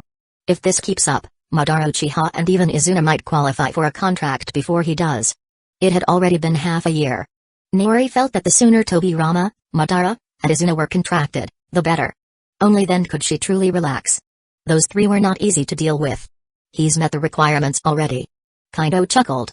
A while back, Tobirama got so obsessed with research that he barely talked to me, which slowed down his favorability growth. But ever since the Uchiha and Senju bloodline potions were successfully developed, his favorability toward me skyrocketed, jumping past 80 points. If I hadn't been in seclusion a few days ago, I probably would have contracted him already. As he spoke, Kaido checked the favorability status of several key individuals. Chapter 240, Contracting Madara, Izuna, and Tobirama. To his surprise, he discovered that both Madara Uchiha and Izuna Uchiha had reached the required level of favorability toward him. Well, this is unexpected. Kaido was quite surprised. What is it? Naori Uchiha asked curiously. I just realized that Madara Uchiha and Izuna Uchiha have both reached the favorability threshold. I can form a contract with them now. That's pretty surprising. Kaido replied, stroking his chin. Oh? Naori Uchiha raised an eyebrow, a little surprised, but then nodded knowingly. Well, maybe it's not that unexpected. Perhaps they've been feeling pressured by the rapid growth of the Uchiha clan and even the first Hokage lately. Oh, I have some good news for you. Just a couple of days ago, your Aunt Jessie and her husband both successfully awakened their eternal Mangekyō Sharingan. With them included, along with you and me, our clan now has several members wielding the eternal Mangekyō. Maybe that's what pushed Madara and Izuna to take action. After all, they're far from being fools, in fact, they're incredibly smart. They must have realized that all these changes stem from your contracts. If they still refused to do something about it and didn't try to find a way to enhance their favorability toward you, they'd really be fools. It wasn't just the Uchiha, even Senju Hashirama had undergone tremendous growth over the past 6 months. Through training in chakra refining techniques, life force, and the 3 forms of haki, his strength had skyrocketed, showing noticeable improvements day by day. It would be difficult for Madara and Izuna not to notice and feel envious. So that's how it is. Kaito suddenly understood. I didn't expect Aunt Jessie to awaken the eternal Mangekyō as well. As expected of my mother's sister, such strong genes and talent. Speaking of talent, my uncle-in-law is also incredibly gifted. He even awakened the eternal Mangekyō before Aunt Jessie. No surprise, considering he's the son of Kagami-senpai and the future father of Shizui. Yes, the other person who awakened the eternal Mangekyō was Zen Uchiha, Shizui's future father. In the original timeline, he didn't even have a name, he died without ever making an appearance. Kaito suspected that Danzō was behind his death. Of course, it could have been some other unfortunate incident. But in this world, with Kaito's presence, there was no way he'd die an unknown death at such a young age. Indeed. Naori Uchiha smiled knowingly. The offspring of strong individuals have a higher probability of being geniuses. Especially in a bloodline clan like ours, that holds even truer. By the way, your aunt is already pregnant. Who knows? Maybe Shizui will be born a few years earlier than in the original timeline. Huh? Kaito was taken aback. She's already pregnant? Well, that makes sense. The Second Shinobi War ended years earlier because of my influence, so it's natural that births would happen earlier too. Maybe not just Shizui, many other famous figures from the future might be born sooner than expected. But if the timing changes, will they still be the same people? Kaito had his doubts. Naori Uchiha hesitated for a moment, then furrowed his brows. You're right. There's a real chance that different people will be born instead. It looks like fate's trajectory is shifting more and more. I just hope your aunt still gives birth to a genius. Of course, even if the child isn't a genius, as long as they form a contract with you, they'll eventually become one through those divine techniques. Their potential will skyrocket. But naturally, if someone is already a genius to begin with, combining that with these techniques will grant them an even greater future. Innate talent is still important. Let's hope so. Kaito didn't dwell on it too much. Alright, no more talking. I should contract the second Hokage and the others now before any unexpected developments arise. He turned to Naori Uchiha and the others. Sounds good. I'll come along to watch. Naori Uchiha had no objections. Me too. Same here. I want to see my granduncle come back to life. Mikoto, Kushina, and Tsunade all expressed their interest. Alright, let's go together then. Kaito had no objections and gathered everyone. With a thought, he teleported them to a massive laboratory within the research division. At that moment, the second Hokage was discussing the mass production of bloodline limit elixirs with Kaito's shadow clone, Orochimaru, and a clone of Vegapunk. When they saw Kaito and the others arrive, they paused their discussion. What brings you all here? Is something wrong? Obirama asked. Then, his gaze fell on Kaito, and he raised an eyebrow. Your presence feels quite different, kid. Looks like you've had another major breakthrough. Not bad. Kaito smiled and nodded. I did make significant progress, but I can't tell you the details just yet. You'll have to wait until you form a contract with me. As it happens, you've now met the requirements for contracting. So, what do you say? Oh? Obirama's eyebrow twitched. I finally qualify, huh? Of course, I want in. I don't want to stay stuck in this half-living state forever. It's inconvenient, hinders my growth, and worst of all, constantly wears down my soul. That's not good for me at all. Do I need to prepare anything? He wasn't blind, he had clearly noticed the ridiculous speed at which his brother, sister-in-law, Tsunade, Orochimaru, and even others were growing stronger. Not to mention them, just looking at the Uchiha was enough to see the potential risks. From his observations, there were already several Uchiha who had awakened the eternal Mangekyō Sharingan. That was insane. If someone told him this had nothing to do with Kaito's contracts, he wouldn't believe it even if they beat him to death. No need. As long as you agree, it's done. Kaito shook his head. But hold on a second. 2 more people have met the requirements too, so let's do it all at once. With that, Kaito expanded his mental perception, quickly locking onto Madara, who was overseeing construction projects, and Izuna, who was handling affairs in the Hokage Tower. Without hesitation, he teleported them both over. Huh? Madara blinked as he arrived, scanning the surroundings before looking at Kaito with a raised brow. Kaito, was it you who transported me here? What's the reason? That attitude, that tone, still as proud as ever. If Kaito couldn't see through his innate ability that Madara's favorability toward him had reached 81 points, he might have thought the man still held a grudge.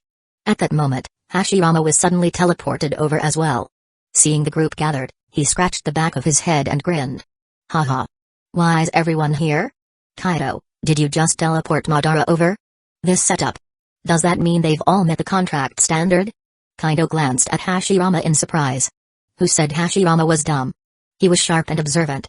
Before Kaido could answer, Madara and the others turned to him with questioning gazes. That's right. Understanding their curiosity, Kaito nodded. All three of you have met the requirements for the contract. If you want to form one with me, just touch this contract sigil and agree in your heart. You already know the benefits and limitations, so I won't waste time explaining. With that, Kaito summoned 3 contract runes from his forehead and sent them floating before Tobirama, Madara, and Izuna. The 3 examined the runes, sensing their mysterious power.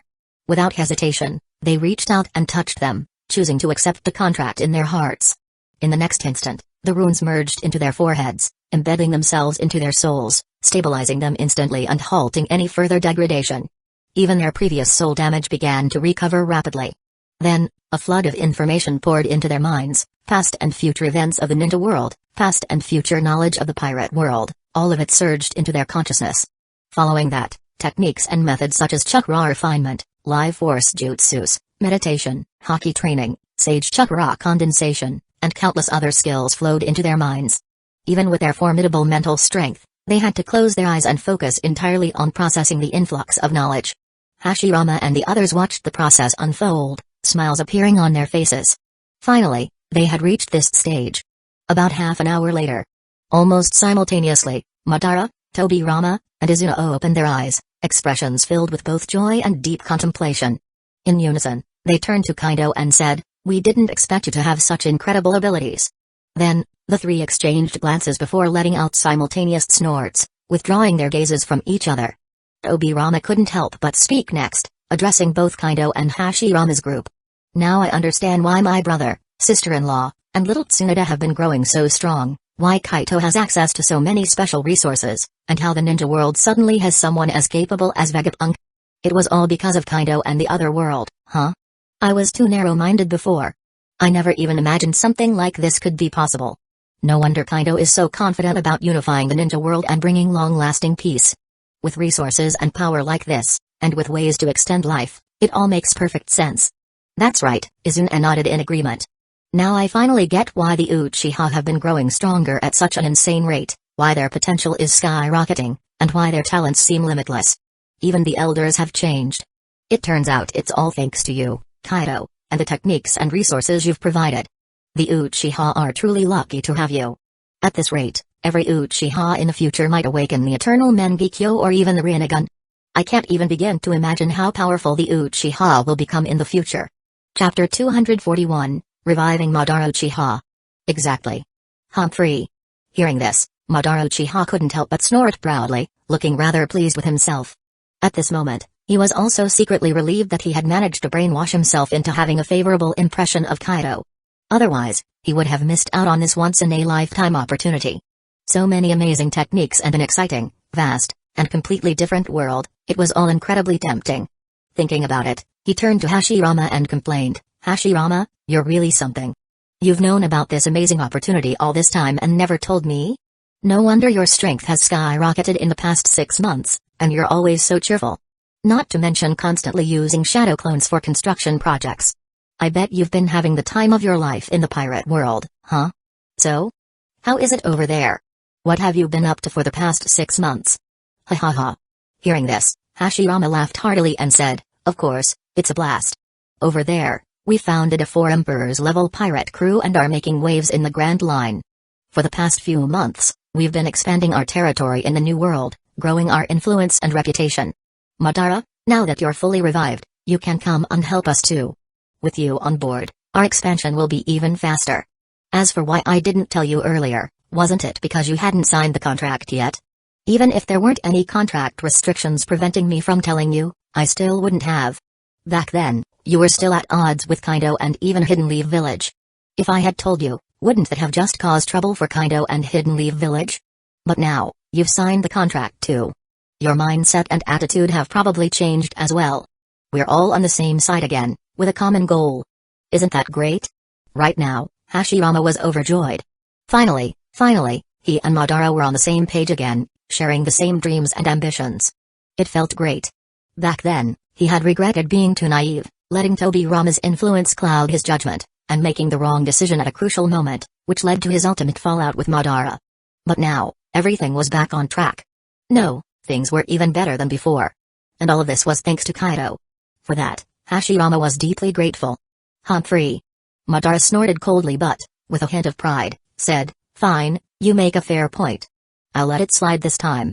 Later, let's go check out the pirate world together. As for the ninja world, I don't think they need me much right now. The future of the ninja world is basically set." It was only after signing the contract that Madara truly understood Kaito's terrifying power and foundation. In his eyes, neither the Sage of Six Paths, Black Zetsu, Kaguya, nor the Otsutsuki clan would be able to stand against Kaito in the end. His growth rate and talent were simply too monstrous. Give it a few more years, and he might just become invincible in both worlds. Sounds great. Hashirama grinned and nodded. I was waiting for you to say that. That world is way bigger and way more fun than the ninja world. I'll give you the grand tour when we get there.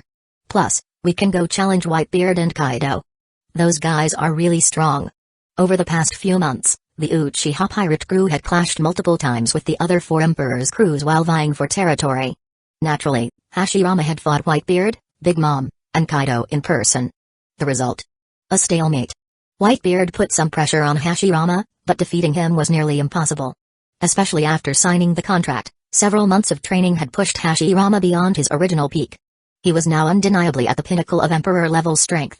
As for Kaido and Big Mom, they were both tough opponents. Hashirama could suppress them but hadn't yet reached the level where he could outright defeat them.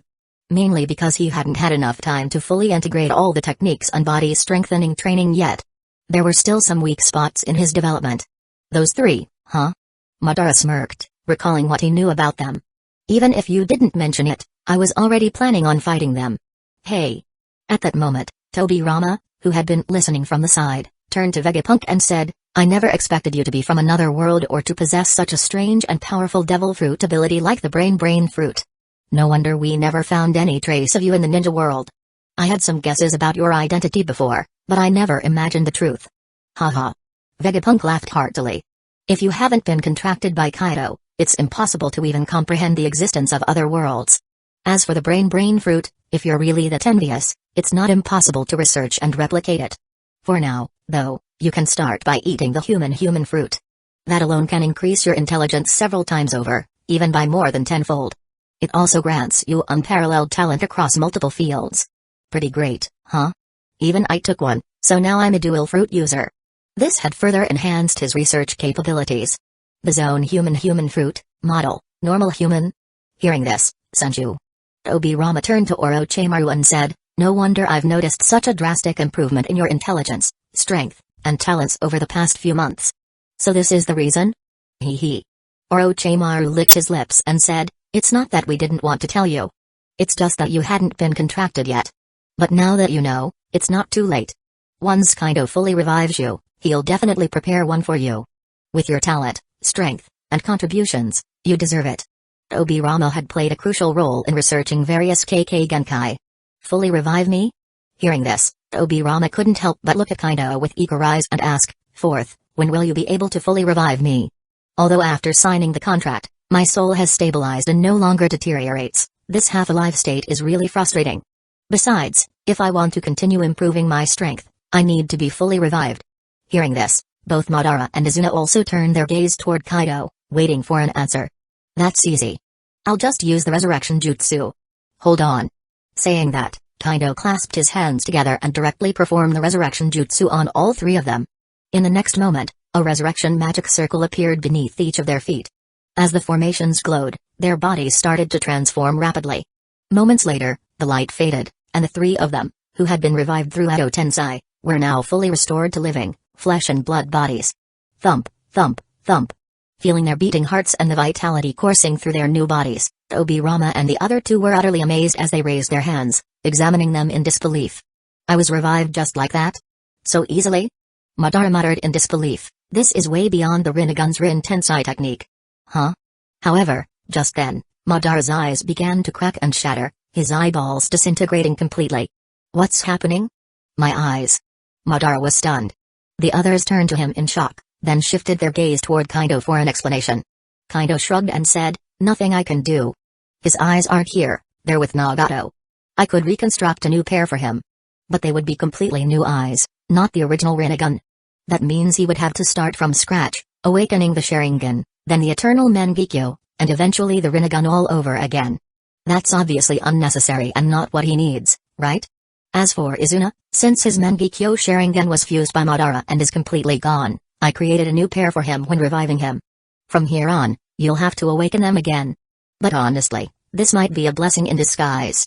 Now, you can start from scratch, gradually evolving your Sharingan to 3 Tomoe, accumulating power step by step, and directly awakening an eternal Mangekyō with even greater potential. That would be far stronger than your original Mangekyō. Chapter 242, The Targeted Black Zetsu and Otsutsuki Ishiki. Is that so? Hearing this, Madara Uchiha was momentarily stunned but quickly regained his composure. You're right.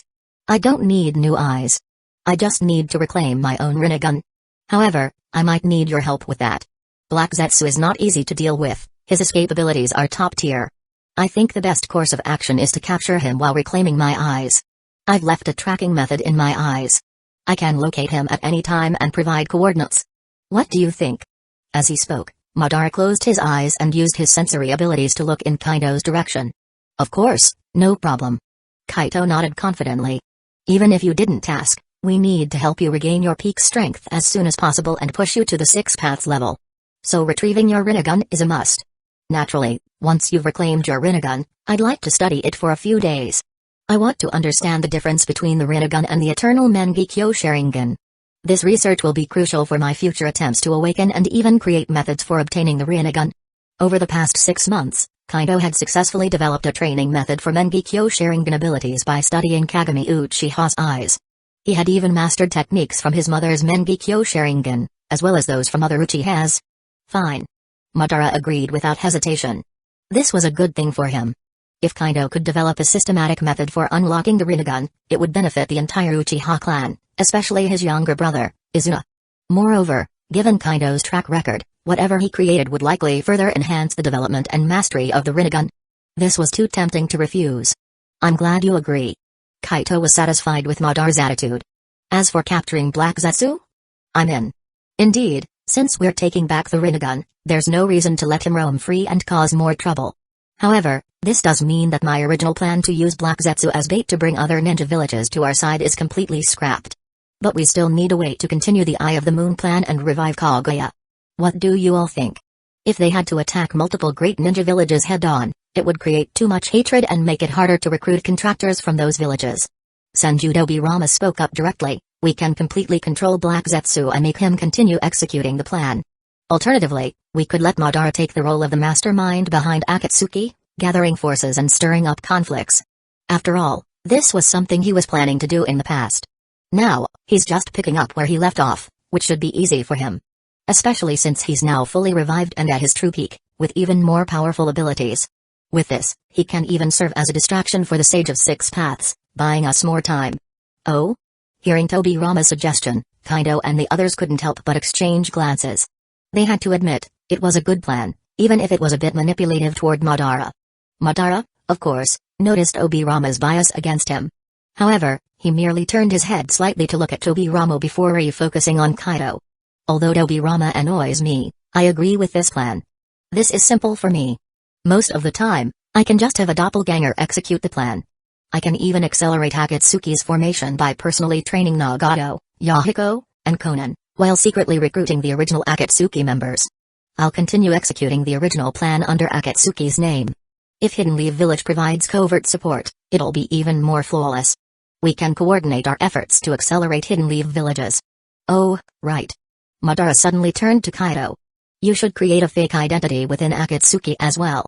I'll help you earn the members' trust so you can contract them and turn them into our people. That way, we'll have even more powerful subordinates in the future. What do you think? Oh? Kaido's eyes lit up at the suggestion. I expected no less from you, Madara Uchiha. This opens up so many possibilities. Great, I approve of this plan. Once we've captured Black Zetsu, I'll send a shadow clone to assist you in forming Akatsuki. As for Hidden Leaf Village's cooperation, that's not an issue at all. Izuna-senpai can oversee Hidden Leaf Village's part of the plan and coordinate with you. How does that sound? He then glanced at Izuna Uchiha. Agreed. Madara and Izuna exchanged a look. Although Madara couldn't physically see, he could sense Izuna's presence. Both nodded in agreement. Haha.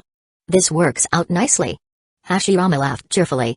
At that moment, Tobirama turned to Kaido again and asked, Fourth, Do you have a plan for dealing with the Otsutsuki clan?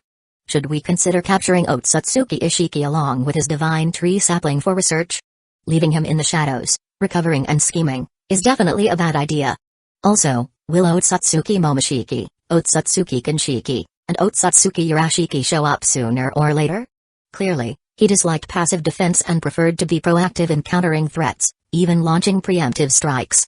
Moreover, he was deeply curious about the Otsutsuki clan and the divine tree, eager to study them. Hey, I agree with second Hokage. Leaving Otsutsuki Ishiki and his divine tree out there is too risky. We should snatch them up while we can. Orochimaru licked his lips, looking eager. Agreed. Vegapunk also nodded with a smile. Kaido looked at the three of them, speechless. Are you all really worried about the danger they pose? Or do you just want to study them? No need to be shy. Just admit it, I understand. Ha ha ha. Orochimaru and the others chuckled in response. Obirama crossed his arms and looked at Kaido. Are you tempted or not? He knew very well that Kaito was just as much of a research fanatic as they were. Kaito never skipped a day in the research department, always sending a shadow clone to help. His research capabilities had even surpassed Obirama's, making him an undeniable expert. With live Otsutsuki subjects and the divine tree at hand, Obirama doubted Kaito could resist. Of course, I'm tempted. Kaito admitted with a grin. Alright, it's settled. First, we'll help Madara reclaim his Rinnegan, capture Black Zetsu, and establish the Akatsuki. Then, we'll move on to capturing Otsutsuki Ishiki and his divine tree. I've already narrowed down his hiding place half a year ago. He won't be able to escape. Back then, he hadn't acted because he wasn't confident in his ability to capture Ishiki completely. Not that he feared defeating a half-dead Otsutsuki, but rather, ensuring that Ishiki couldn't flee. That was an entirely different challenge. Now, however, with his time-based Jujutsu and his current level of power, he was absolutely certain he could capture him. Alright. Obirama and the others grinned and nodded. Hey. Uchiha clicked his tongue. You researchers are crazy. To you, even the Otsutsuki are just test subjects. I can't even imagine what you'll do in the future. At this rate, everything will be a specimen to you. A chill ran down his spine. Kaido, be careful. Even if you're conducting research, you must have limits and boundaries. Naori Uchiha warned, looking worriedly at her son. She didn't want him to become a mad scientist. Obirama, you too. Hashirama turned a serious gaze toward his brother. And you, Orochimaru. Tsunade frowned at him. Watch yourself. I don't want to be the one who has to put you down in the future. Orochimaru instinctively shrank back, giving Tsunade an awkward smile. That day will never come. Truthfully, he was a bit afraid of her punches. This woman was absurdly violent. As for fighting back, he wouldn't dare. Obirama, facing his brother's stern expression, remained composed. Relax, big brother. You should know by now that I always have a sense of proportion. Hashirama rolled his eyes. Yeah, right. I trust you in every other area, but when it comes to research, you have zero restraint. Otherwise, how do you explain all those forbidden jutsu you created? This is the one thing I can't trust you on. Obirama sighed, clearly frustrated, but faced with his brother's unwavering gaze, he eventually conceded. Fine. I promise I'll be careful. Besides, we have the fourth Hokage watching over everything. It's not like we'll go off the rails. Exactly. Kaito nodded. You can rest assured, I'll make sure the research stays ethical. I won't let them run wild, and I'll monitor their mental states as well. Alright. Hashirama finally nodded in approval. Then I'll leave it to you, fourth. With that, he turned to Madara. Madara, try to sense where your eyes are. Let's get your Rinnegan back and capture Black Zetsu first. After all, Hashirama was eager to take Madara on a trip to the pirate world. Chapter 243, Black Zetsu easily sealed. Let me sense it for a moment. After saying this, Madara Uchiha immediately focused his senses. In no time, he locked onto the location of his eyes and pointed toward the Land of Rain. It's in this direction. But to pinpoint the exact location, we'll have to get closer. Let's just teleport there directly. Kaido glanced in the direction Madara was pointing, made a rough judgment, and said, if it's this way, then it can only be the Land of Rain. Hey, interesting. Looks like Black Zetsu is hiding right under everyone's nose. Alright then, let's go check it out first. But we shouldn't get too close, and not too many people should go. We don't want to alert him. Madara and I will go confirm the location first. Once we've locked onto him, we'll summon everyone to set up an inescapable trap and capture Black Zetsu. With that, Kaido focused his mind and instantly teleported himself and Madara Uchiha to the border of the Land of Rain. As soon as they arrived, He spread out his mental senses and asked Madara, "Try sensing again, which direction?" "That way." Madara immediately pointed toward Hidden Rain Village, the central area of the Land of Rain. At the same time, Kaido also managed to detect the presence of Black Zetsu and Uzumaki Nagato inside the village. His brows slightly lifted in surprise. "Didn't expect that guy to be right here. Well, that saves me a lot of trouble. I've locked onto Black Zetsu and Uzumaki Nagato's locations. Let's go." Without hesitation, Kaido once again teleported with Madara, and the next second, they appeared inside a massive underground chamber within a tall building in Hidden Rain Village. What? Black Zetsu instantly sensed the sudden intrusion and turned his head in shock toward Kaido and Madara. The moment he recognized them, his expression changed drastically. "How is this possible? How could it be you two? How did you find me now? And Madara, you're fully revived? What the hell is going on?" Even as he shouted in panic, Black Zetsu wasted no time. He immediately tried to grab Uzumaki Nagato and sink into the ground to escape. Dujutsu, time freeze. In the next instant, Kaido's eternal Mangekyō Sharingan activated, and he unleashed the power of his left eye. Time stopped. Black Zetsu, along with all the white Zetsu inside the building, froze completely in place, unable to move an inch. However, Uzumaki Nagato, Yahiko, and Konan were unaffected, because there was no need to restrain them. Done. Let's seal this guy up first. With that, Kaido took a step forward. Under the horrified gazes of Nagato and the others, he reached Black Zetsu, raised his hand, and unleashed a surge of complex sealing techniques. In an instant, Black Zetsu was completely covered in a dense network of seals, forming a highly intricate and powerful restraint. He was now utterly incapable of resisting or escaping. Only then did Kaido focus his mind again and temporarily transfer Black Zetsu into a small prison dimension within the space-time gate. Inside this small space, time was also frozen. Even if Kaido lifted the time-freezing Dujutsu on Black Zetsu, he still wouldn't be able to move. Next, Kaido took just a few seconds to teleport throughout the building over 100 times, knocking out and sealing away every hidden white Zetsu. He stored them in another special dimension meant solely for holding white Zetsu. After finishing everything, he flashed back to the large chamber. Ah! My eyes. The moment he returned, he saw Madara Uchiha standing in front of Uzumaki Nagato, calmly plucking the Rinnegan from his eye sockets and placing them into his own. Then, Madara turned to Yahiko and Konan with an indifferent expression. "Brats, these eyes don't belong to this kid, they're mine. Black Zetsu just temporarily stored them in this Uzumaki brat. You didn't actually believe an Uzumaki could awaken the Rinnegan, did you? Hey." Though his words were spoken with absolute certainty, Yahiko and Konan refused to believe him and just protected Nagato. Nagato, however, was starting to believe. Because deep down, he had always felt like something was missing from his memories. Not only that, but he had never been able to fully control these eyes. They constantly drained his chakra and even sapped a small amount of his life force. That was far from normal. And now, the moment they were removed, his entire body felt lighter, as if a crushing weight had been lifted from him. It was the first time he felt truly free. "Madara, you really have no sense of delicacy, huh?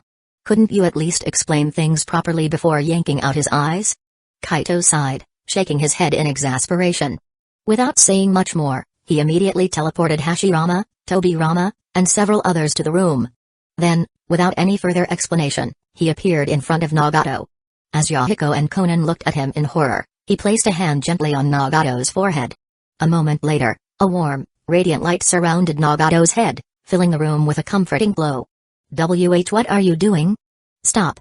Yahiko and Konan shouted in alarm, attempting to rush forward and pull Kaido away. Yahiko! Konan, wait! I'm fine. This man is healing me. Nagato suddenly lowered the hands that had been clutching his empty eye sockets. When he opened his eyes again, they were no longer the Rinnegan, but his original, bright, and clear eyes. Nagato! Your eyes! They're back? Yahiko and Konan froze in shock, staring at him in disbelief. At the same time, their gaze shifted back to Kaido, full of suspicion and confusion. Yeah. Nagato nodded firmly. He glanced at Kaido with a complicated expression, then bowed slightly in gratitude. Thank you, sir. For restoring my eyes. It's nothing. Kaido replied with a light smile, waving off the gratitude. I was just cleaning up Madara's mess. By now, you should have realized. What he said was true. The Rinnegan wasn't yours to begin with, was it? Nagato. Is that true? Yahiko and Konan looked at Nagato with wide eyes, waiting for his answer. Nagato took a deep breath, gently touching his newly restored eyes. I had doubts before, But the moment I lost the Rinnegan, I was almost certain. And now, after this man restored my true sight, I know for sure, those were never my eyes. Not only that. My memories have returned. Nagato clenched his fists, his expression darkening. In those memories, I finally saw the truth. My parents were killed by Black Zetsu. For years, he had mistaken his true enemy for his savior. For years, he had followed and trusted the very being who had taken everything from him. Looking back, it was almost laughable. No. It was downright pathetic. Chapter 244, Brainwashing Black Zetsu. My name is Kaido Uchiha. I am the fourth Hokage of Hidden Leaf Village. Kaito said with a smile. Lord Kaido. Uzumaki Nagato immediately bowed respectfully to Kaido and expressed his gratitude. Thank you for saving me. If it weren't for you, I would have remained blinded by my enemies and been played like a fool. I really don't know how to thank you enough. No need to thank me. Kaido waved his hand dismissively. It was just a coincidence. Hey. Hueco, who had been listening on the side, couldn't hold back any longer. He turned to Nagato and asked, Nagato, what exactly is going on? Here's what happened. Nagato took a deep breath and explained everything to Hueco and Konan, how he had recovered his memories, how Black Zetsu had murdered his parents, altered his memories, brainwashed him, and even replaced his eyes. Wait, what? Madara, you've already reclaimed your Rinnegan? And what about Black Zetsu? Hashirama and the others were visibly confused by the situation, and Hashirama directly asked Madara Uchiha for clarification. Of course, I got them back. Madara smirked. Kaido's strength and abilities far exceed what I imagined. He dealt with Black Zetsu effortlessly. That ability of his. It must be some kind of time-based jujutsu, right? Saying this, he turned to look at Kaido and asked curiously, I never expected your eternal Mangekyō Sharingan to possess such an incredibly powerful ability. I have to admit, I'm envious. With this time-stopping power, you're practically invincible at your level. He openly admitted his jealousy. For a moment, even his Rinnegan didn't seem all that special anymore. Hey. It's not just time-stopping, you know. At this moment, Nari Uchiha chuckled and added, Kaido's left eye ability controls time itself.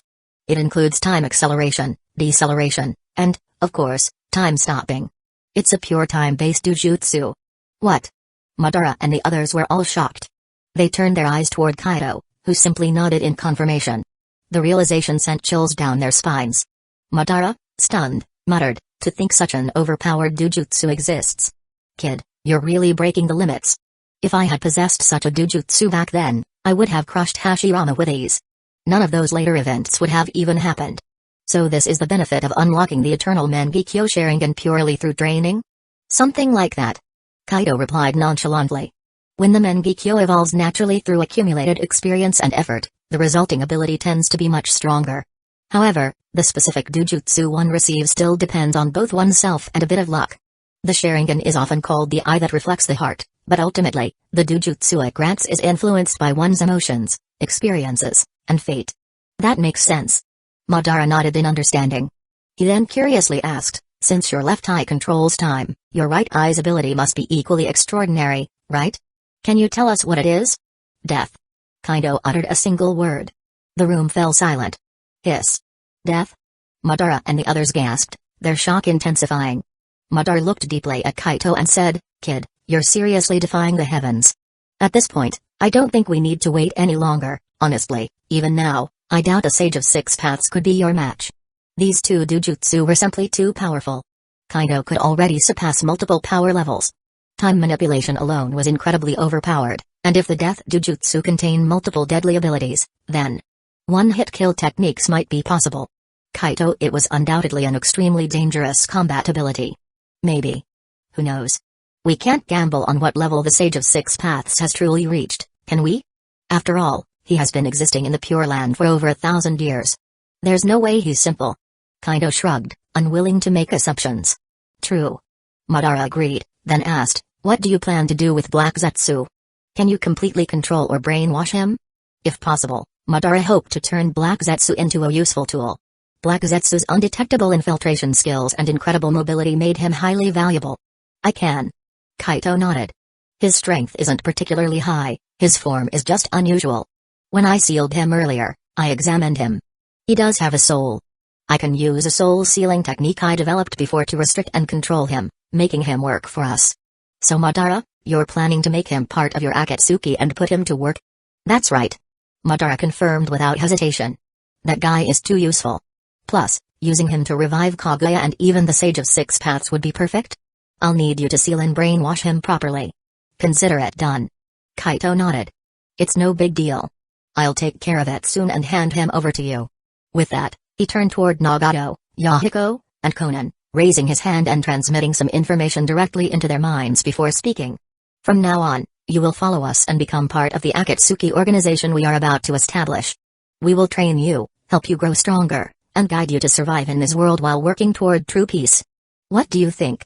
Nagato and the others quickly processed the information in their minds.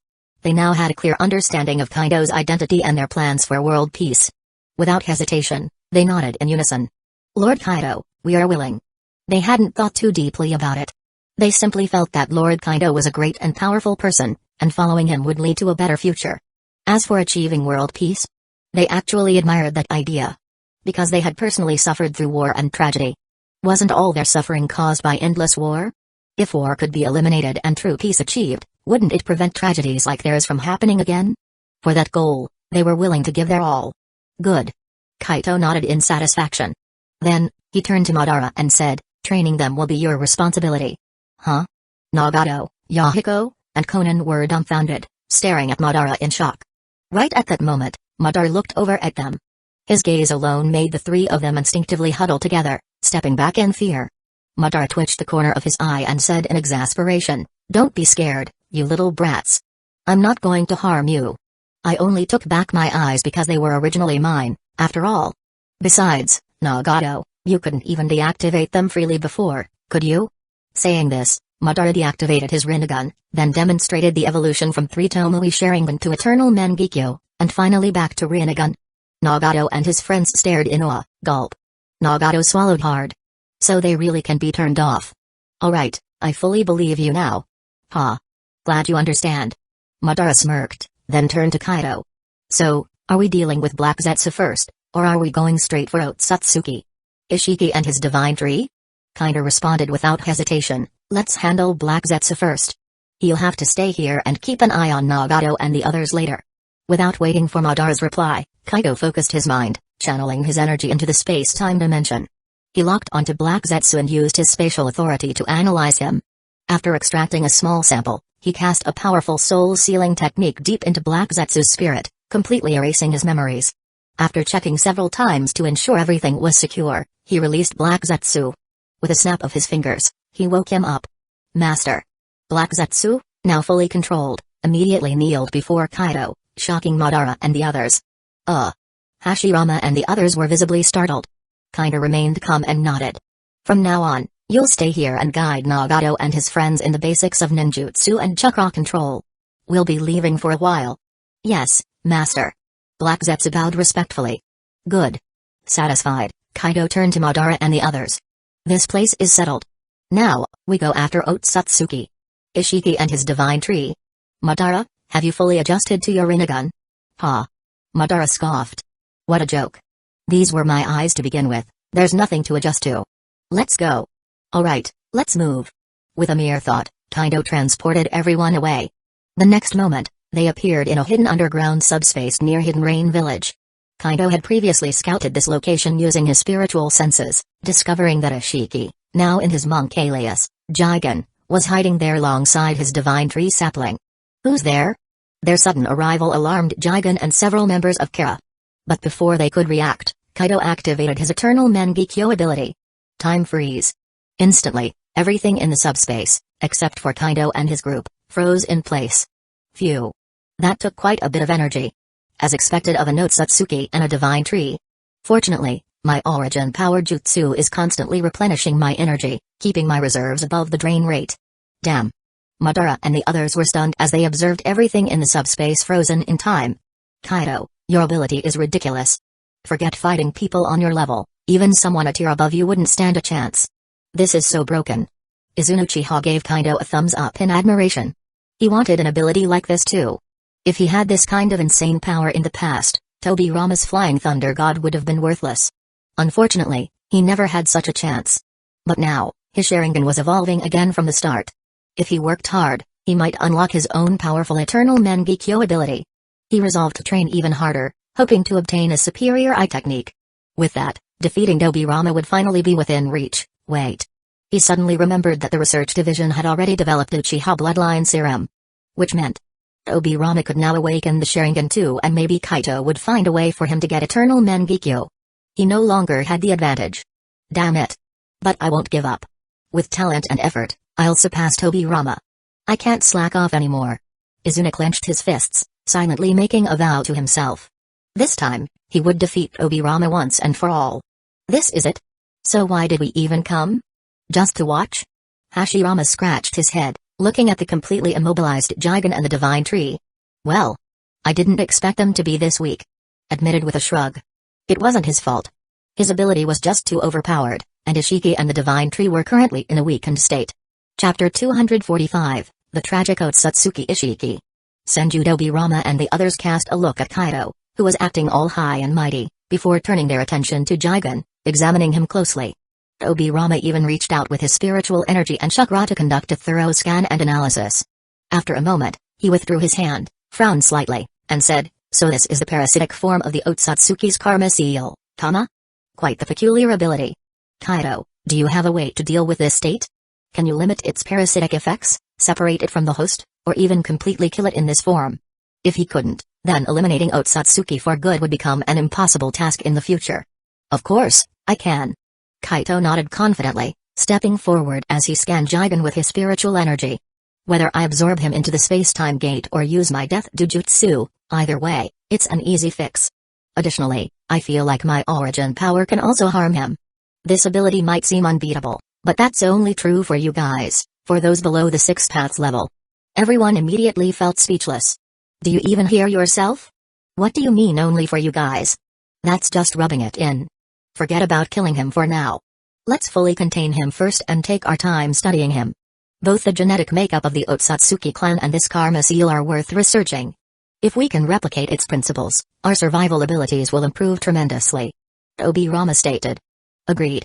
Vegapunk and Orochimaru both nodded, their eyes gleaming as they stared at Jigen. They looked eager to dissect and analyze him right away. Not far away, the Divine Tree also caught their interest. "All right." Kaito agreed and nodded. "But for safety's sake, let's send him directly into the research facility inside the main space in space-time gate. That way, we can guarantee there's no risk.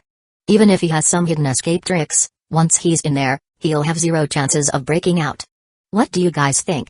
Even though Kaito was confident in his sealing techniques, he didn't want to take unnecessary risks. After all, his understanding of the Otsutsuki clan's abilities wasn't yet complete. "Agreed. That's exactly what I was going to suggest." Tobirama immediately nodded without hesitation. Even if Kaito hadn't brought it up, he would have proposed the same thing. A dangerous figure like Otsutsuki Ishiki should obviously be locked away in a secure dimension in the space gate. Within that space, Kaito held absolute control. No matter what tricks Ishiki Otsutsuki had up his sleeve, escaping would be impossible. In the next moment, Kaito waved his hand, instantly transporting Jigen and all the other Kara members within the subspace into the main space's research facility. Using his authority over space, he froze their souls in a permanent state of temporal stasis. Unless Kaito chose to release them, they would never wake up, no matter what kind of experiments were conducted on their bodies. "Kaito, can this Divine Tree transform into a 10 tails? If I became its Jinchuriki, would I be able to break through to the 6 paths level?" Madara Uchiha studied the Divine Tree sapling and couldn't help but ask. If possible, he naturally wanted to reach the 6 paths level as soon as possible. That way, not only would the issue of the Sage of 6 Paths be completely irrelevant, but his power would also surpass Hashirama once again. Turning it into a 10 tails is definitely possible. But as for whether becoming its Jinchuriki would allow you to break through to the 6 paths level, that, I'm not entirely sure. Kaito shook his head and continued, "In the future I know of, you did indeed break through to the 6 paths level after becoming the 10 tails Jinchuriki and even condensed truth-seeking orbs. But I don't know exactly how much of a role the 9 tails, the other tailed beasts, and the previous 10 tails power played in that process.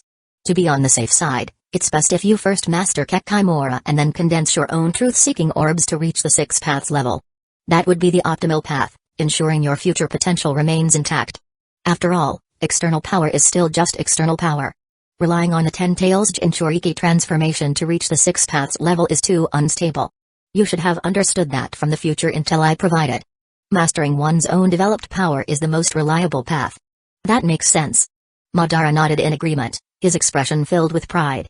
Hearing you say that, I have no reason to chase after the Ten Tails Jinchuriki route. It's simply not suited for me.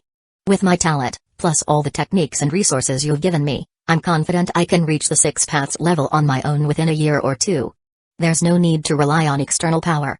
At this point, he had lost interest in using the 10 tails to ascend. That's the Madara I know. Hashirama couldn't help but laugh and give Madara a thumbs up. Humphrey. Madara scoffed in annoyance. What was this? Did he look like a child who needed praise? Of course, the slight upward curve of his lips betrayed his true feelings. Since you're not interested in it, how about letting us study this divine tree sapling instead? At this moment, Vegapunk spoke up. He was incredibly intrigued by the divine tree, which could absorb a planet's essence and produce unique power-granting fruits. A phenomenon like this truly lived up to the name divine tree. If he hadn't learned from Kaido that devil fruits in the pirate world were the miraculous byproducts of human consciousness from 800 years ago, he might have suspected they were somehow linked to this tree. I have no objections. Madara and the others shook their heads. Since this thing wasn't useful for advancing to the Six Paths level, its value had significantly dropped. They might as well hand it over to the researchers. Who knows? They might develop something beneficial from it. Just look at the bloodline potions and the clone zone type devil fruits, they were amazing examples. Over the past 6 months, the research division had produced numerous valuable results, making everyone take it more seriously. Kaido, what do you think? Vegapunk turned to Kaido. Sure. Kaido agreed without hesitation. I'll store it in the space gate as well for you to study. Leaving it outside makes me uneasy. If it takes root in the ninja world and continues absorbing its essence, I fear the already weakened planet could suffer irreversible destruction, eventually turning into a dead world. There was no helping it, the divine tree's absorption ability was simply too powerful. Chapter 246, Establishing the Akatsuki That Makes Sense.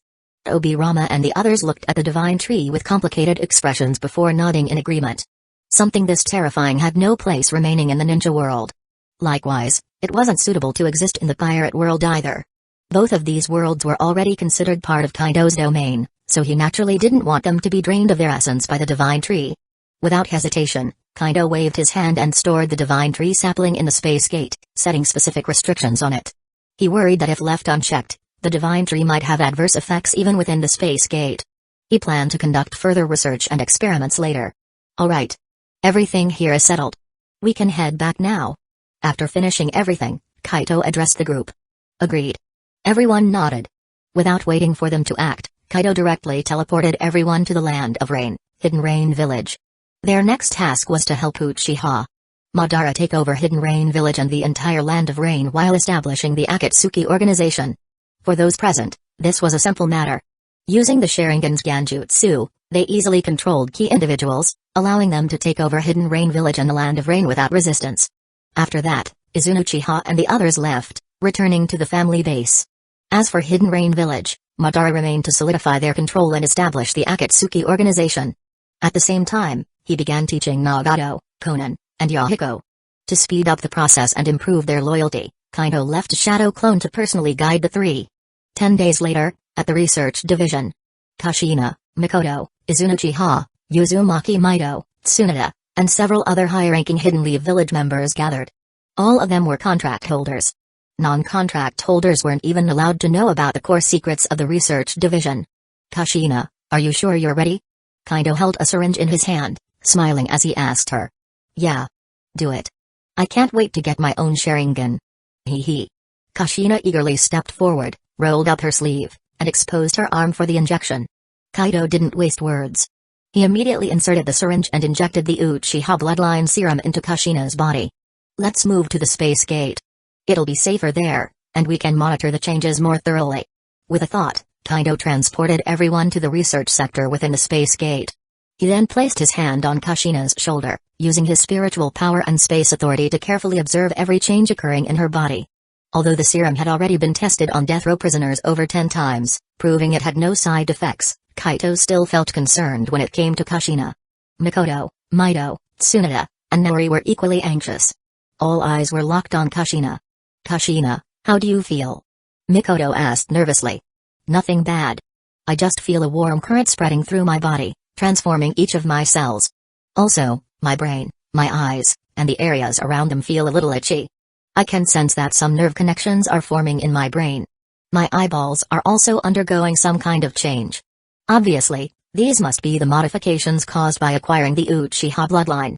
Honestly, I thought the process would be painful, but it actually feels kinda nice. Hee hee. Kushina giggled as she described her experience.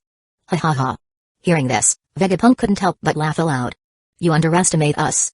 If we couldn't even eliminate the pain caused by a simple serum injection, could we still call ourselves top-tier scientists? We've already developed various bloodline serums. Removing discomfort during injection is a trivial matter. Actually, this is more than just a simple enhancement. This can be considered a genetic upgrade for those of the ninja world. If no issues arise after further observation, I'd recommend you inject a dose of Senju bloodline serum and another dose of Uzumaki bloodline serum as well. Kushina was startled. I understand the Senju bloodline serum, but why would I need an Uzumaki bloodline serum? I'm already from the Uzumaki clan. Isn't that redundant? Uzumaki Mido also spoke up. That's what I was thinking too, Vegapunk. What's the reason? It's quite simple.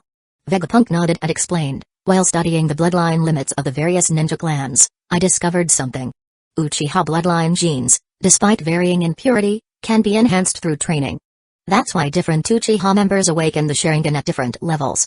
However, they can develop and refine their bloodline, evolving their Sharingan step by step.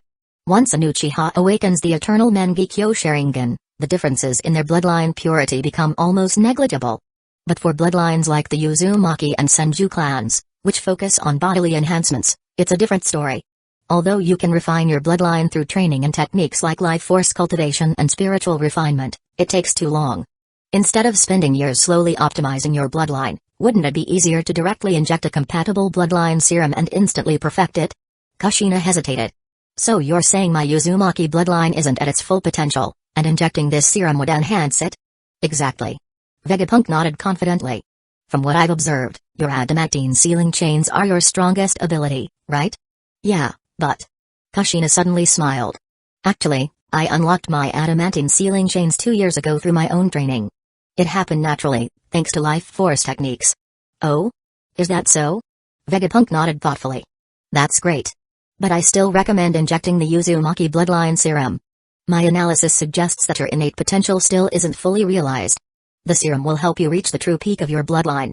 Chapter 247, Uniting the Three Bloodlines of Senju, Uzumaki, and Uchiha. Kushina nodded in understanding. Since you say so, I'll go ahead with the injection. If she could enhance her genetic potential without any side effects, why would she refuse? Who would turn down a power boost? At this moment, Naori Uchiha couldn't help but ask, Dr. Vegapunk, based on what you said, shouldn't the Uchiha clan also receive another injection of Uchiha bloodline serum for better results?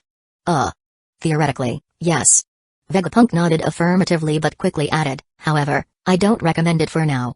It's best to wait until those who receive the Uchiha bloodline serum successfully awaken their eternal Mangekyō Sharingan or even the Rinnegan. We need to verify that there are no negative effects before considering giving this serum to the entire Uchiha clan. Master Kaido pointed out a potential risk. If Uchiha receives this bloodline serum, it may indeed refine and perfect their genetic lineage. However, it might also impact their ability to awaken unique ocular abilities when evolving to the eternal Mangekyō Sharingan or the Rinnegan. After all, the Sharingan is known as the eye that reflects the heart. The eye techniques awakened are closely related to the user's deepest obsessions and convictions. This likely involves the concept of inner light, but who's to say genetics don't also play a role? Injecting Uchiha with this serum could standardize and enhance their genetic potential, but at the same time, it might reduce the diversity of their ocular abilities. Although the risk is small, we can't afford to gamble with it. So, it's best to wait until the first few recipients of the Uchiha bloodline serum successfully awaken their eternal Mangekyō or Rinnegan. Once we confirm that their abilities remain diverse and unaffected, we can then consider offering the serum to the rest of the Uchiha clan. What do you think? Since this was a matter concerning the future of the Uchiha clan, they had to be extremely cautious. Is that so? Naori's pupils contracted. That's definitely a critical issue. You're right. We can't take risks. We'll wait and see.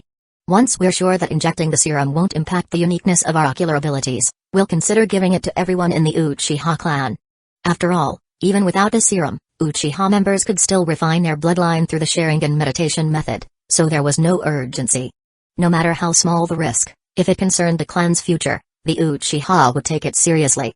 Hearing Vegapunk's reasoning, not just Naori but also Izuna and the other Uchihas nodded in agreement. Then let's wait. Once we're absolutely sure, we'll decide. Alright. Next, Kaito injected Kushina with the Uzumaki bloodline serum, followed by the Senju bloodline serum. Once her body had fully adapted to the transformations, Kaito asked, Kushina, how do you feel? Great. Kushina grinned. Not only has my vitality improved significantly, but my recovery ability has also increased tremendously. On top of that, I feel like my adamantine sealing chains and Kaguru's mind abilities have strengthened. Not by a lot, maybe by 20 to 30%, but that's already a pleasant surprise. If she had to rely solely on training, it would have taken her months to achieve that level of improvement. What about your Sharingan? Do you think you can awaken it? Kaito asked. This was the crucial part. I think I need some time to adjust. I should let my new chakra pathways and eyes stabilize first. At least, that's how it feels to me. Kushina said after some careful introspection. Her physical and mental strength had long surpassed the threshold needed to awaken the Sharingan. However, since her Uchiha bloodline had just been injected, the corresponding chakra pathways had only recently formed. Rushing the process wouldn't be good for her. That makes sense. Take your time adjusting. Use your chakra and mental energy to nourish and strengthen your new pathways naturally. There's no need to rush. Kaito reassured her. He was worried that Kushina might be impatient, but now it seemed she was more composed than he had expected. Next, Kaito used his spatial authority and mental power to analyze Kushina's body thoroughly. Once he confirmed that the fusion of the three bloodlines had gone smoothly and there were no side effects, he turned to Vegapunk. Everything looks good. Now we need to focus on mass production. We should set up a production line for these bloodline serums as soon as possible. The number of contractors is increasing daily, and the demand for these serums will only grow. Let's not drag this out too long. Of course, I'll send some shadow clones to help with the process. Since he had been using shadow clones to assist in research daily, his scientific expertise was rapidly advancing. Especially after consuming the copied human fruit, his talent had been further enhanced. Combined with his Heaven Rewards diligence ability, his progress in scientific and other fields had accelerated significantly. At this point, he had already surpassed Obirama and Orochimaru in many research fields, only Vegapunk remained ahead of him. But surpassing Vegapunk was only a matter of time.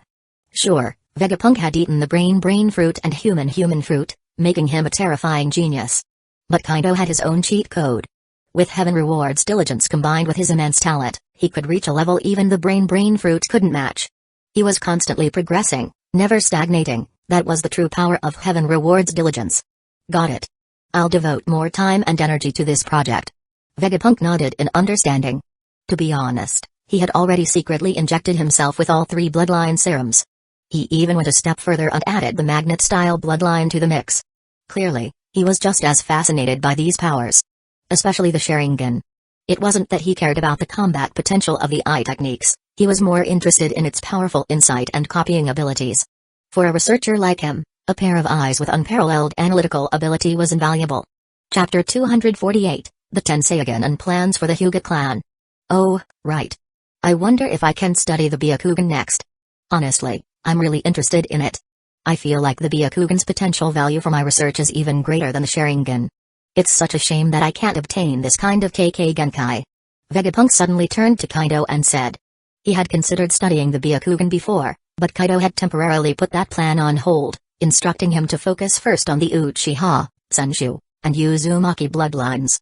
Now that those studies had been successfully completed, he was growing more impatient. Kaito pondered for a moment before nodding. It's about time.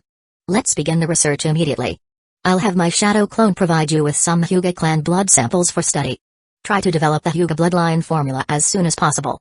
Also, don't forget that the Otsutsuki clan also possesses the Byakugan, one that's even more refined and advanced than the Hyugas. I think we should also focus on researching Otsutsuki Ishiki's Byakugan. In fact, we can compare the Hyuga's Byakugan with the Otsutsuki's. I'm sure we'll gain a lot from it. Hearing this, Vegapunk nodded excitedly. You don't even need to say it, I already realized that. I'll draft a research plan as soon as possible.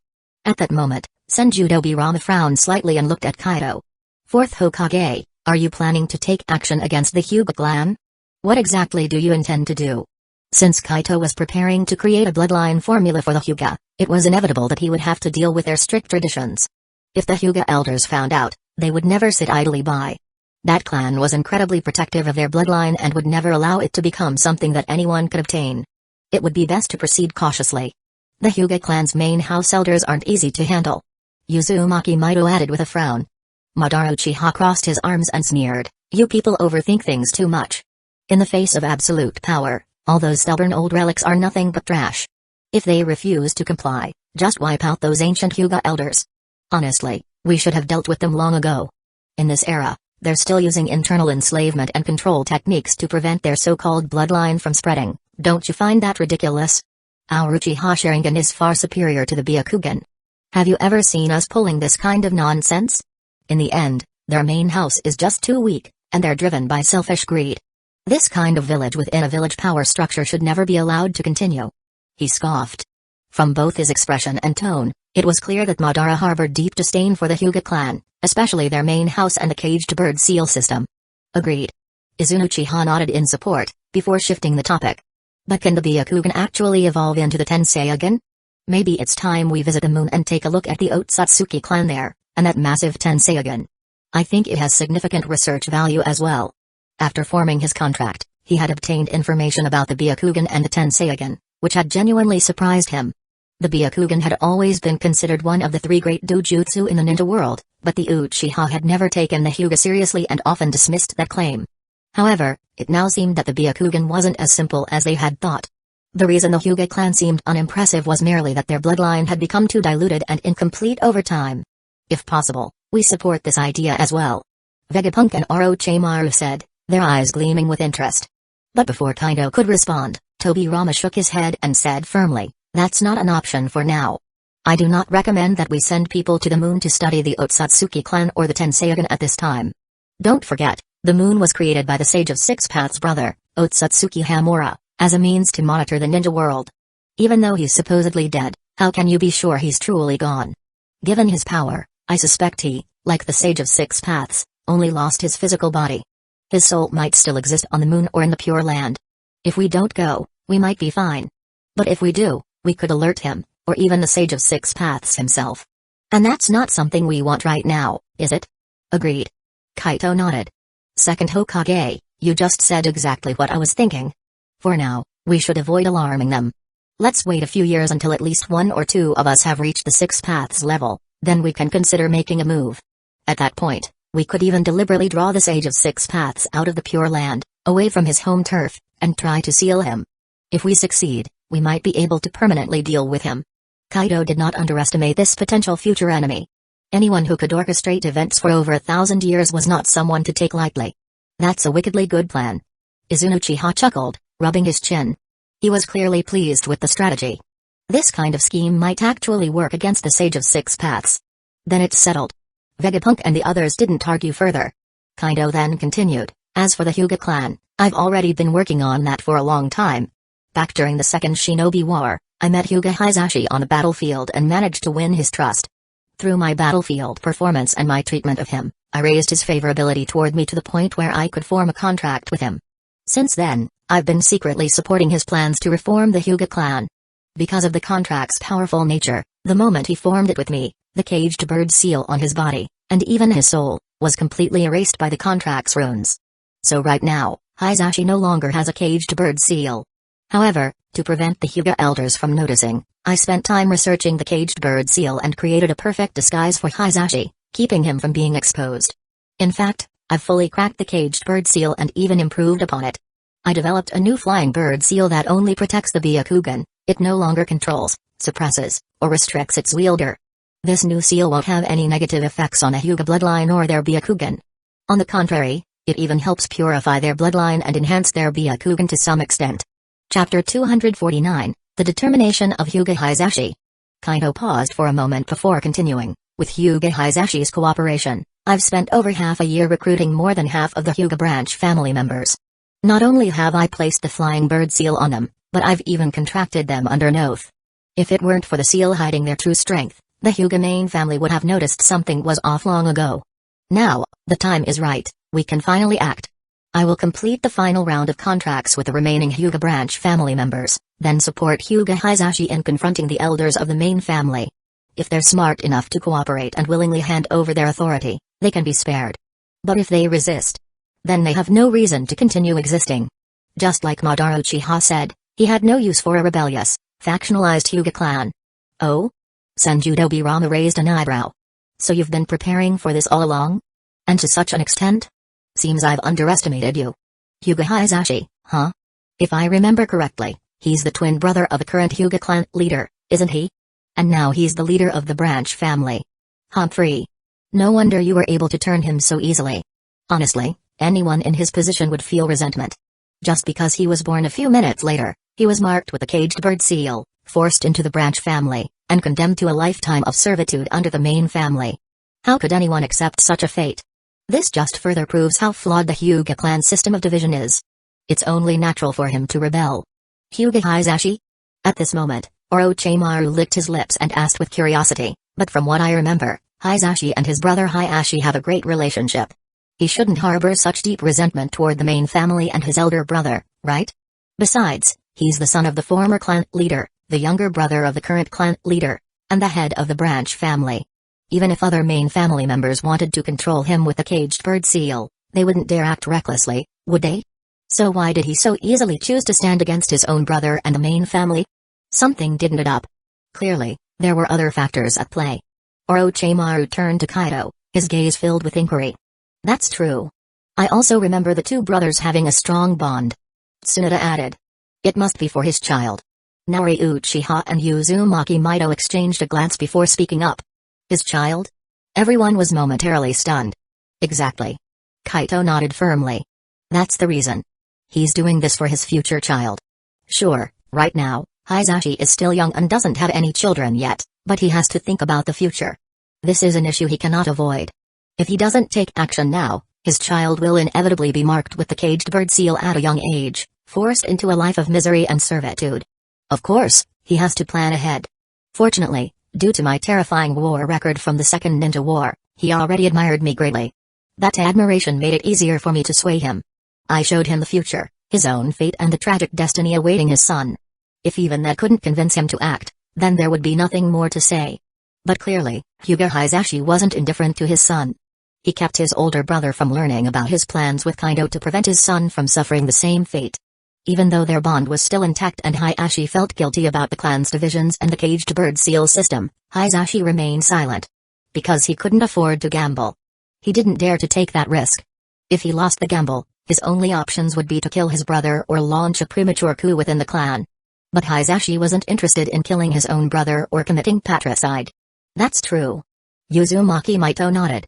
No matter how close they are as brothers, Hisashi is simply doing what any parent would do for their child's future. As a parent, unless they're heartless, no one can stand by and watch their child be doomed to a miserable fate. Since you've already won over so many members of the branch family, that's actually a good thing. This way, the internal coup in the Hyuga clan won't involve too many innocent people, and the casualties will be minimized. That's great. As for those stubborn old relics of the Hyuga main family, if they were foolish enough to resist, Uzumaki Mido believed they should be put down for good. Orochimaru knew the meeting was over and prepared to leave, as he had many tasks to complete. Kaido-kun, remember to keep the body of the dead Hyuga for our research. He instructed. Obirama, leaving with him, added, indeed, they can be useful.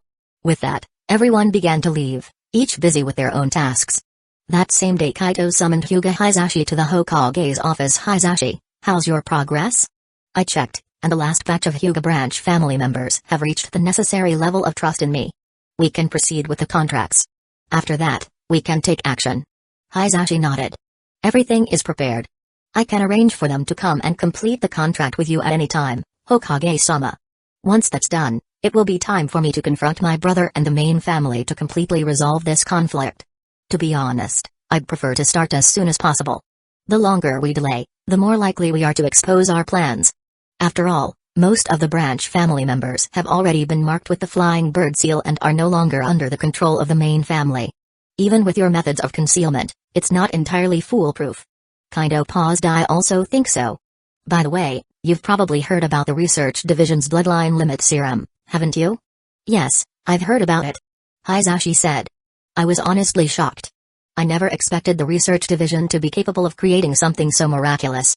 If every contracted Hidden Lee village ninja in the future can gain various bloodline limits through this, then Maybe the entire concept of bloodline clans will eventually disappear? At this thought, Hisashi wondered, if the research division could develop a serum for the Byakugan, would the Hyuga clan never have to worry about others coveting their bloodline again? For Hisashi, it didn't matter if his clan was the only one with the Byakugan, he simply wanted a peaceful future for his son and his clan. But with the flying bird seal in place, most of those concerns were already taken care of. In fact, the seal not only protected the Byakugan but also helped purify their bloodline even further. Chapter 250, The Rebellion of Hyuga Branch Members. That's right. Kaito nodded in affirmation. As more people form contracts and bloodline limit potions spread, the concept of ninja clans may weaken, but if the policy is executed properly, that may not necessarily be the case. It all depends on how we and the various ninja clans handle it in the future. I'm telling you this because the research department is already preparing to develop the Byakugan bloodline limit potion. Since we already have the foundation from the Uchiha bloodline potion, the process should be much faster. In about a month, the Byakugan bloodline limit potion should be ready. Do you have any thoughts or arrangements regarding this? After all, this involves your clan's bloodline limit, so I wanted to consult you first. This way, you and the Hyuga clan can prepare accordingly. I've also discussed this with the Uchiha, Senshu, and Uzumaki clans. The introduction of the Hyuga bloodline potion would definitely have to align with the new clan regulations and contribution system of the three great clans. Hyuga Hisashi listened carefully and nodded. I figured as much. He had suspected that if the Uchiha and Senshu bloodline limits could be replicated into potions, there was no way the Hyugas would be left out. Can I ask how the Uchiha, Senshu, and Uzumaki clans plan to respond and adjust in order to protect their interests and unity? Hisashi asked directly, getting to the heart of the matter. Kaido chuckled. Good question. There's no big secret to it. They're simply adjusting their clan rules, merit system, and exchange system within the merit hall accordingly. They're making the clans more attractive to those who will possess the three bloodline limits in the future. This will make it easier to absorb talented individuals into the clan, bringing in more elite ninjas to strengthen the clans rather than weakening them. The basic potion doesn't give advanced abilities, the potion is more like an item. Of course, I will also help the three clans enhance their foundations by creating exclusive secret techniques, jutsu, and bloodline limit training methods to improve their abilities. If you have no objections, I can provide this same assistance to the Hyuga clan as well. Additionally, Kaido paused before continuing, you should already know that the Byakugan isn't exclusive to the Hyuga clan. Like the Sharingan, it originates from the Otsutsuki clan. In fact, the Byakugan is a signature bloodline limit of the higher-ranking Otsutsuki. Right now, I have captured Otsutsuki Ishiki, and in the future, I plan to deal with Otsutsuki Kaguya and even the Sage of Six Paths. From them, I can extract Byakugan bloodline information to create not just an advanced Byakugan bloodline potion but also an Otsutsuki bloodline potion. That kind of Otsutsuki's Byakugan potion would undoubtedly be far stronger than that of Hyuga's Byakugan. If you disagree, I can halt the research on the Hyuga bloodline potion. But in that case, the compensation and benefits for the Hyuga clan would be forfeited. So, what's your choice? Since Hisashi was his contracted ally, Kaido didn't force him but instead presented him with two options. The future of the Hyuga clan rested on Hisashi's decision. Although contracted allies would eventually hold maximum loyalty to Kaido, that didn't mean they lacked personal thoughts and self-interest. It simply meant that when it came to matters involving Kaido's interests, they would naturally lean in his favor. There's nothing to hesitate about. I fully support you, Lord Hokage, in researching the Hyuga bloodline potion. If this can be implemented in an orderly manner, the Hyuga clan will be even safer. With the compensation and strategic plan you've provided, I believe this is the best choice for the Hyuga clan. Under your guidance and compensation, I'm sure the Hyuga clan will only grow stronger in the future. He was already looking forward to the future of his son, Neji. He imagined a bright and promising life for him. Rest assured, Neji. Your father will create the best possible future for you, where you can grow up happily and safely without having your fate dictated by others. Hisashi silently vowed in his heart. Excellent. Kaito was very satisfied with Hisashi's resolve and immediately instructed, then bring the final batch of Hyuga branch members to form contracts with me today. And, tomorrow, confront the Hyuga main house directly. Are you ready for that? Do you need any additional support? No need. Hisashi shook his head firmly. We already hold an absolute advantage. If I can't handle the main house even with this, then I'm too incompetent. I'll resolve this perfectly on my own. I won't bring any trouble to the village. An opportunity to prove his abilities and value, how could he possibly let it slip by? Good.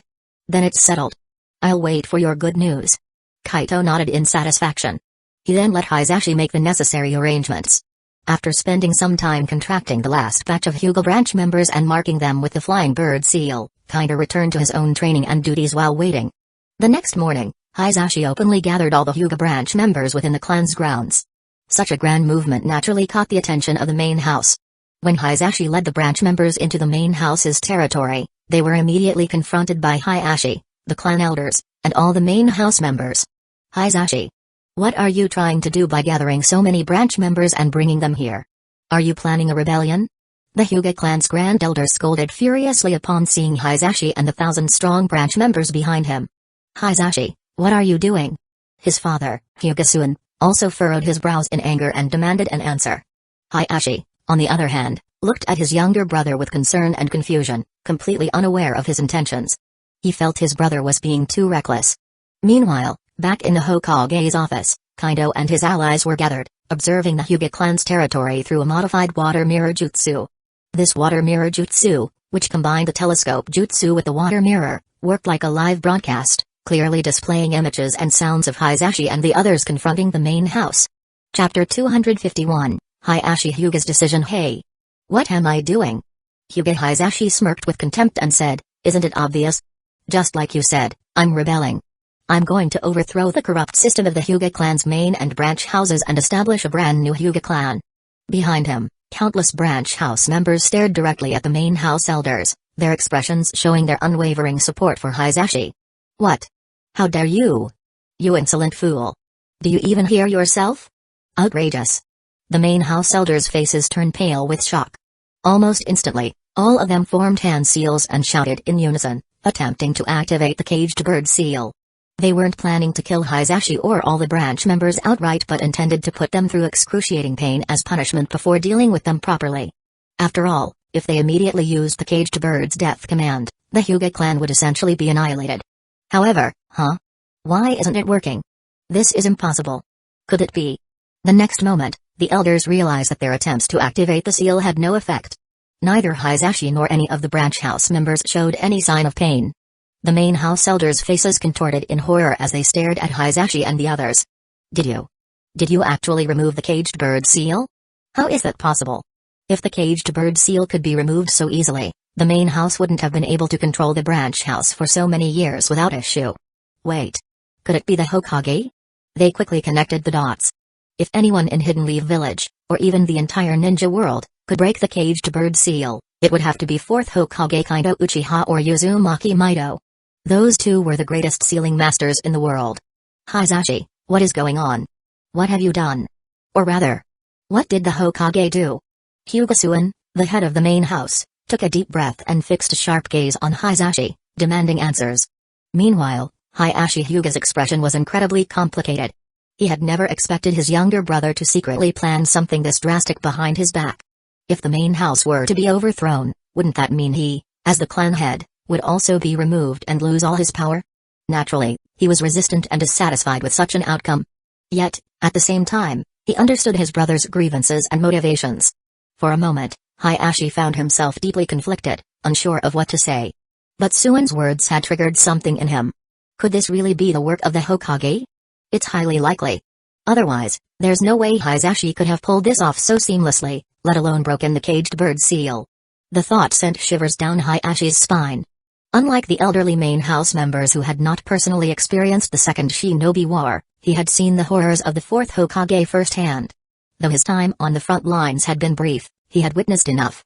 Moreover, from Hisashi, he had learned just how terrifying Kaido Uchiha's power truly was.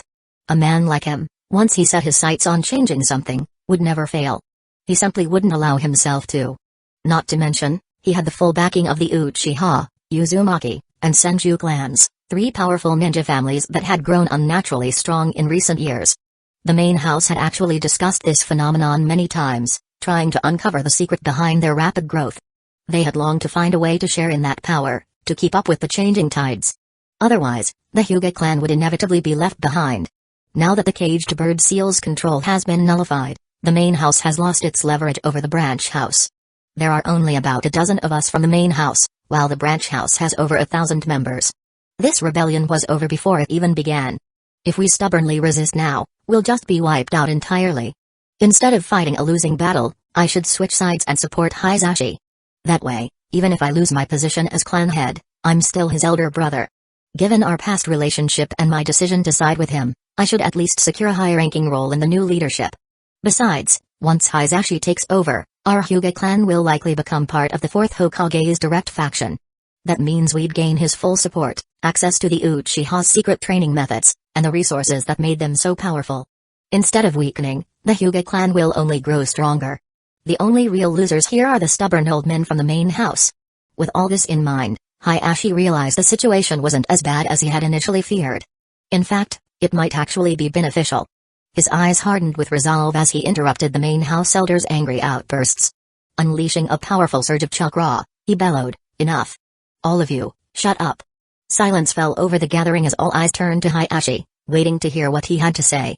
In the next moment, they watched in shock as he grabbed his father's shoulder, flashed over to Hisashi's side, and, amidst the wary gazes of the branch house members, nodded at him.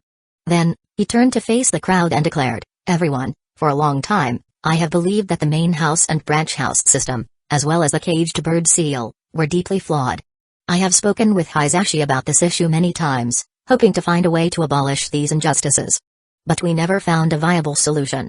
Of course, part of that was my own failing. I lacked the courage and decisiveness to act. However, now that Hisashi has solved the issue of the caged bird seal, the time for change has come. As the head of the main house, I fully support Hisashi.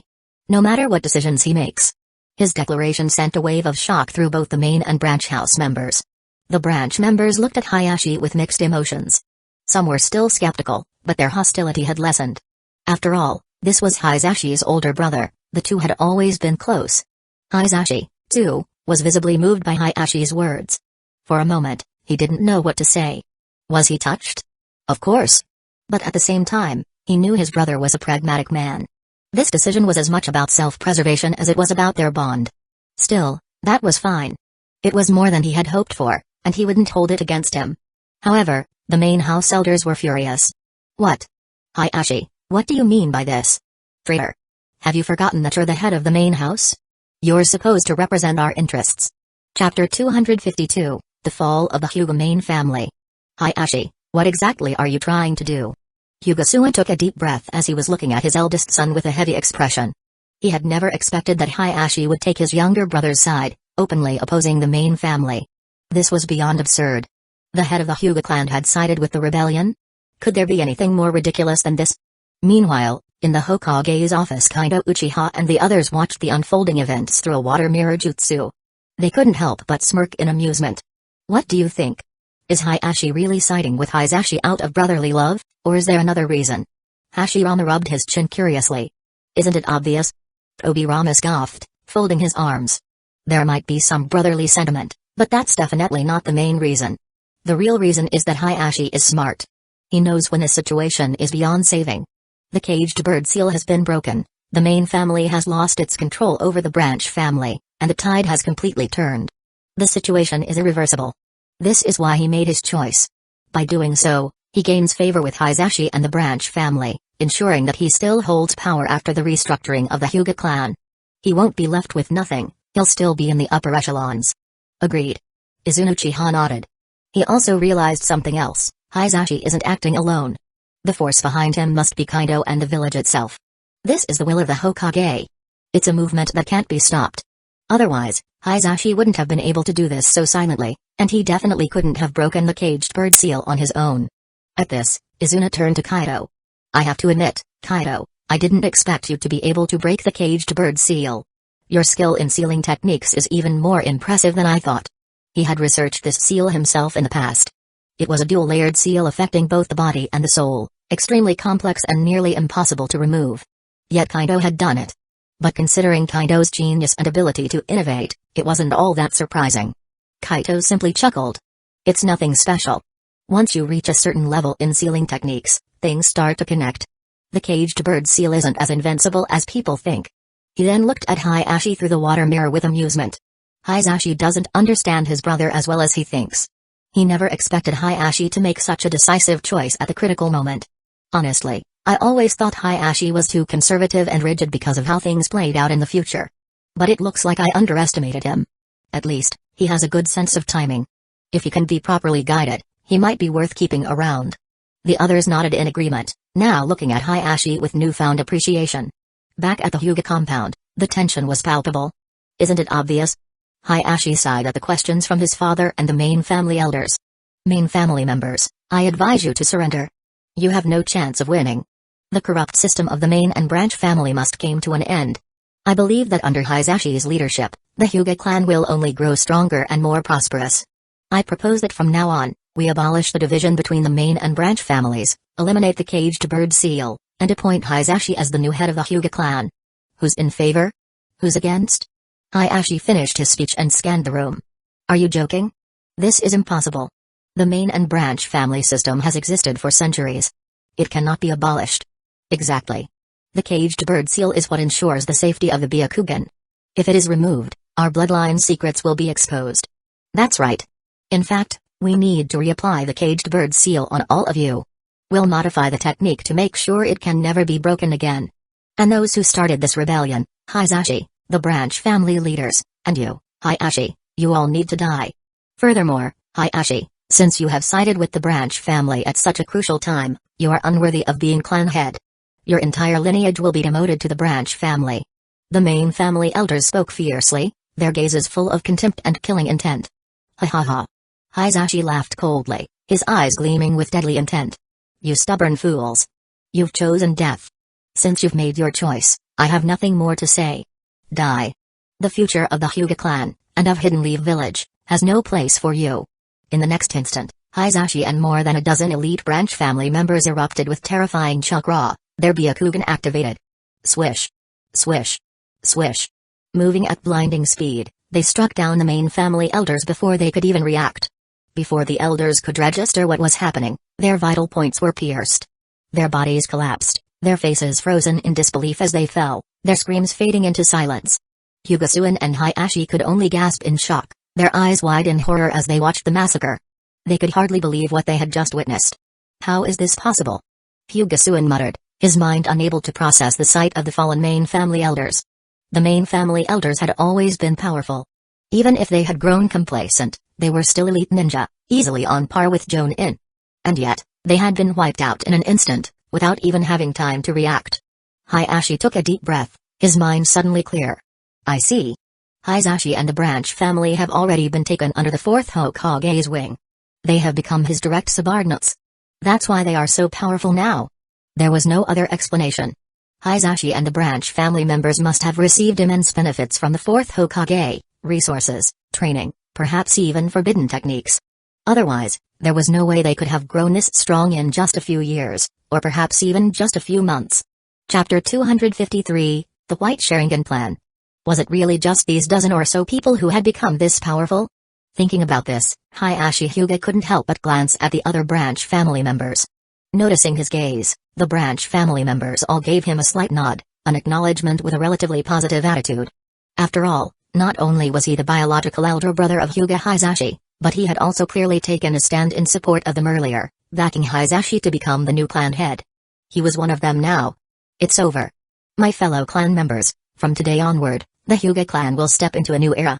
I, Hyuga Hayashi, will become the new head of the Hyuga clan and lead everyone toward a different future. A bright and glorious future. Hyuga Hayashi turned around and made this declaration to the gathered branch family members. Long live the clan head.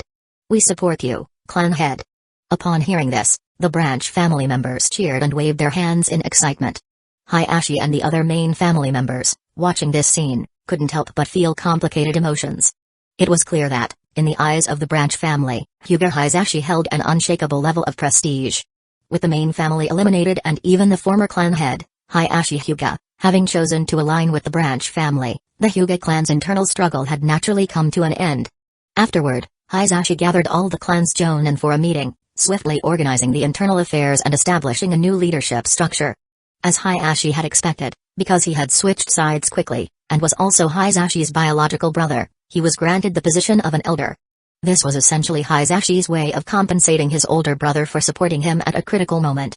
As for giving the clan head position back to Hayashi, that was absolutely out of the question. Not just because Hayashi and other clan members were unwilling, but also because Kaito needed him to be the Hyuga clan's leader. That way, he could fully cooperate with Kaito's plans. Inside the Hokage's office, "That's it? It's already over?" Tsunade was slightly stunned as she witnessed how easily the main family had been wiped out. "What else did you expect?" Kaito spread his hands with a chuckle. "In the face of absolute strength, all schemes, struggles, and resistance are meaningless. With Hisashi and the others' power, once the main family lost their ability to control the branch family through the caged bird seal, the outcome was already set in stone. In the end, it all boils down to the Hyuga clan's flawed system of a main and branch family. When this system was first established and the caged bird seal was introduced, the first clan leader likely didn't intend for things to turn out this way. It's possible they originally implemented it to ensure the Hyuga clan's survival," Kaito said, recalling something he had seen on Reddit. Internally, Kaito remembered, "Back when I watched the anime, there was a theory. The reason the Hyuga clan created the caged bird seal was actually to defend against the Otsutsuki clan on the moon. Because the Otsutsuki on the moon had merged all their Byakugan into the massive Tenseigan, they themselves no longer had Byakugan. To awaken the Tenseigan, they needed to steal pure Byakugan from the Hyuga clan. It's likely that the Hyuga clan's ancestors knew about this and created the caged bird seal to protect their Byakugan. But over time, even the best intentions can become twisted. The Dragon Slayer becomes the dragon. The caged bird seal, originally meant to protect the Hyuga clan's bloodline, eventually became a true prison and shackle. It turned into an inescapable chain for the branch family, and the main family used it as a means to oppress the branch family. That's how things ended up the way they are today. Or maybe just a theory and there were other intentions. True. Tsunade nodded in agreement. "I've always felt that the Hyuga clan's division into main and branch families, along with the caged bird seal, was extremely inhumane. The whole system was corrupt. But in the past, neither I nor anyone else could change it. I never thought that you, Kaito, would accomplish this so easily. The Hyuga clan will be grateful to you in the future. By the way," she suddenly changed the subject, "once the Hyuga clan's bloodline research is complete, make sure to give me a sample." "Huh?" Kaito and the others looked at her in surprise. "Why?" Kushina asked, confused. "Tsunade, nay, don't you want the Sharingan?" "Of course, I do." Tsunade smirked proudly before turning to Kaito. "But I want both the Sharingan and the Byakugan. In fact, if we're talking about practical use, the Byakugan is actually better suited for me. Its abilities would greatly enhance my medical techniques. But the Sharingan, especially the Eternal Mangekyō and the Rinnegan, is just too powerful, too tempting to give up. So, Kaito, I'm sure you'll figure out a way to make both bloodlines coexist perfectly, right?" Faced with Tsunade's eager gaze, Kaito chuckled helplessly. "Tsunade, you really think big. The Byakugan and Sharingan originate from the same source but evolved in different directions. In theory, it's possible to fuse them and possess both bloodlines at the same time. But in practice, it's far from simple. Their eye structures, chakra pathways, and even neural connections are vastly different. You can't just inject both bloodline serums and expect them to merge perfectly. The best method would be to completely fuse the two bloodlines into a new Kekkei Genkai that retains the strengths of both. But that would be incredibly difficult. First, we need to successfully develop the Byakugan's bloodline serum. Then, we have to conduct further research and numerous experiments. Luckily, we captured Otsutsuki Ishiki and obtained Otsutsuki genetic material from him. Otherwise, this fusion experiment would have been even harder. Even now, it's still no easy task. So, we'll have to be patient." In truth, Kaito wasn't just planning to research this, he was also considering personally testing the Byakugan bloodline serum in the main dimension of the space-time gate. That way, he wouldn't have to worry about any failed experiments causing irreversible harm to his body or endangering his life. Additionally, he wanted to push the limits of his talent. Heaven rewards diligence. Could it allow him to wield the two ocular Kekkei Genkai at the same time while continuously enhancing them? If it worked, he would train both abilities to their maximum potential, surpass his limits, and attempt to merge their strengths through enlightenment. His goal? To create a brand new bloodline that perfectly combined the best of the Byakugan and the Sharingan. He had already decided on its name, the White Sharingan. Chapter 254, The Navy Infiltration Plan. Alright then. Tsunade nodded knowingly. "I'll start by fusing the Uchiha bloodline serum and unlocking the Sharingan first. I hope you succeed in your research soon." She wasn't about to hold off on injecting the Uchiha serum just for the sake of the Byakuranai. That would mean falling behind Orochimaru and the others, and that was absolutely not an option. As for Jiraiya, that guy still hadn't reached the required level of favorability toward Kaito, meaning he couldn't be contracted yet, and naturally, he wasn't able to enjoy these benefits. If it weren't for Tsunade and Orochimaru stopping him, he might not even be in Hidden Leaf Village anymore, After all, they'd been comrades for years, and neither Tsunoda nor Orochimaru wanted to see Jiraiya get left behind.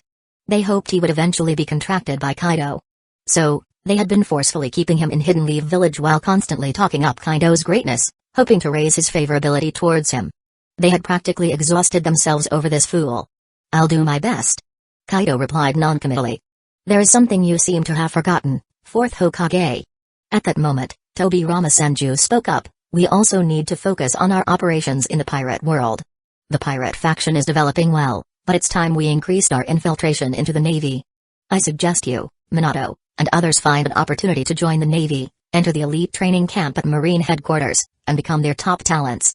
Additionally, the Uchiha, Senshu, and Uzumaki clans, as well as other contractors, should infiltrate the Marine headquarters and its divisions across the four seas. That way, we can take control of the Navy in the future. We should also recruit as many Marine personnel as possible into our contract, effectively taking over the organization from within. If possible, we should even try to infiltrate the world government's military and CP organizations. This will make it much easier to overthrow the world government in the future and stabilize global affairs afterward. What do you think?"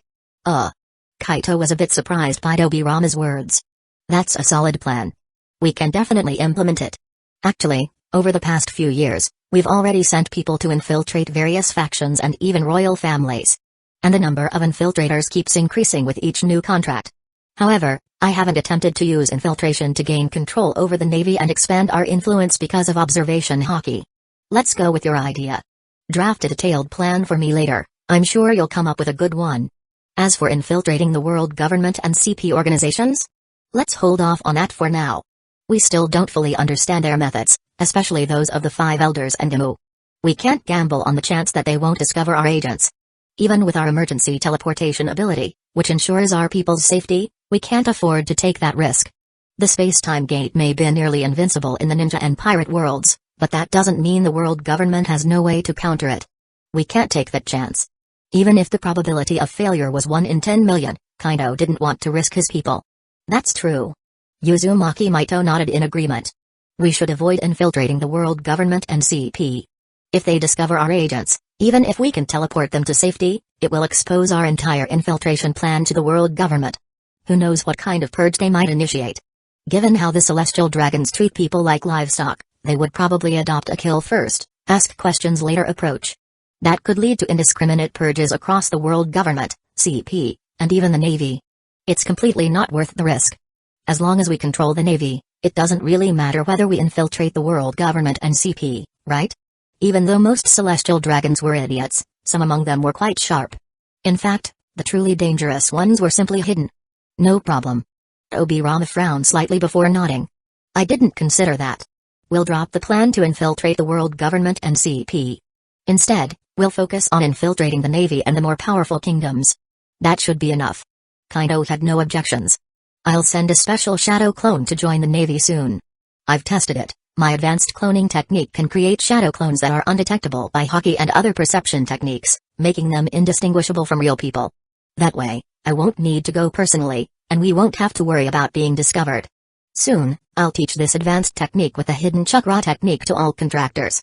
Try to master it as quickly as possible so we can execute the plan without risk.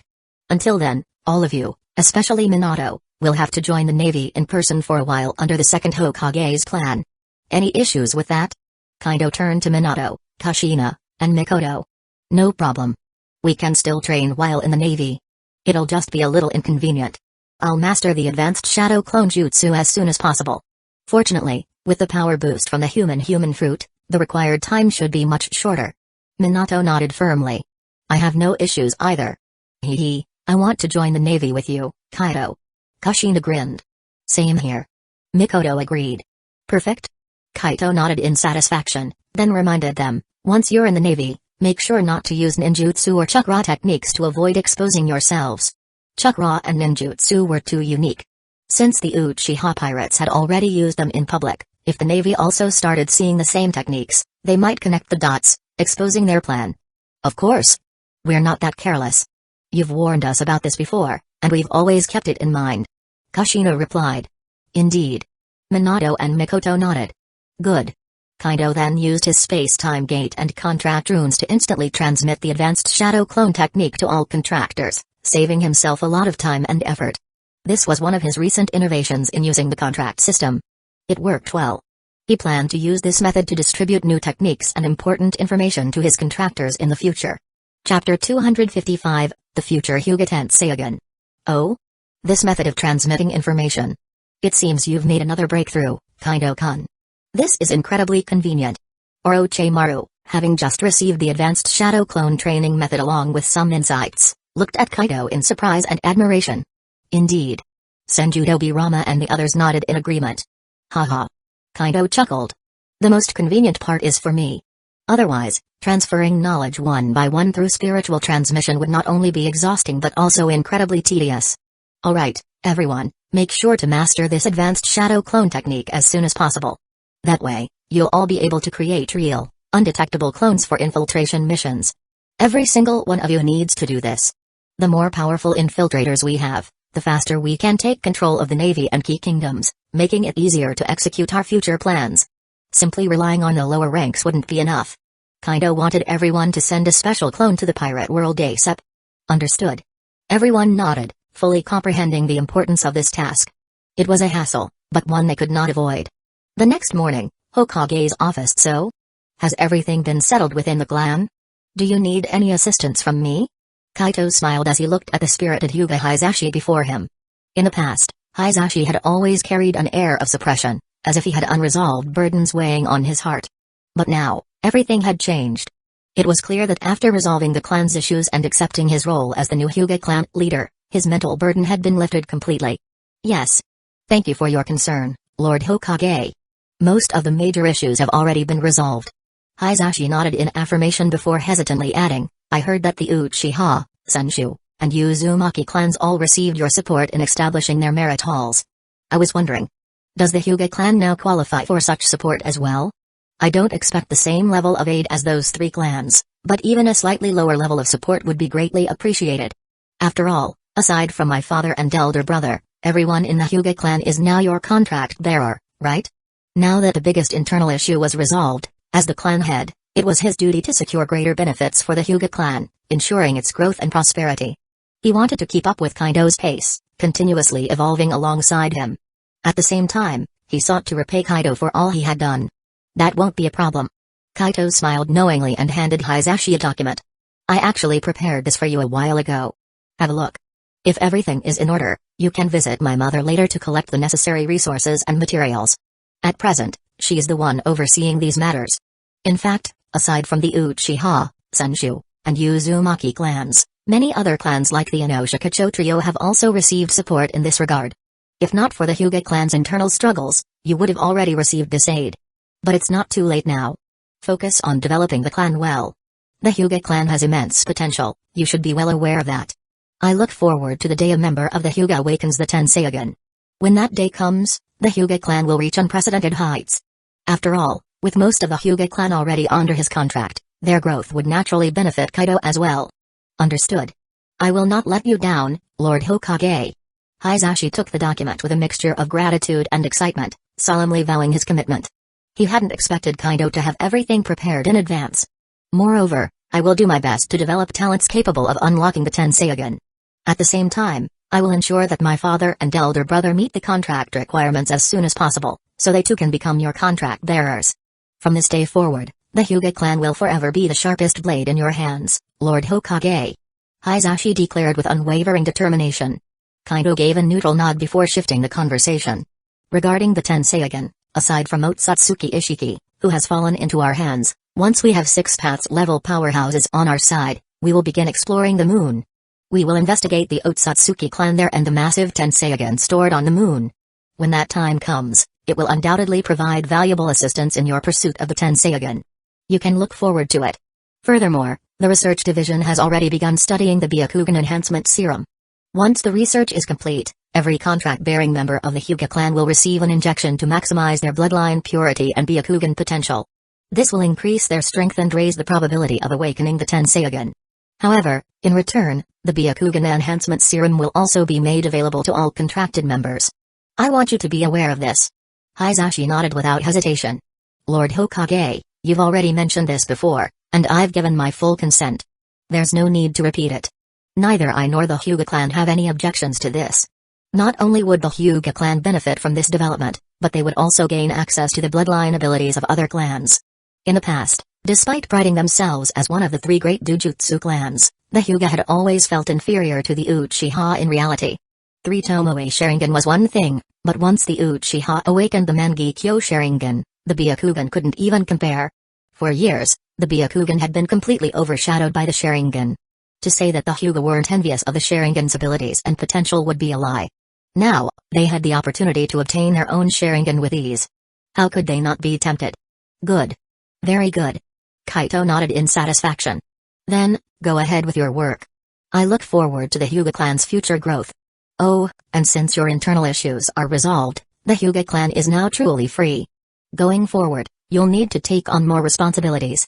You'll need to send more people to the pirate world for long-term missions and assistance. Prepare yourselves for that. I'll be assigning missions to your clan soon. Chapter 256, Kashiro vs. Mihawk. In the past, in order to avoid unnecessary attention, Kaito had rarely assigned members of the Hyuga clan to permanent missions in the pirate world. In fact, he had intentionally given them as few missions as possible. But now, that privilege was gone. The Hyuga should be tasked with a lot of missions. I understand. The Hyuga clan is always ready to take on missions from you, Lord Hokage. Surprisingly, instead of feeling disappointed that this special treatment was revoked, Hyuga Hisashi seemed even more excited. Of course, being able to go to the pirate world more often and assist Kaito was something he and the Hyuga clan were actually eager for.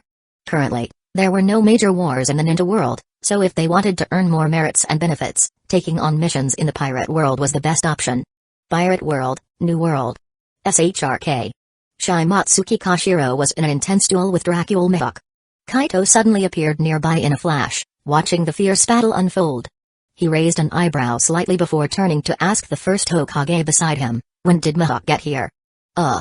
Just yesterday. Hashirama scratched the back of his head and sighed helplessly. As soon as he arrived, he went straight to Kashiro and challenged him to a sword fight. I originally wanted to spar with him too, but as soon as he learned that swordsmanship wasn't my forte, he outright refused. This guy is a total sword fanatic. No wonder he was able to earn the title of the strongest swordsman in the world. Judging by his current level of swordsmanship, he definitely lives up to his reputation. Hashirama admitted. However, he clearly hasn't reached his future peak yet. It was obvious that Kashiro wasn't even going all out. Many of the techniques he had learned from Kaito remained unused. Otherwise, Mihawk wouldn't have been able to keep up with him for this long. That much is clear. Kaito said with a slight shake of his head. He only recently obtained the title of the world's strongest swordsman, so of course, he hasn't reached his prime yet. But he's definitely a genius. Oh? Hearing that, Hashirama raised an eyebrow, then waved his hand to set up a barrier around them before asking Kaito, Kaito, don't tell me you've taken a liking to him and want to recruit him? Of course. Kaito nodded without hesitation. This guy has already reached this level purely through his own efforts. If he became one of my contract holders and received my support, his potential would be limitless. He's exactly the kind of high-level combat power and reliable worker we can't afford to pass up. And not just him, I'm also planning to recruit the future Fujitora, Isho. Talented individuals are never too many. Sure, in another 3 to 5 years, maybe 8 at most, Kaito was confident he'd be invincible in both worlds. But who's to say he wouldn't find a way to explore even more worlds by then? Over the years, aside from training and strategizing, he had also been researching and developing his 2 innate abilities. He believed that, eventually, he'd find a way to push both abilities to an even higher level so he could be prepared if he found new worlds with his space gate. That makes sense. Hashirama nodded with a smile. But have you already found Fujitora? His observation haki is insanely strong, and he's highly sensitive. He won't be easy to persuade. He blinded himself because he couldn't stand witnessing the corruption of the world. Hashirama didn't entirely agree with that decision. To him, it was just a form of escape. If someone truly despised the filth of the world, they should try to change it, not simply refuse to see it. Even if one person couldn't change the entire world, making small changes in the areas they could influence was still a step in the right direction. That's true. Kaito nodded in agreement. But then not really. Normally, a person like Isho would be incredibly difficult to convince, but if approached the right way, he's actually easier to recruit than most people. Because he's an idealist. He has his own beliefs. He despises the corruption of this world, right? Well, I can offer him a real opportunity to do something about it. I can give him a way to achieve his ideals, to cleanse the filth of this world. Because that's exactly what we're already working toward and what we plan to accomplish in the future. I have no doubt that once he truly understands our goals and reads the book I wrote, he'll be willing to join us. As long as he realizes that we're serious and actively working toward our vision, it won't be hard to win him over. Hashirama was stunned for a moment, then nodded in agreement. Maybe you're right. You're thinking way ahead, Kaido. Our plan and goals are indeed a perfect match for someone like Isho. Haha. I'm looking forward to having him on our side. Hashirama chuckled. Besides, I heard he likes to gamble. I bet we'll have a lot to talk about. I can already imagine us winning if we work together, and I can let Tsunade, Nawaki, and Madara join us. It'll be a beautiful future, and finally, I can teach them the right way to gamble. Kaido was speechless. I'm talking about serious matters, and you're thinking about gambling? He felt like Hashirama still hadn't been disciplined enough by Lady Mido. He already corrupted one Tsunade, and now he's still obsessed with this nonsense? He was even targeting others? This won't do. Kaido had already decided to tell Mido as soon as he returned. Meanwhile, Achu. Who's talking about me? I feel something bad is gonna happen. Hashirama suddenly sneezed and shivered, glancing around in confusion. Kaido's eye twitched slightly. Now you're getting all sensitive? How weird. I need to be careful until I return to Hidden Leaf Village. Boom. Alright. That's enough. I lost. Mihawk was sent skidding backward dozens of meters before stopping himself. He raised his head and spoke, his tone steady. I can tell. You weren't even using your full strength. Looks like I overestimated myself, huh? But can you show me your true power? His golden eyes burned with excitement as he gazed at Koshiro.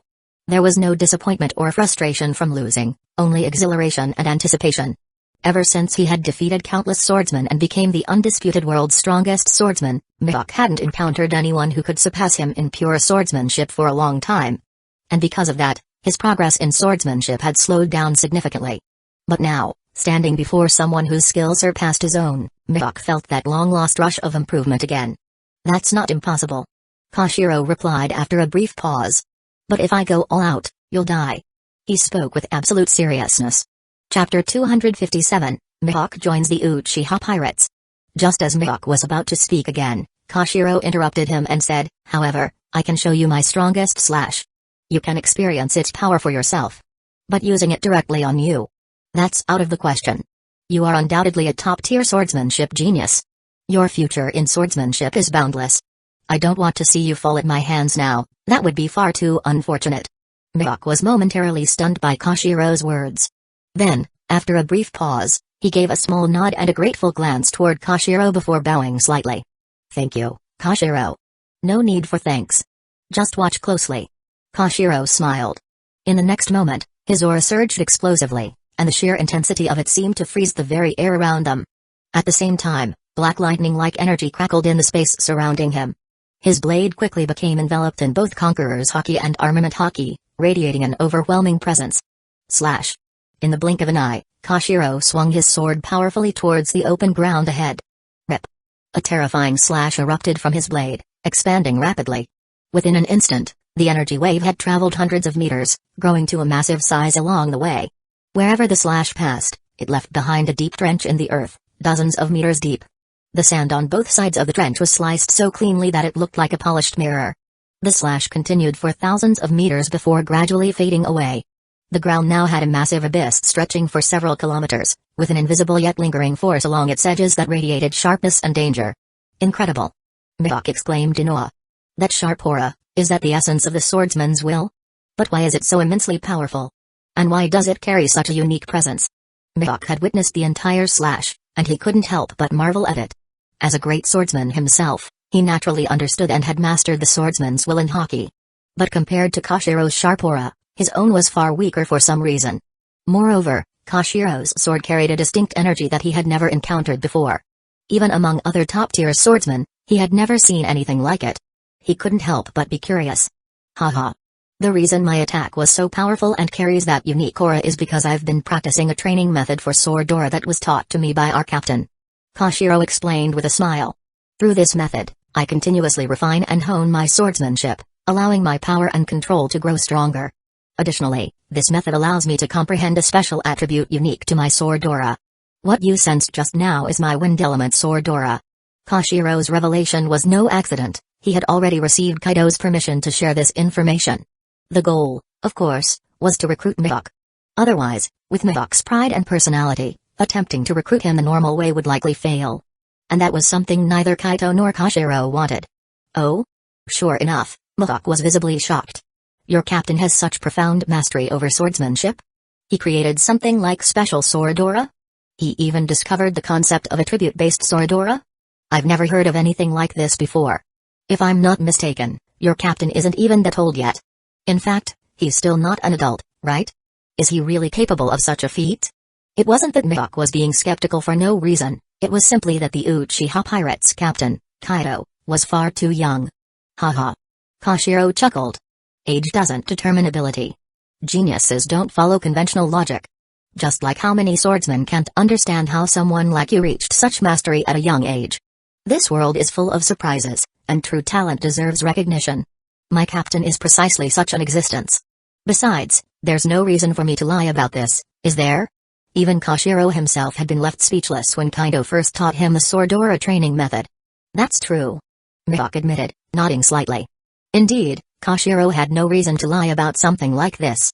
And it was precisely because of this that Mihawk was even more astonished. He knew he was a swordsmanship genius, but if what Kashiro said was true, then in front of Kaido Uchiha, he was nothing. At least, he knew for sure that he could never create a Swordora training method or an attribute-based Swordora technique. Such new training techniques. He deeply desired to learn these methods. But for something that important. He wasn't shameless enough to ask for it outright. Even if he did, they probably wouldn't teach him, right? So Mihawk sighed with some regret. Such an extraordinary training method. It's a shame I have no chance of learning it. What a pity. Well, it's not entirely impossible. Kashiro suddenly said with a knowing smile. Mihawk was taken aback and looked at Kashiro in surprise. Really? What would I need to do? If it was truly possible, he didn't mind paying a hefty price. He knew that if he could learn the Swordora and attribute-based Swordora training methods, his future swordsmanship would reach an entirely new level. He might even reach the very pinnacle of swordsmanship. That was something he simply couldn't refuse. Join our crew. Kashiro stated directly. After your goodwill toward our captain reaches a sufficient level, you'll sign a contract. That's all. At that point, not only will you gain access to the Swordora training method, but there will also be even greater benefits waiting for you. It all depends on your choice. Kashiro didn't beat around the bush. With someone like Mihawk, being straightforward was the best approach. Join your pirate crew? I've never considered something like that before. Mihawk mused for a moment. But for the sake of the Swordora training method, it's not impossible. However, this goodwill requirement, isn't that a little strange? Can goodwill really be measured quantitatively? As for the contract, Mihawk wasn't too concerned. For such an important legacy, using a contract was already a display of sincerity. After all, in Mihawk's understanding, a contract was just a written agreement. Whether to abide by it still depended on the person who signed it. Of course, with his pride and personality, once he signed a contract, he would never go back on his word. For most people, no. But our captain has his ways. You don't need to worry about that. So, do you want to give it a try? Before you meet the goodwill requirement, we can't teach you the Swordora training method. But daily sparring and exchanging insights on swordsmanship, those are always possible. Kashiro smiled as he pressed Mihawk for an answer. Is that so? Your captain is even more intriguing than he appears. Mihawk glanced toward Kaido, deep in thought. After a brief pause, he nodded at Kashiro. All right. I accept. I'll do my best to fulfill the requirements and sign the contract with your captain to obtain what I desire. Chapter 258, Art Chopper on the Pure Gold. Welcome aboard, Mihawk. Kashiro smiled as he extended his hand to Hawkeye. Much appreciated. Mihawk responded, shaking Kashiro's hand with a rare smile. Yo. Mihawk haha. Welcome to the Uchiha Pirates. Come on, let's throw you an initiation party to celebrate your joining. Haha. At that moment, Kaito suddenly teleported in, appearing right beside Mihawk. He patted Mihawk's shoulder with a grin, casually revealing his Swordora. The captain of the Uchiha Pirates? You really have an incredible understanding of swordsmanship. Now I'm looking forward to the future even more. Mihawk felt that brief flash of Swordora and couldn't help but be shocked. Though it was just a fleeting moment, Mihawk could tell that the quality of Kaido's Swordora was on an entirely different level, far beyond what Kashiro had displayed. This realization made Mihawk even more eager. He couldn't wait to obtain the method to use such a formidable Swordora. Although you haven't met the contract conditions yet and I can't formally pass on my Swordora training technique, we can still spar and exchange insights on swordsmanship whenever we have free time. Kaito said with a knowing smile. Really? That's fantastic. Mihawk's eyes lit up. If it weren't for the current circumstances, he would have wanted to spar with Kaito right then and there. He was eager to see just how advanced Kaito's swordsmanship was, considering he had created a method to develop Swordora. He wanted to catch a glimpse of the path ahead. On Drum Island, in a quiet courtyard. Yo, Chopper. Training hard, huh? Why didn't you go to Shimatsuki village with everyone else? Kaito suddenly teleported in and saw Chopper training in the yard. He smiled and raised a hand in greeting. Lord Kaito? Hearing the voice, Chopper looked up, his face lighting up with excitement. But then he rubbed his hands together a little shyly and fidgeted. Everyone was too enthusiastic. I felt awkward and out of place, so I came back here to train. He. It had been some time since he ate a human fruit. During this period, his intelligence had greatly increased, and he had learned a lot, growing rapidly. Not only had he formed a contract with Kaito and received a wealth of amazing techniques, but he was also studying medicine under Kira. Every day was fulfilling. Haha. Is that so? Kaito chuckled and stepped forward, ruffling Chopper's head. It's just because you're too adorable, Chopper. Everyone likes you, so of course, they're excited. But don't worry, after a while, the excitement will die down, and they won't be all over you anymore. Then, you'll be able to live a normal life. Keep working hard. I have high hopes for your future. He was eager to see Chopper surpass his original future self. Dr. Kira said the same thing. I'll go train with everyone in Shimatsuki village tomorrow. Chopper nodded, then curiously asked, did you come here to find Dr. Kira for something? Do you need me to take you to her? No need. I can go in myself. I do have some research-related matters to discuss with Dr. Kira. Kaito waved off the offer and, under Chopper's watchful gaze, entered the house. Inside, Kira was busy mixing medicines. What brings you here today, kid? Something on your mind? Kira asked, barely glancing at him as she continued her work. Nothing major. I recently acquired pure gold and the method to manufacture it. I was wondering if you'd be interested in researching it with me. As he spoke, Kaito flipped his hand and took out a small piece of pure gold. Hiss. The next moment, the dazzling glow of the pure gold lit up the room, making it almost blinding. Kira instinctively shielded her eyes with her hand and gasped, using her spiritual perception to lock onto the pure gold in Kaito's hand as she walked closer. So this is pure gold? I've heard about it before, and you've mentioned it in your future insights, but this is my first time seeing it in person. It really is an incredible material. But this glow is too intense. Is there no way to suppress it? Unfortunately, no. Kaito said, shaking his head helplessly. This is just how it is. The pure gold had been retrieved from the belly of a massive angular fish, Bonbori, along with the formula stored in the scientist's mind there. Of course, Kaito had also rescued and recruited the father-daughter duo, Miskina Olga and Miskina Akire. As a scientist, Miskina Akire had now joined Kaito's research division in the New World, continuing his work. Kaito casually tossed the small piece of pure gold to Kira. She caught it quickly, but as soon as it was in her hand, she frowned slightly. I can feel my cellular state being frozen. So this is the real reason pure gold extends lifespans so dramatically? Exactly. Kaito confirmed with a nod. It's a bit of a double-edged sword, but if we can refine it and remove its drawbacks, it could become an extraordinary material for immortality. That's true. Kira nodded. But something this miraculous. Removing its flaws will be extremely difficult. Prepare for long-term research then. Kaito smiled. I'll join in, no problem. I'll just send a shadow clone to work on it. Back in the day, she had searched for pure gold herself, hoping to extend her own lifespan, but had found nothing substantial. Luckily, she had developed the dragon bone extension medicine, significantly prolonging her vitality. Now, with all the techniques she had acquired, her lifespan was increasing every day, making pure gold unnecessary for her personally. But that didn't mean it lacked research value. Thanks for your support. Kaito nodded in satisfaction. The pure gold research is being conducted in research base number 2 within the space-time gate. Make sure to send a shadow clone there tomorrow to assist. Not only Kira, but also Vegapunk, Orochimaru, and the second Hokage had all joined this project. No problem. I'll be there on time. Kira agreed before shooing him away. Anything else? If not, scram. I'm busy. Alright. Kaito shrugged. I'll just check on the pharmaceutical factory here on Drum Island and pick up a batch of finished medicines. Other than that, I'm done here." Saying this, he disappeared in a flash. "That brat." Kira chuckled, shaking her head as she looked at the dazzling pure gold in her hand. Storing it away, she continued working on her medicine preparations. Chapter 259, Meeting Isho. On an island in the New World, where pirates frequently gathered. Inside a bustling casino, a blind middle-aged man sat at a table, enjoying himself as he played a game of dice. He had been winning several rounds in a row, but the dealer, taking advantage of his blindness, deliberately claimed that he had lost. Yet, Isho kept a calm and collected expression as if he was completely unaware. Eventually, he lost all his money, sighed in disappointment, and left the casino. Stepping onto an empty street, he turned slightly and said, "You've been following me for a while now. Why not come out and have a chat?"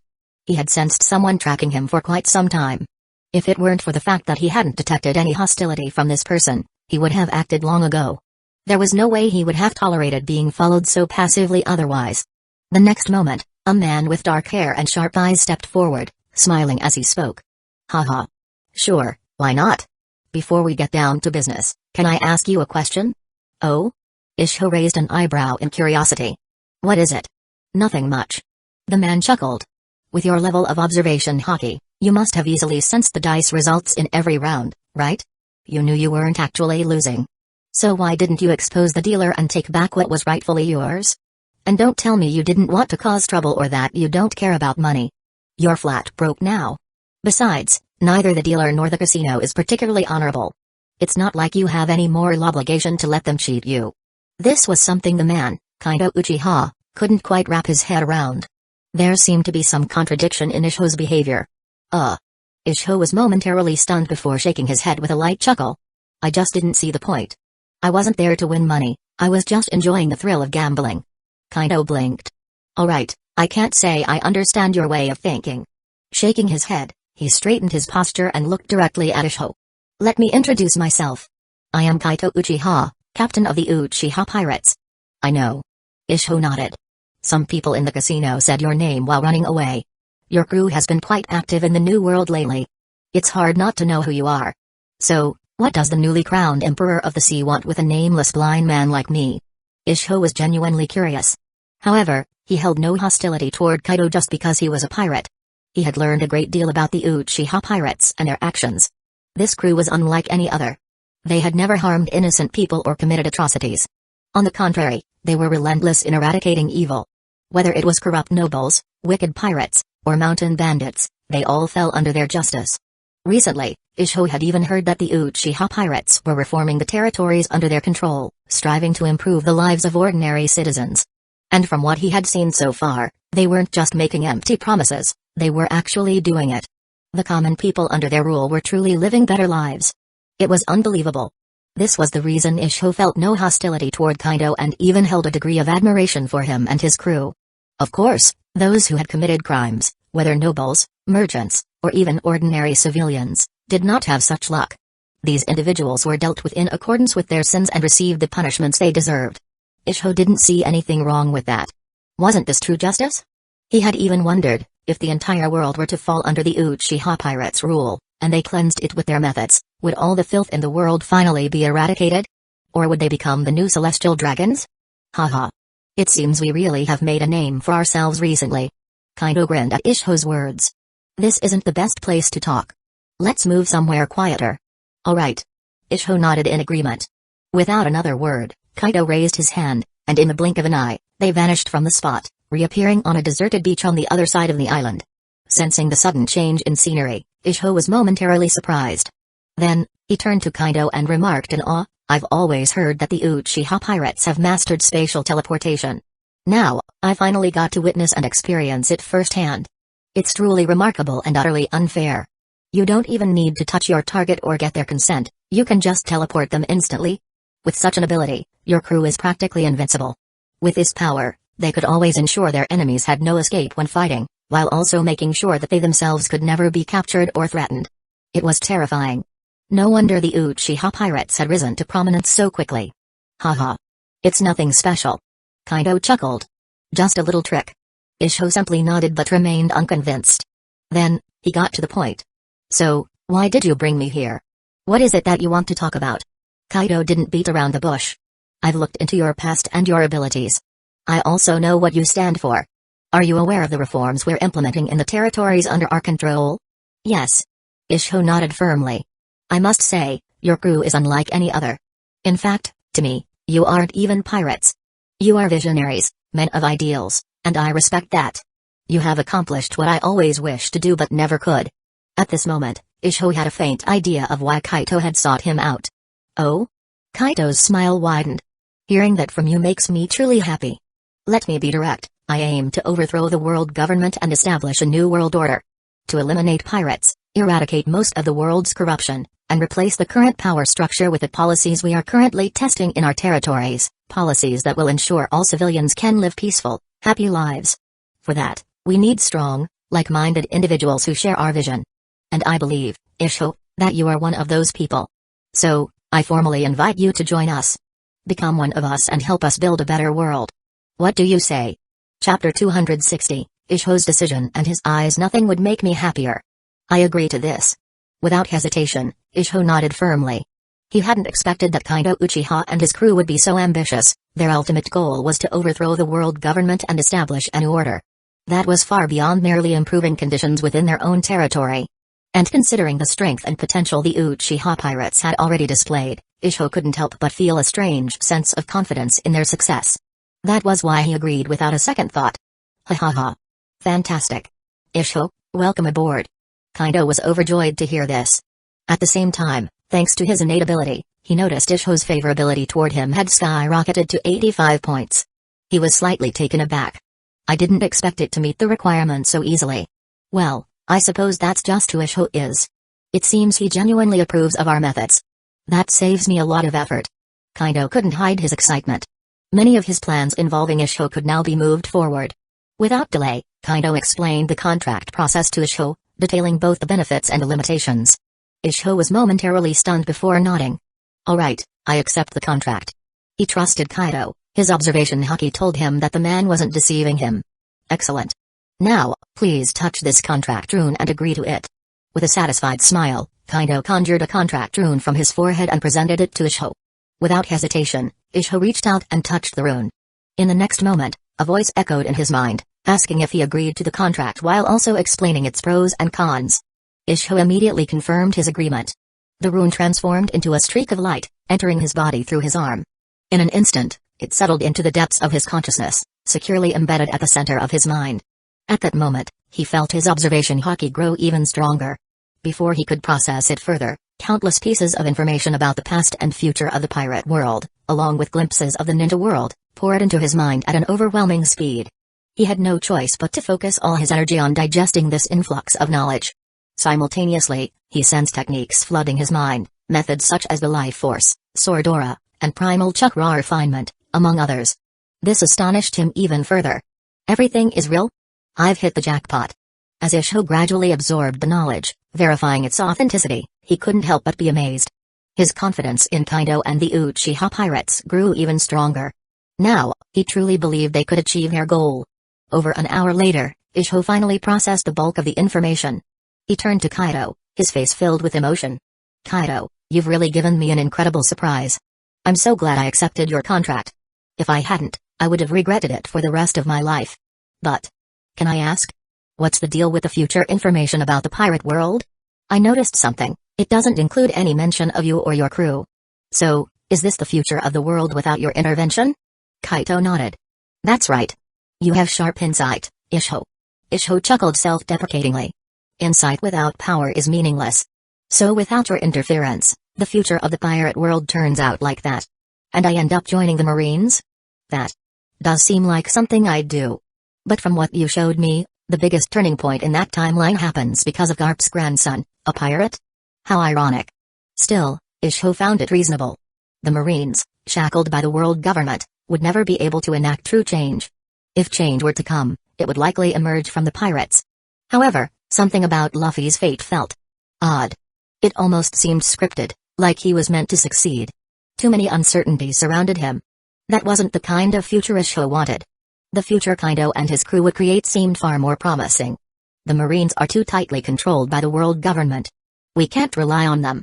But now that we're here, things are different. In fact, we've already started infiltrating the Marines, planting agents in various ranks. Some of our members are working from the inside, gradually earning trust and pulling them toward our cause. Even I have dispatched a shadow clone to join the Marines. It's already enrolled in their elite training camp. The goal is to slowly gain favor with Marine higher-ups and, step by step, bring them over to our side. So, Isho, what do you plan to do next? Kaido looked at him with expectation. Now that Isho was contracted, there was no way he'd let him remain idle. He intended to put him to good use. My plans? Isho paused, thinking for a moment before turning to Kaido. How do you want to arrange my role? Kaido answered straightforwardly, you have two choices. First, you can officially join my pirate crew and help us expand our territory. Second, you can join the Marines and assist in accelerating our control over them. Pick whichever suits you best. Hearing this, Isho let out a knowing smile. Just as I expected. I think I'll go with the second option. The Marines feel like a better fit for me, and I believe I can be more useful there. That works for me. Kaido agreed. Then it's settled. Find a way to join them. Or, if you want, I can arrange for a recommendation. No need. Isho shook his head. I'll handle it myself. I don't want to risk exposing you. For now, it's best if we keep our association in the shadows. Kaito nodded, then remembered something. By the way, do you want me to heal your eyes? It's a simple process for me. I can even provide you with Sharingan, Byakugan, or other bloodline limit potions to grant you new abilities. It would greatly enhance your power and potential. Isho was momentarily stunned. He fell into deep thought. After a long pause, he exhaled and looked at Kaido. Alright, I'll take you up on that. Please heal my eyes first. As for the bloodline potions, if it's not too much trouble, I'd like to receive them all. If he had the chance to grow stronger, he wouldn't pass it up. Thanks to the contract, he already knew exactly what these bloodlines could do. There was no reason to refuse.